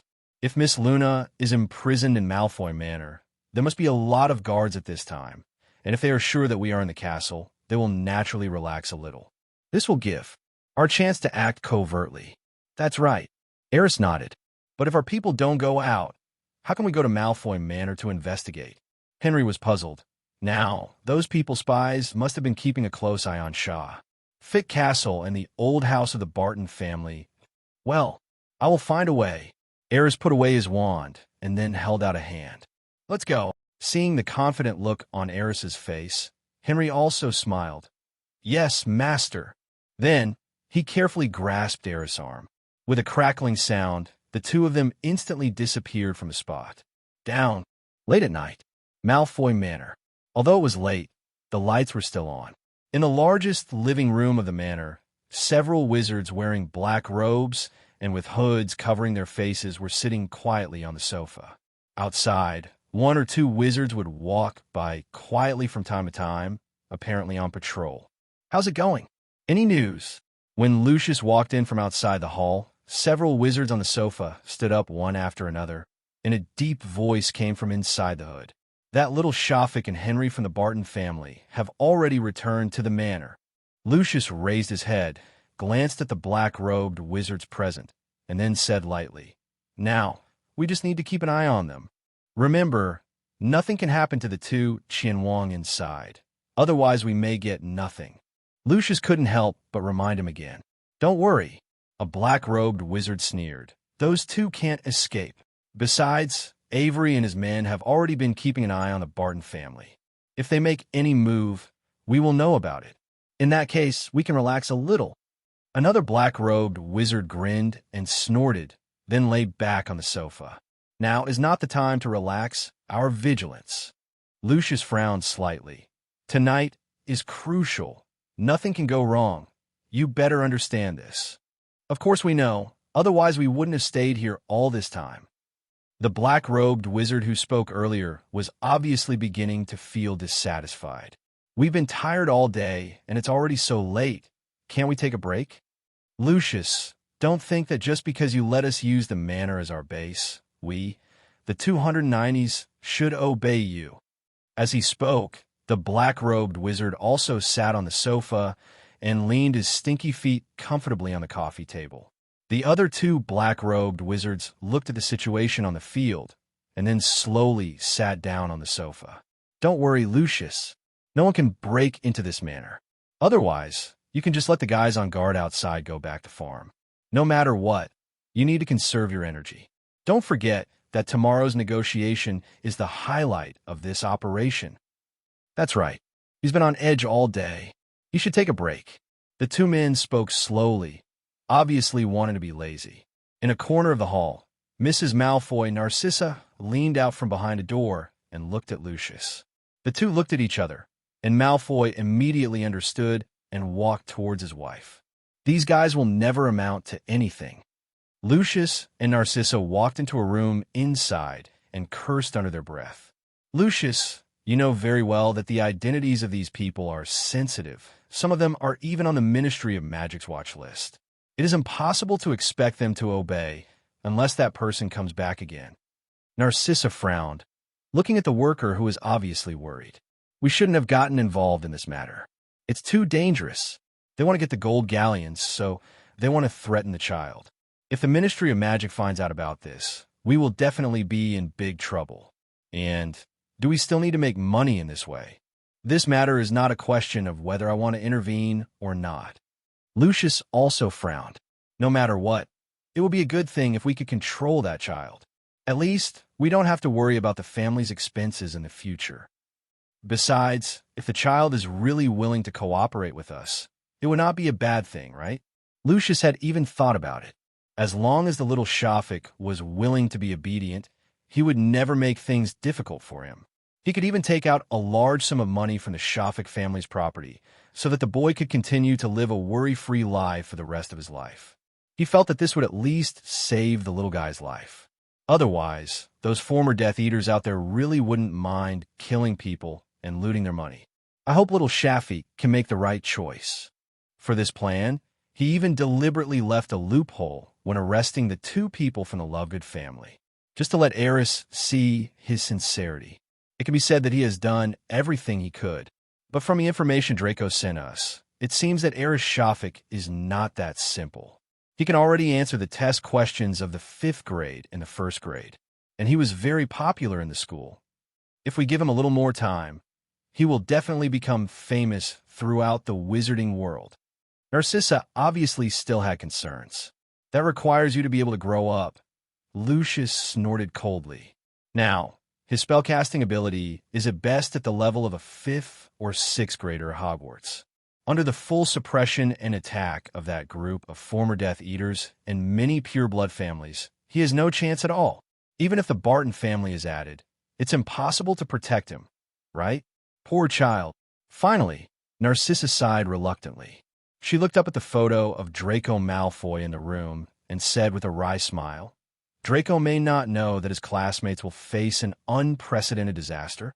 Judging from those replies, he seems to have a very complicated feeling towards his Shafik. I've never seen Draco work so hard to surpass someone. It's meaningless. Lucius shook his head. Afterwards, the room fell into silence, and the two of them stopped talking. The Shafik family castle. This is a very magnificent castle. The area inside the castle alone is several thousand square meters. There is also an independent garden and a large entertainment area outside the castle, which is big enough to hold a small quiz game. When Aris saw this luxurious castle, he couldn't help but secretly smack his lips. This guy, the total production area added up, is almost comparable to the most magnificent palace in the capital of the previous life. Too exaggerated. If Aris were given a choice, she definitely wouldn't want to live alone in such a big place. Getting up in the middle of the night to go to the toilet takes several minutes. Who can stand this? Of course, this is just a joke, but this castle is really big. It would be nice if we could find more people to live with us. At this moment, several figures appeared involuntarily in Aris' mind. Hermione, Autumn 100. Why did I suddenly think of them? It must be because I was too worried about Luna. Well, that's it. But what about Hermione and Chio? Hey, Uncle Henry, have you found out everything? Aris coughed lightly, sat in the main living room of the castle, picked up a donut, and took a bite. Well, Master, I have figured it all out. Henry snapped his fingers not far away, and then a house elf walked up quickly and began to serve Aris various foods and fruits. There are about 3 of them staying in the castle, mainly keeping an eye on the situation here and ready to tip off at any time. Also, because the Barton family has our reinforcements, they also sent people over to keep an eye on them. So far, there are about 4 or 5 people, including some Barton family members living outside, all under surveillance. These people are always monitoring our actions. If they find anything unusual, they will probably respond. There are quite a lot of people. Aris frowned slightly. 3, 5, here we roughly count 8 or more. There should be quite a few of them at Malfoy Manor. Looks like a tough battle. Aris also roughly calculated the number of people that the Barton family could support. Judging from the list, there are only about 4 or 5 people who could be confirmed to be loyal. There are a few more who may not be enemies or friends, and he must prepare for the worst. However, thinking of Iris's strength, a smile appeared on the boy's face again. It doesn't matter, they just call people. If Iris gives in, she's not a female Tyrannosaurus. Thinking of this, Aris' mood finally improved a lot. He took an apple from the table and started to eat it. Suddenly, his eyes turned to the house elf beside him. May I have your name? Aris looked at the elf with a thoughtful look in his eyes. My name is Snoopy, sir. Huh. The boy was stunned for a moment. This name sounds so damn familiar. However, Aris just shook his head slightly and accepted this setting. In the wizarding world, it's normal for a house elf to have the same name as a dog, isn't it? Hello, Snoopy. Aris tried hard to suppress the urge to complain, looked at the house elf in front of him seriously, and said, It is said that your magic is quite special. As long as it is the master's order, you can do it, right? Yes, master. As long as you give the order, Snoopy will do his best to do it. The house elf bowed slightly towards Aris and replied seriously. Then can you help me find Luna's location? This may take some time, master. Snoopy thought about it seriously. Is one night enough? Aris asked again. Should be about the same. Snoopy seemed to be weighing something, then nodded affirmatively. Then I'll leave it to you. Aris patted Snoopy's thin shoulder solemnly. Master, you don't have to be so polite. Snoopy instantly became panicked. As a house elf, it seemed that his professional ethics did not allow him to accept the master's unreserved trust so naturally. Don't worry, I will find Miss Luna as soon as possible. As he spoke, Snoopy snapped his fingers lightly in front of Aris and disappeared into the living room. He went directly to where Luna was. Aris looked up and looked at Henry curiously. Maybe it's not that easy. Henry shrugged. Most of the time, if a house elf wants to find someone their masters have asked them to do, they need to keep trying before they can apparate accurately to the target person's surroundings. It's okay. It's an extra layer of protection, isn't it? Aris smiled. Henry looked at the boy curiously and then asked, Master, I have to admit that this is a very good idea, but those people in Malfoy Manor probably won't watch Snoopy bring Miss Lou and Mr. Lovegood back. Do you have any other tricks? I didn't ask Snoopy to bring anyone back. Aris shrugged. Then you... Henry thought about it and realized that the mission Aris had given Snoopy was to find Luna. You'll know tomorrow. Aris smiled, then stood up and walked upstairs to the castle. Okay, I'm going to take a break. The boy stood at the stairs and looked around, then looked at Henry again helplessly. Can you tell me where the bedroom is? Certainly. Henry was still guessing Aris's plan, but when he heard the boy's voice, he immediately reacted and hurriedly took Aris to the second floor of the castle. To get to the second floor from the main hall, you need to walk through a long corridor. At the bottom of the corridor is a small living room. The second door on the left of the small living room leads to the side tower of the castle. It is the tallest tower in the castle, and you can overlook the scenery of the entire castle. I think the young master should like that place.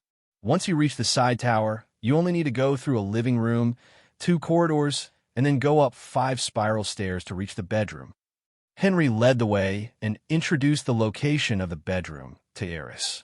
So, from the main living room to the bedroom, I have to walk through 4 or 5 corridors and climb 6 or 7 spiral staircases.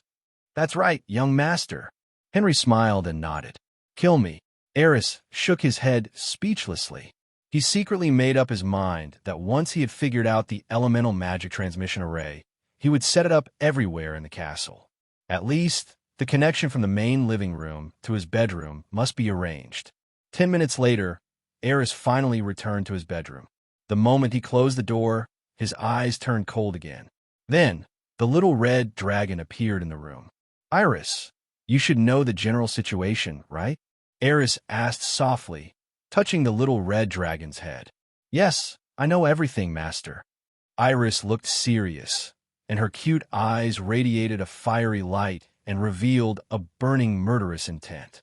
Remember, first find the location of Luna and Mr. Lovegood. Then, having said that, Aris closed his mouth and then told Iris his plan in detail in his mind.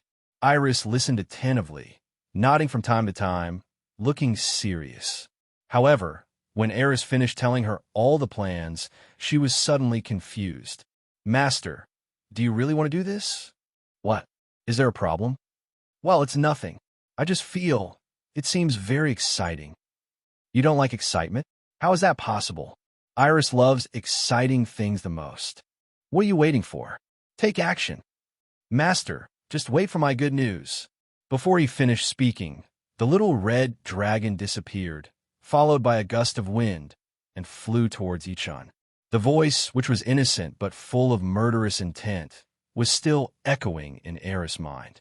Tomorrow, let those ignorant fellows feel the wrath of the great dark red dragon. Morning. Hogwarts, Great Hall.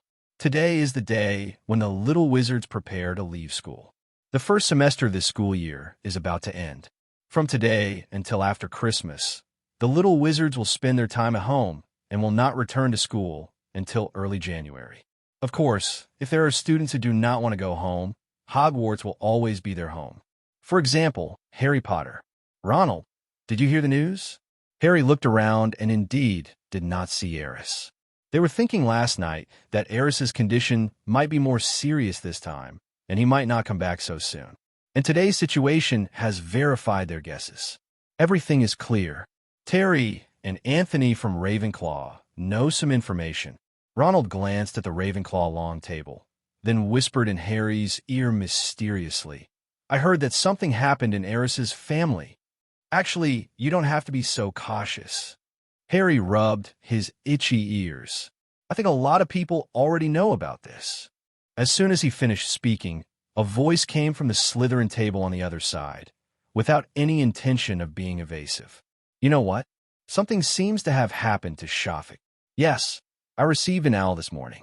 There are rumors that some of the Shafik family's businesses have been attacked. I heard that another ordinary network teacher's family was also involved. I'm afraid this matter will be reported in the Daily Prophet tomorrow. I heard that the Ministry of Magic has begun to intervene in the investigation. It seems that the attackers are former Death Eaters. Hearing these words, Harry and Ronald's faces became uglier and uglier. They looked at each other and saw the worry in each other's eyes. At this moment, Hermione suddenly sat down next to the two of them and slammed the table with both hands.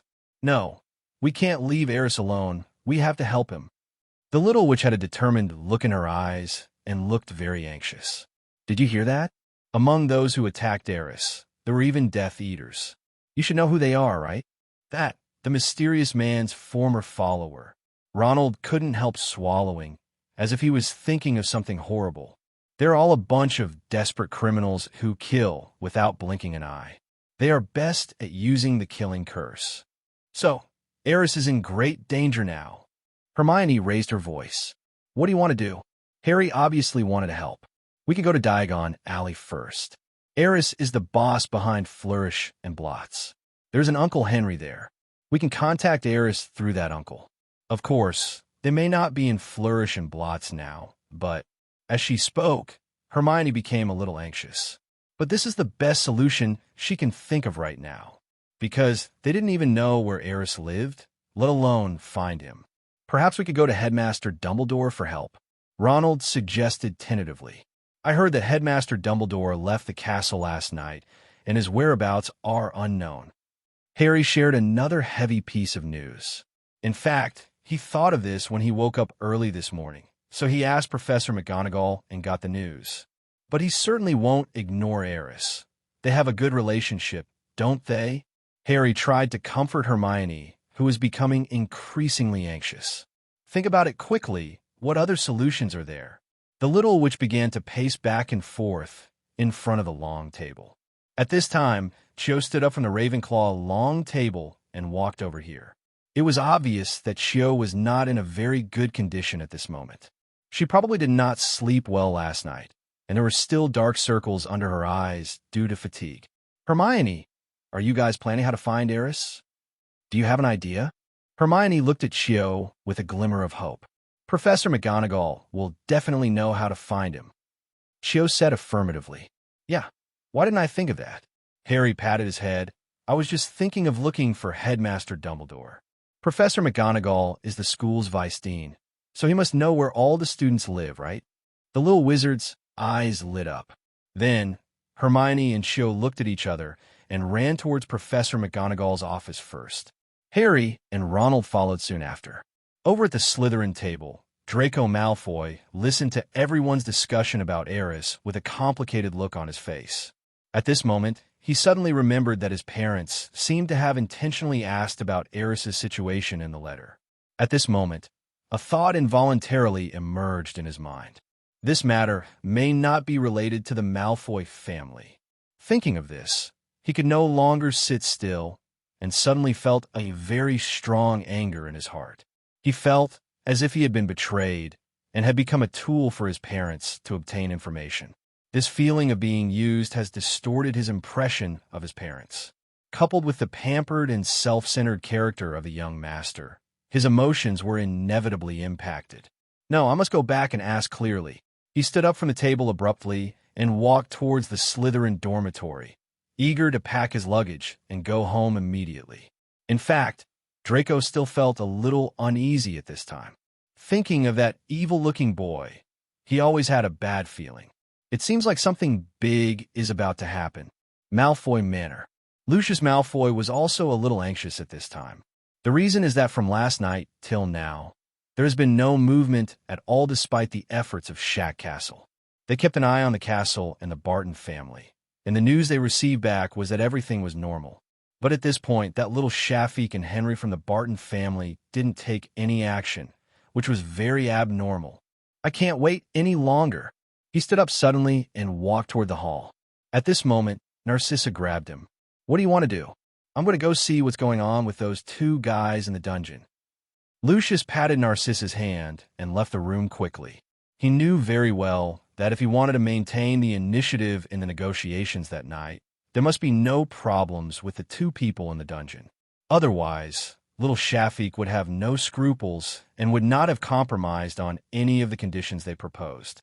At this time, the news of the attack on some of the Shafik family's industries had spread widely, and even the Ministry of Magic had begun to take action. The situation is very unfavorable for them. He really couldn't understand why those damn guys would attack the Shafik family's business. Such obvious targeting. Didn't they think it would affect their plans? Narcissa is right. Those idiots are really incapable of achieving anything, and are always more likely to cause trouble. You still have a mood to drink tea here? When Lucius arrived at the hall, he saw several black-robed wizards leisurely brewing tea. What was even more abominable was that those black teas were treasured by him for a long time, and he usually couldn't bear to drink them, but they were wasted by those guys. Lucius, don't get excited. Everything is under control, right? You better pray it's like that. After saying that, Lucius poked the ground hard with his cane and walked towards the dungeon. Tisk, a disdainful, mocking voice came from behind. He just drank some tea, but he looks like he's missing a piece of meat. He threw all the elegance of a pure-blood wizard into the dungeon. That's enough. He will still be needed to take care of the rest. It's best not to provoke him at this time. Hearing these voices, Lucius's expression became even uglier. At this moment, he even thought that if Shafik and his helpers came here, it would be best to cast a few killing curses on them cleanly. Then the whole world would be pure. While thinking, Lucius had arrived at the entrance of the dungeon on the lowest level of the manor. There are two black-robed wizards guarding here.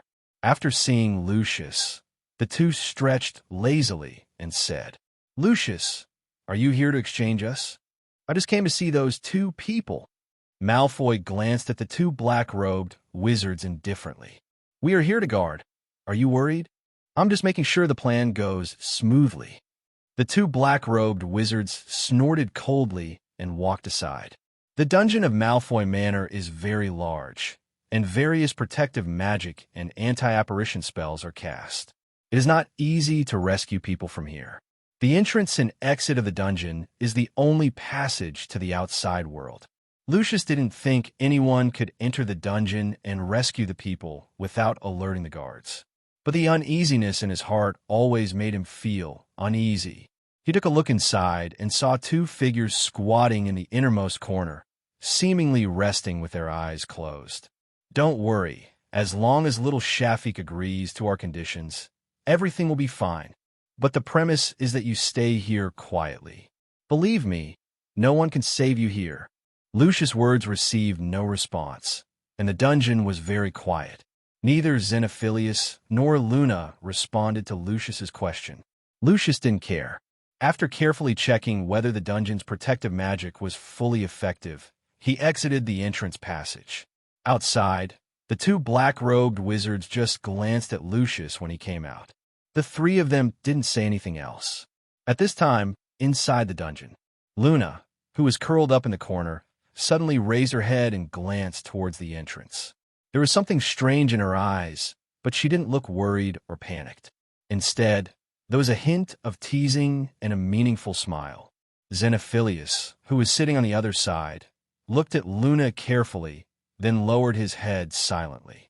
The atmosphere in the entire basement was extremely strange, and it was totally different from what it should be like when a father and daughter were locked up together. If Lucius checked more carefully, he might be able to discover this abnormality. Shafik Castle. Aris is having lunch. Although no one has lived in the castle for a long time, many people were still hired to maintain it. Therefore, he does not have to worry about not having enough food to eat. Because the house elf Snoopy was away for the time being, Henry found another member of the Barton family to take care of Aris. "Surely, you are not yet an adult, right?" Aris looked curiously at the girl in front of him, who was wearing a maid outfit and had long silver-white hair that reached her waist. This girl has a very good figure. Her slender waist lies beneath her trembling figure, and she also has a pure, lowly face, which gives a great visual impact. She is simply the perfect goddess in the eyes of some 2D otakus. However, Aris was very suspicious that Henry was definitely employing child labor. Because Shirley is so clumsy in taking care of people, she gives people the impression that she is just a little girl. "Master, I'm 16 this year." Shirley lowered her head shyly, but still said stubbornly, "According to the family's rules, 16 years old is already qualified to serve the master, so Uncle Henry let me come here." Sure enough, she is still a minor. Aris didn't know whether to laugh or cry. Letting an underage maid take care of me, this feeling, it's a bit sinful. However, Aris also knew that as a vassal family of the Shafik family, the Barton family had a complete set of family rules. If Shirley were sent back, it would be extremely disrespectful to her. Even other people in the family would laugh at the little girl for this. "Forget it, you will live in the castle from now on." It is worth mentioning that although Shirley comes from a wizard family, she has no talent for magic.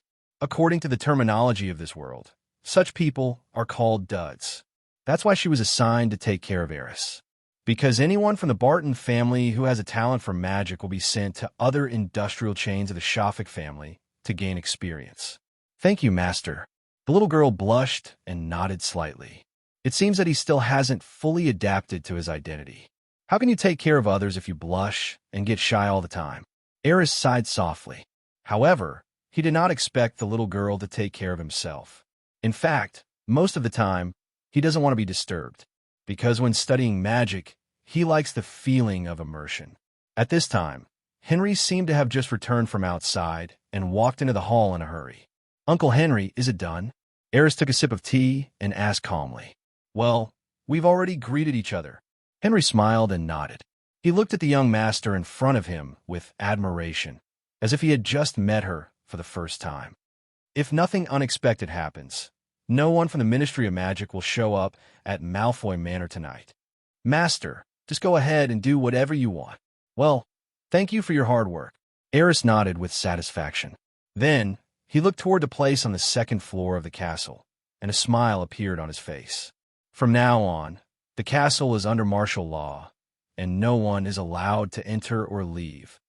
Aris suddenly stood up and ordered in a cold tone, "Even if they're our own people, you can't do that, until we go to Malfoy Manor for dinner in the evening. If anyone disobeys or violates the ban without authorization, they will be killed without mercy." "Yes, young master." Henry's expression became serious, and he responded in a deep voice.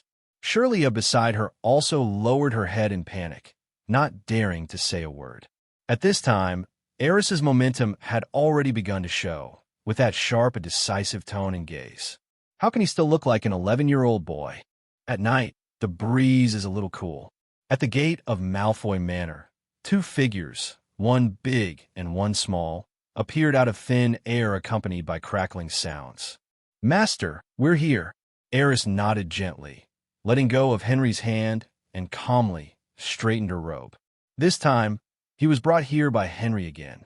It's not that he can't apparate, but he has never been to Malfoy's Manor. An apparate requires a clear mind to move to the location. Otherwise, the direction will be confused, and he won't know where to go. So, even though Aris spent a day yesterday and had learned how to apparate, he still couldn't use it to come here alone. As for the issue of registering the use of apparition with the Ministry of Magic, Henry could easily handle it. Even if the name of an 11-year-old boy is written on the record, it only takes a little more effort. However, Aris has not thought about filing it so early. "I always feel like I'm not free that way." "Master, shall we go in directly?"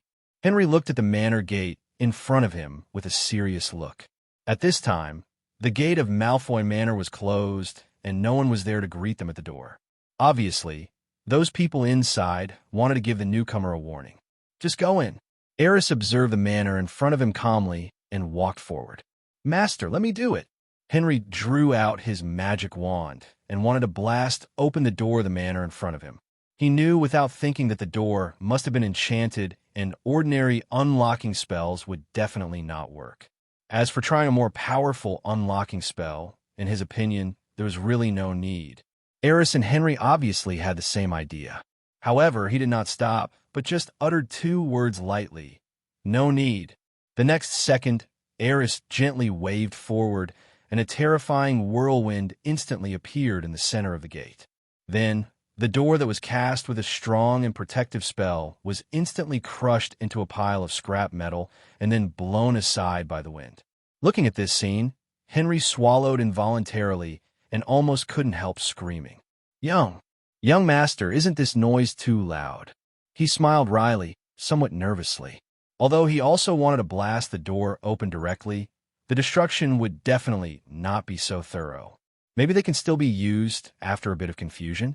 But now, this gate must be completely replaced. Hearing Henry's words, Aris sneered softly. "If they want to embarrass us, they should be prepared to pay the price. We are invited to dinner. Shouldn't they be taught a lesson for their hospitality?" "Master is right." Henry was full of admiration. At this time, several figures in black robes heard the noise outside and rushed out of the manor. Who broke into Malfoy Manor without permission? A black-robed wizard was about to attack and raise his wand. Henry was prepared and cast a petrification spell directly at him. Bang! The man was hit by the spell. His body instantly became stiff, and then he fell to the ground with a dull thud. He is simply asking for his own death. The other black-robed wizards were about to attack again. Henry took out the invitation letter from the Malfoy family calmly and said calmly, "Mr. Malfoy invited us to the dinner. Is this how you treat your distinguished guests? Or are you also intruders?" Having said this, Holy's eyes turned cold and stern. Aris told me at the beginning that I didn't need to worry about anything when I came here.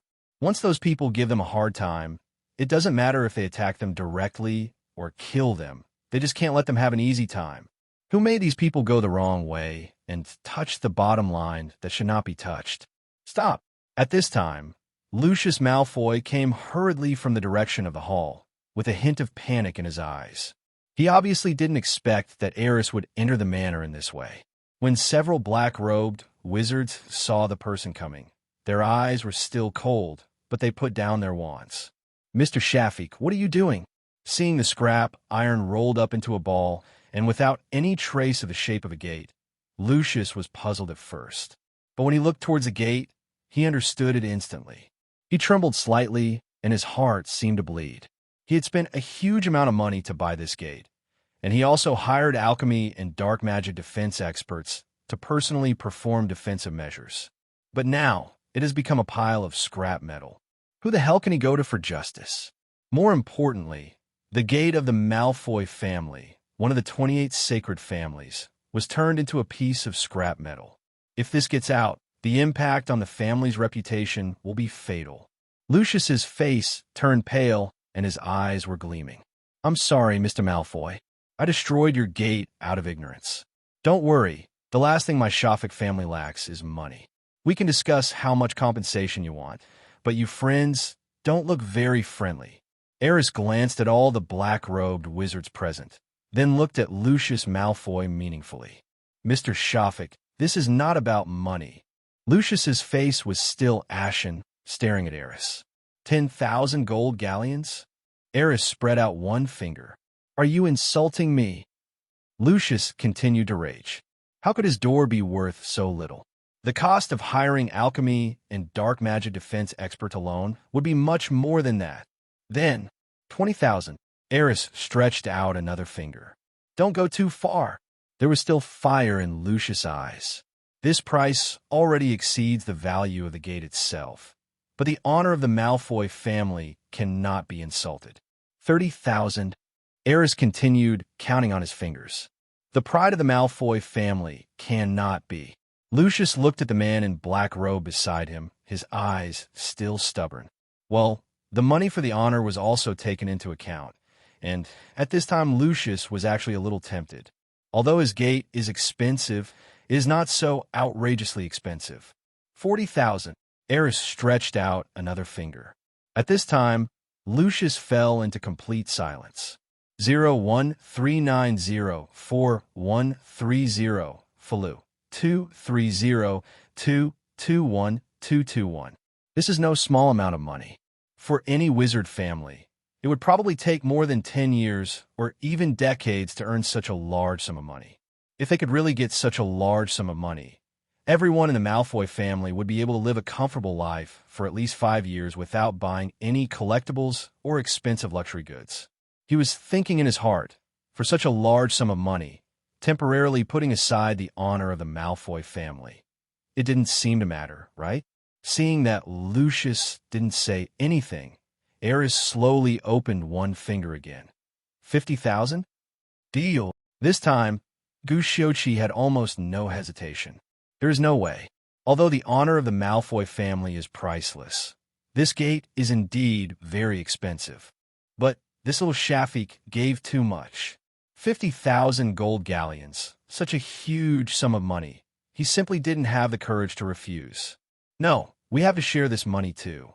At this time, the men in black robes around him were no longer willing to drink. Just now, when Aris was counting the money on his fingers, these people's breathing became heavy. If they had so much money, they wouldn't need to do such robbing. 50,000 gold galleons. If it were 10 years ago, when these pure-blood families were better off, there might have been so many gold galleons in the vaults. But now those longs have long been squandered. In recent years, they have never seen so many gold coins. Let's talk about this later. Lucius's face darkened, and he cursed him inwardly, as if he was an idiot. Then he cursed him again. Hole. Why?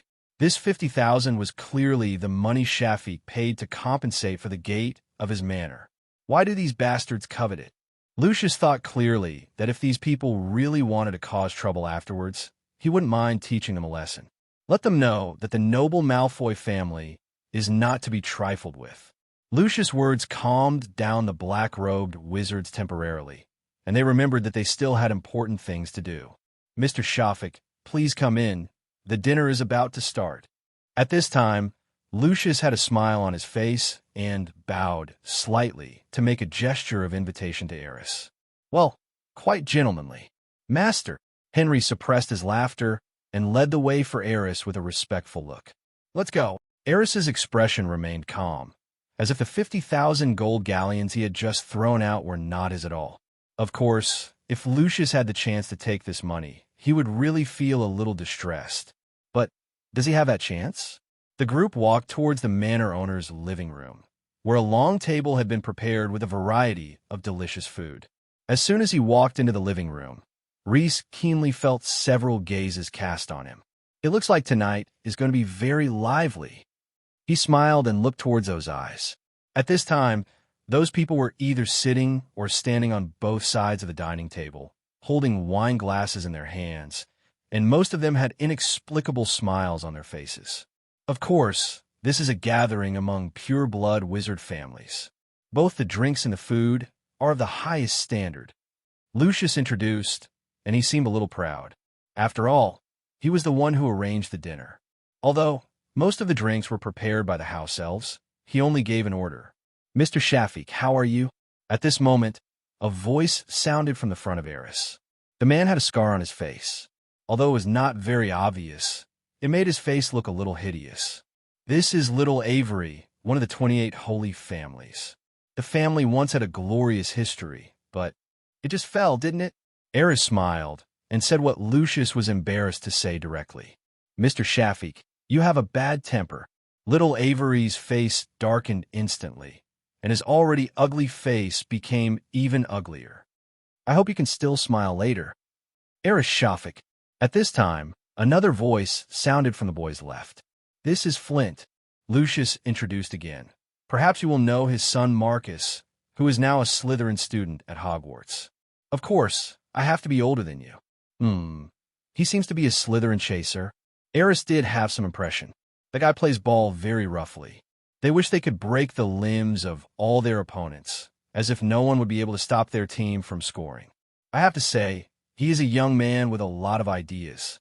If there's a chance, we can compete on the Quidditch field in the future. Well, how about letting him experience the feeling of being sent out? It's decided.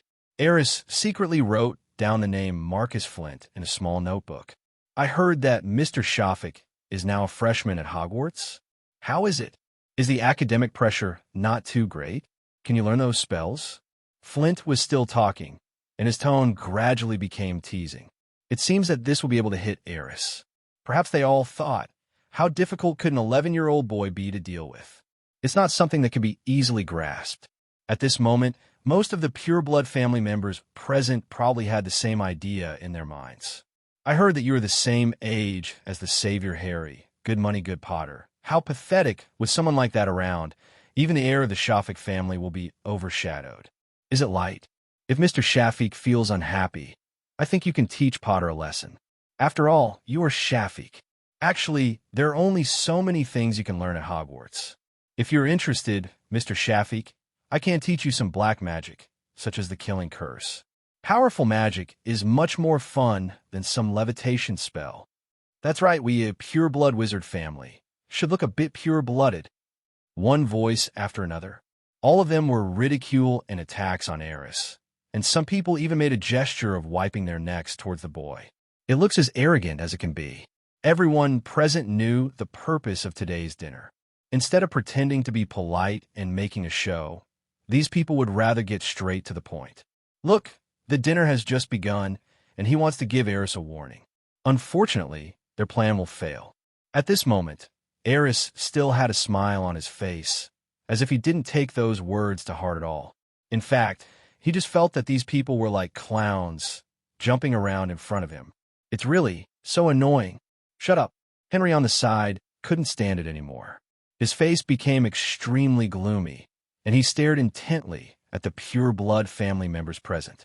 I will never allow anyone to speak rudely to my young master again. Henry drew out his wand and pointed the tip of the wand at everyone present. Who do you think you are? At this time, Xiao Wanfuli sneered. A dog of the Shafik family is also qualified to bark here. If you have no place to stand, you might as well lie down under your master and lick his shoes obediently. Why not get down on the ground and lick your master's shoes? The harsh sound made Henry's face flush red instantly. He stared at the pure-blood wizard angrily, his hand holding the wand, trembling slightly, and he wished he could cast a killing curse on that man directly. However, these people were obviously trying to provoke him. The purpose, of course, is to test Aris's true strength. He knew that for the young master's sake, now was definitely not the time to act impulsively. Why? Today's banquet seems to be a communication between pure-blood families, right? At this time, another voice was heard from the other side of the long table. The man's voice was a little sharp, and his face was hidden by a large hood, so his true appearance could not be seen clearly. But Henry knew as soon as he heard it that this man was the mortal enemy of the Barton family, and also a member of the pure-blood Barlott family. His full name was Heino Barlott. This family had a deep grudge with the Barton family over some business competition. Henry was a little surprised. This family was quite powerful now. Unlike some other pure-blood families present who were in financial distress, there was no need for them to get involved in this matter. But here they come. The purpose is self-evident. In addition to wanting to obtain the property of the Shafik family, he probably wants to take this opportunity to attack the Patton family, so as to gain more initiative in the competition with the Patton family. The honor of a noble pure-blood family cannot be tarnished. How can you, a family that has fallen into depravity and associated with low-class muggles and even intermarried with them, be qualified to attend such a grand banquet? It was a very harsh remark, but it was agreed upon by most of the pure-blood wizards present. Then the voices rang out again. Yes, the Barton family was once a noble pure-blood family, but in order to please their master, they were willing to degenerate and intermarry with muggles, which is simply tarnishing the noble bloodline of God. Look, they must be regretting it now. The Shafik family is left with a little kid who hasn't even grown all his hair yet, and the Barton family has to continue to revolve around this little kid. It's ridiculous to think about it. Or perhaps they may have already had the intention to rebel, but because of some mysterious inherited magic engraved on the family tree, they have to be respectful to the descendants of the Shafik family on the surface. I think what Shafik fears most right now are people like Patton. It's obvious why Shafik brought old Henry today. Doesn't that explain the problem? Everyone had an expression of watching the fun, and they discussed it in front of Aris and Henry without any hesitation.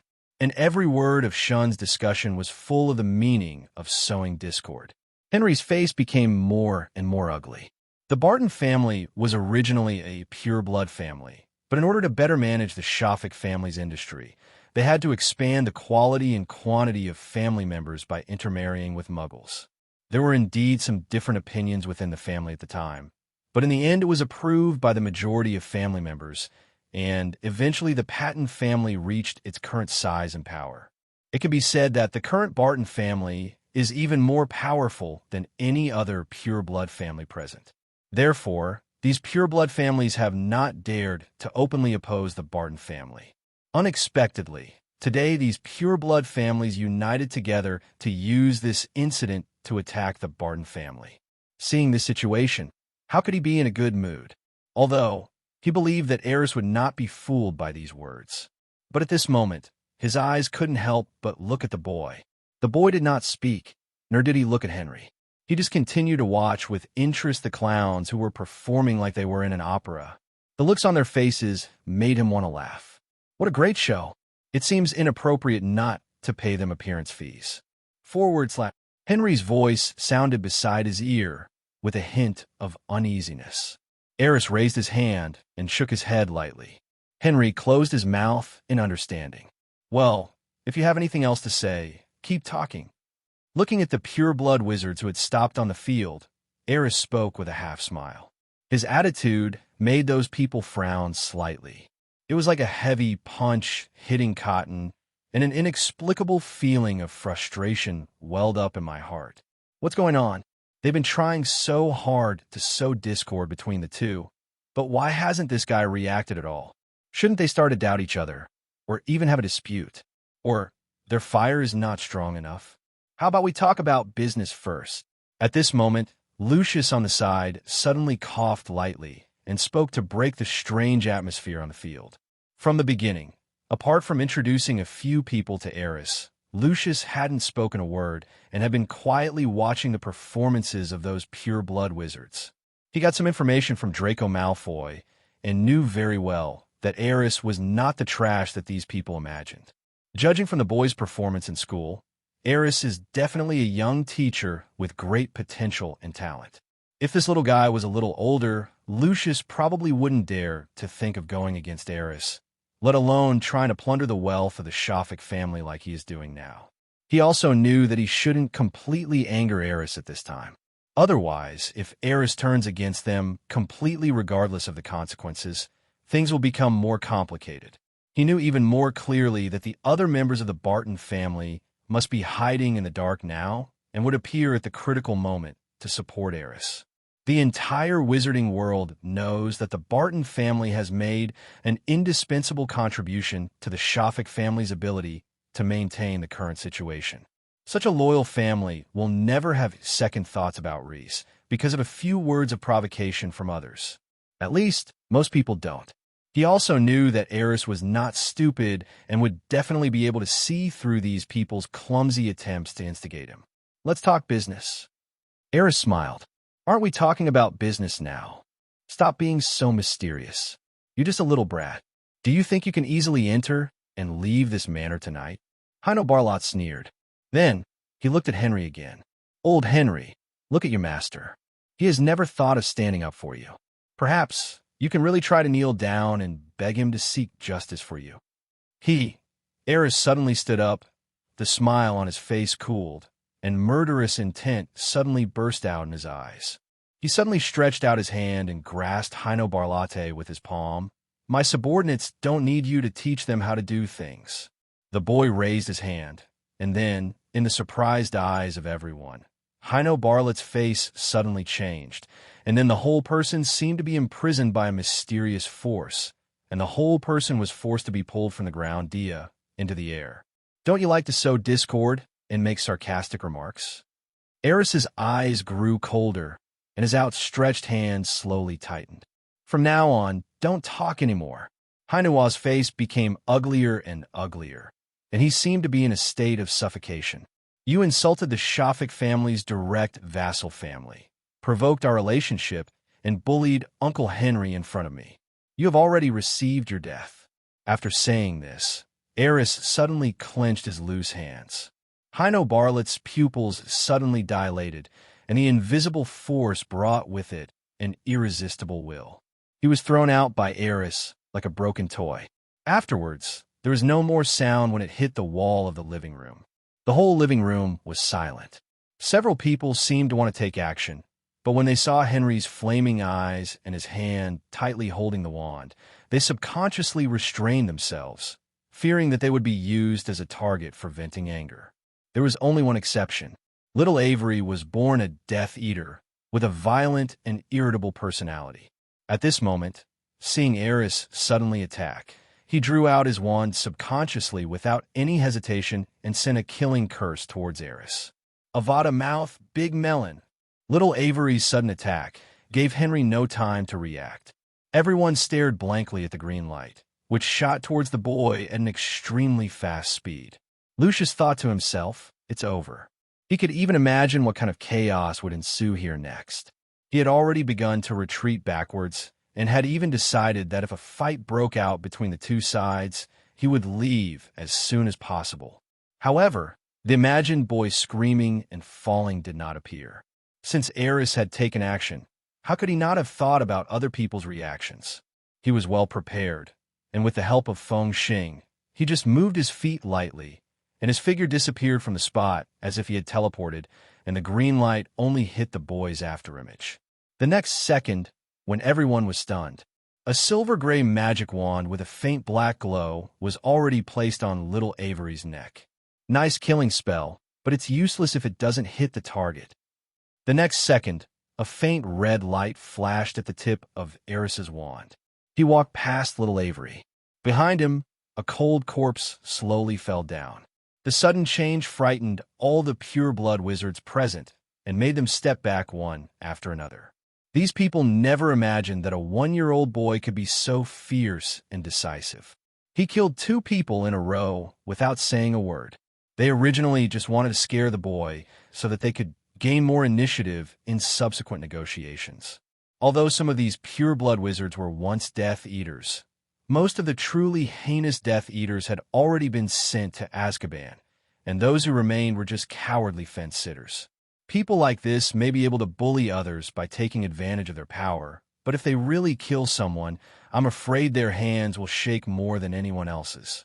What's more, some people at the scene are still on the Ministry of Magic's watch list. If they really do something out of line here, they will be wanted by the Ministry of Magic. At least they will be imprisoned in Azkaban. The punishment of being sucked by Dementors is something they would rather die than endure. As Aris's eyes swept across the room, the entire living room fell into an eerie silence. The battle that Lucius had anticipated did not happen. Perhaps even he did not expect that these guys would be so cowardly at the critical moment. Do you really think you are so noble?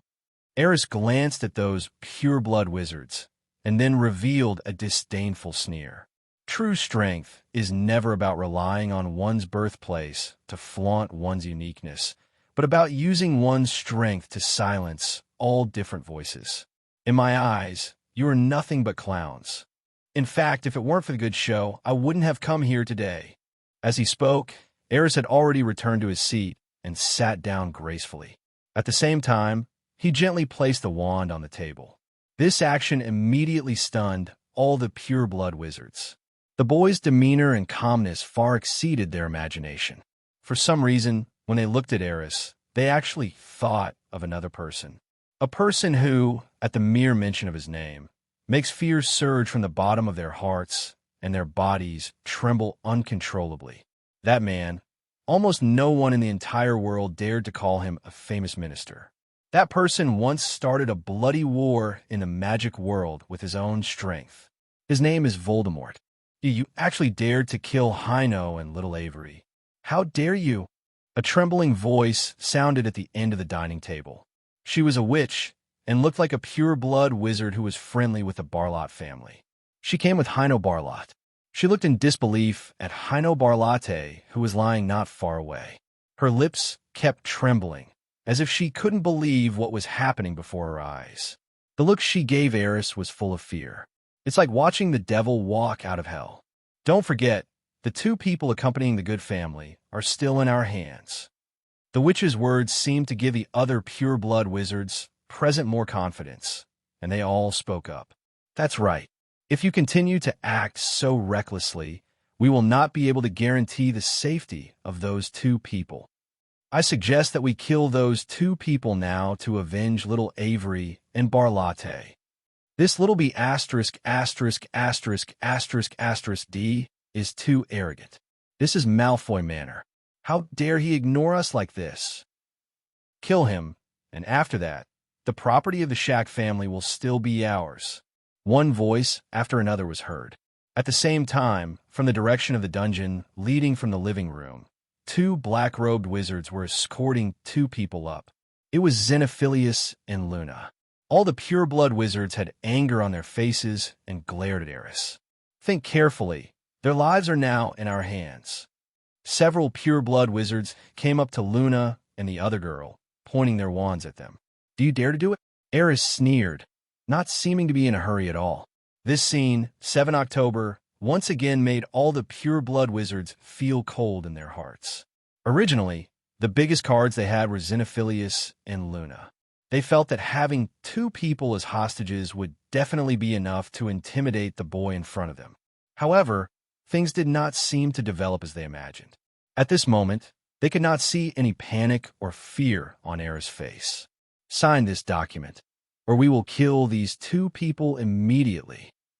One of the pureblood wizards threw a thick document onto the table with a ferocious look on his face.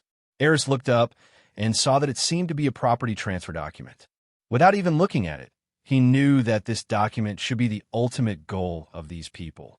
As long as Aris signs this document, the wealth accumulated by the Shafik family for hundreds of years will be divided up by these people in an instant. If you have the ability and courage, just do it. The boy looked at the document with amusement, still without any panic. You really don't care about their life or death. The wizard who took out the document looked at Aris with a gradually cold gaze. "I told you, as long as you have the ability and courage, just go for it." Aris's expression remained calm, and he just looked at the wizard indifferently. "Don't waste your time talking to him. Let's kill one first, and let him know who has the final say here." As he spoke, a wizard in a black robe raised his wand and pointed it at Luna. The little girl was surprisingly calm at this moment, and there was even a slight smile on her face. She looked at Aris and suddenly said, "Master, these people are so stupid. Can I take action now?" Hearing this, the black-robed wizard was subconsciously stunned for a moment. "Master? This little girl calls that Shafik master?" Lucius's expression also tensed, and he suddenly had a bad feeling in his heart. As for the other pure-blood wizards, they seemed to have not figured out what was going on and had a look of confusion on their faces. "I thought that the little girl from the Lovegood family had become that boy's servant." "Okay, play however you want." Aris nodded to Luna. Before the other pure-blood wizards could react, Luna suddenly disappeared from a spot. When she appeared again, she was already in front of the black-robed wizard who had raised his wand to kill her, and her thin arms had already grabbed the man's neck. Then, the little girl suddenly burst out with a huge force that was completely disproportionate to her body size, and threw it with a light wave of her hand. The next second, the black-robed wizard was smashed against the wall of the living room like a cannonball, and a scream of pain was heard. At the same time, in the eyes of the pure-blood wizards, Xenophilius suddenly took a step back and his figure shrank rapidly. In just 1 second, Xenophilius turned into the appearance of a house elf. "Snoopy, good job." Aris gave the elf an appreciative look. "Thank you for your compliment, master." Thanks to your perfect transformation skills, Snoopy was able to complete this task so well. As he spoke, the house elf snapped his fingers gently, and when he reappeared, he was already next to Aris. "You bad wizards, Snoopy will never let you hurt the master." As he spoke, the elf snapped his fingers again. The wands of the two black-robed wizards who had escorted them up flew uncontrollably into Snoopy's hands. It all happened so quickly that the other pure-blood wizards on the field watched helplessly as the two hostages in their hands suddenly slipped out of their control. They didn't even know when the two people were swapped. Without this trump card, if they want to continue their plan, they will have to fight Aris, and the consequences of that. No one dared to imagine it. Aris just now has demonstrated a strength that is enough to make them afraid. With the support of the Patton family, even if they fight, they don't seem to have much chance of winning. You may even die here. How could these pure-blood wizards, who are already timid and cowardly and used to being fence-sitters, dare to act rashly at this time? How is this possible? Lucius stared at the scene in a daze. He had clearly checked several times, and the protective magic of the manor dungeon had not failed, and there were no signs of being attacked. Why did the two people who were originally imprisoned suddenly turn into an elf and another? Lucius didn't even know how to describe Luna at this moment. She looked exactly like the little girl from the Lovegood family, but she was able to throw an adult wizard against the wall with a wave of her hand. What was even more outrageous was that she didn't use any kufa at all. Is this a power a little girl should have? No, she was definitely not Luna. It must have been transformed from something else. Lucius turned around in horror and looked at Aris. He heard clearly what the house elf said just now. It was Aris. Aris had used some kind of transfiguration magic that he couldn't understand at all, turning an elf into a wizard. And he turned an unknown monster into a little human girl. This completely overturned his understanding of transfiguration. He couldn't imagine how Aris did it. Mr. Shafik, I think there must be some misunderstanding here. Lucius had already started to back off at this point. The strength shown by Aris was not what they had previously thought. A young wizard who had just entered school at the age of 11. Being able to perform such a profound and strange transformation spell. Even adult pure-blood wizards like them cannot do it. Who would believe an 11-year-old boy could do this? Misunderstanding, Aris asked calmly, looking at Lucius with a half-smile. He glanced at the other wizards on the field again, his tone still calm. Do you also think this is a misunderstanding? At this time, Luna had already arrived in front of another black-robed wizard, and still stretched out one hand and grabbed the wizard's neck. Under her suppression, the black-robed wizard had almost no ability to resist, and his wand fell to the ground. But this time, Luna did not throw the wizard out immediately, but looked at the other pure-blood wizards on the field. His eyes were unruly, with a hint of provocation. Let's attack together. There are only 3 of them, and 1 lowly house elf. That's right. As long as we can control them before the Patton family support arrives, it won't be too late. Several pure-blood wizards seemed to be furious, gritted their teeth, and raised their wands, pointing them at Luna. This little girl gave people a very strange feeling, and even made them more afraid of her than Aris. At this time, Henry and the elf Snoopy became nervous. After all, there were nearly 20 pure-blood wizards on the field. If all of them took action, they would definitely not be able to cope with them, and Aris might be hurt. Master, you go first. Henry subconsciously took a step forward and stood in front of Aris. 0. The elf Snoopy also waved the magic wand in his hand and created a faint light shield in front of the 3 people to prevent the opponent from casting energy spells. Want to fight? That's exactly what I want. At this time, Luna's eyes lit up. As she spoke, she threw the black-robed wizard in her hand directly at those pure-blood wizards who were not afraid of death. I was afraid you wouldn't dare to do it. As Luna attacked again, the living room suddenly became chaotic, and the sound of chanting continued to be heard. Those pure-blood wizards couldn't help but raise their wands. Spells were instantly shot at Luna. The black-robed wizard who was thrown out was unlucky, as he blocked several spells. Roar! Suddenly, a Zholong sound rang in the living room. Luna's petite body suddenly leaped up and returned to its original form in midair. Iris had long felt that her deformed body restricted her performance, so she immediately reverted to her dragon form. Fortunately, the main living room of Malfoy Manor was large enough.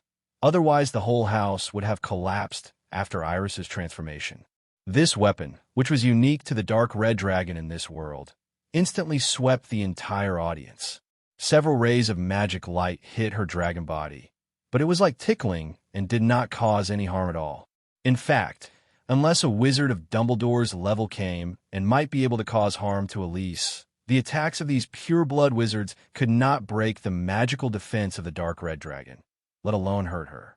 Everyone get down. In such a small situation, Iris was too lazy to even use magic. Relying on his powerful dark dragon body, he slammed fiercely into the pure-blood wizards who were attacking him. Then he slapped all the kids, and they all fell to the wall. In just a moment, the situation on the field was reversed. The pure-blood wizards, who originally had the advantage in numbers, were almost all defeated by Iris.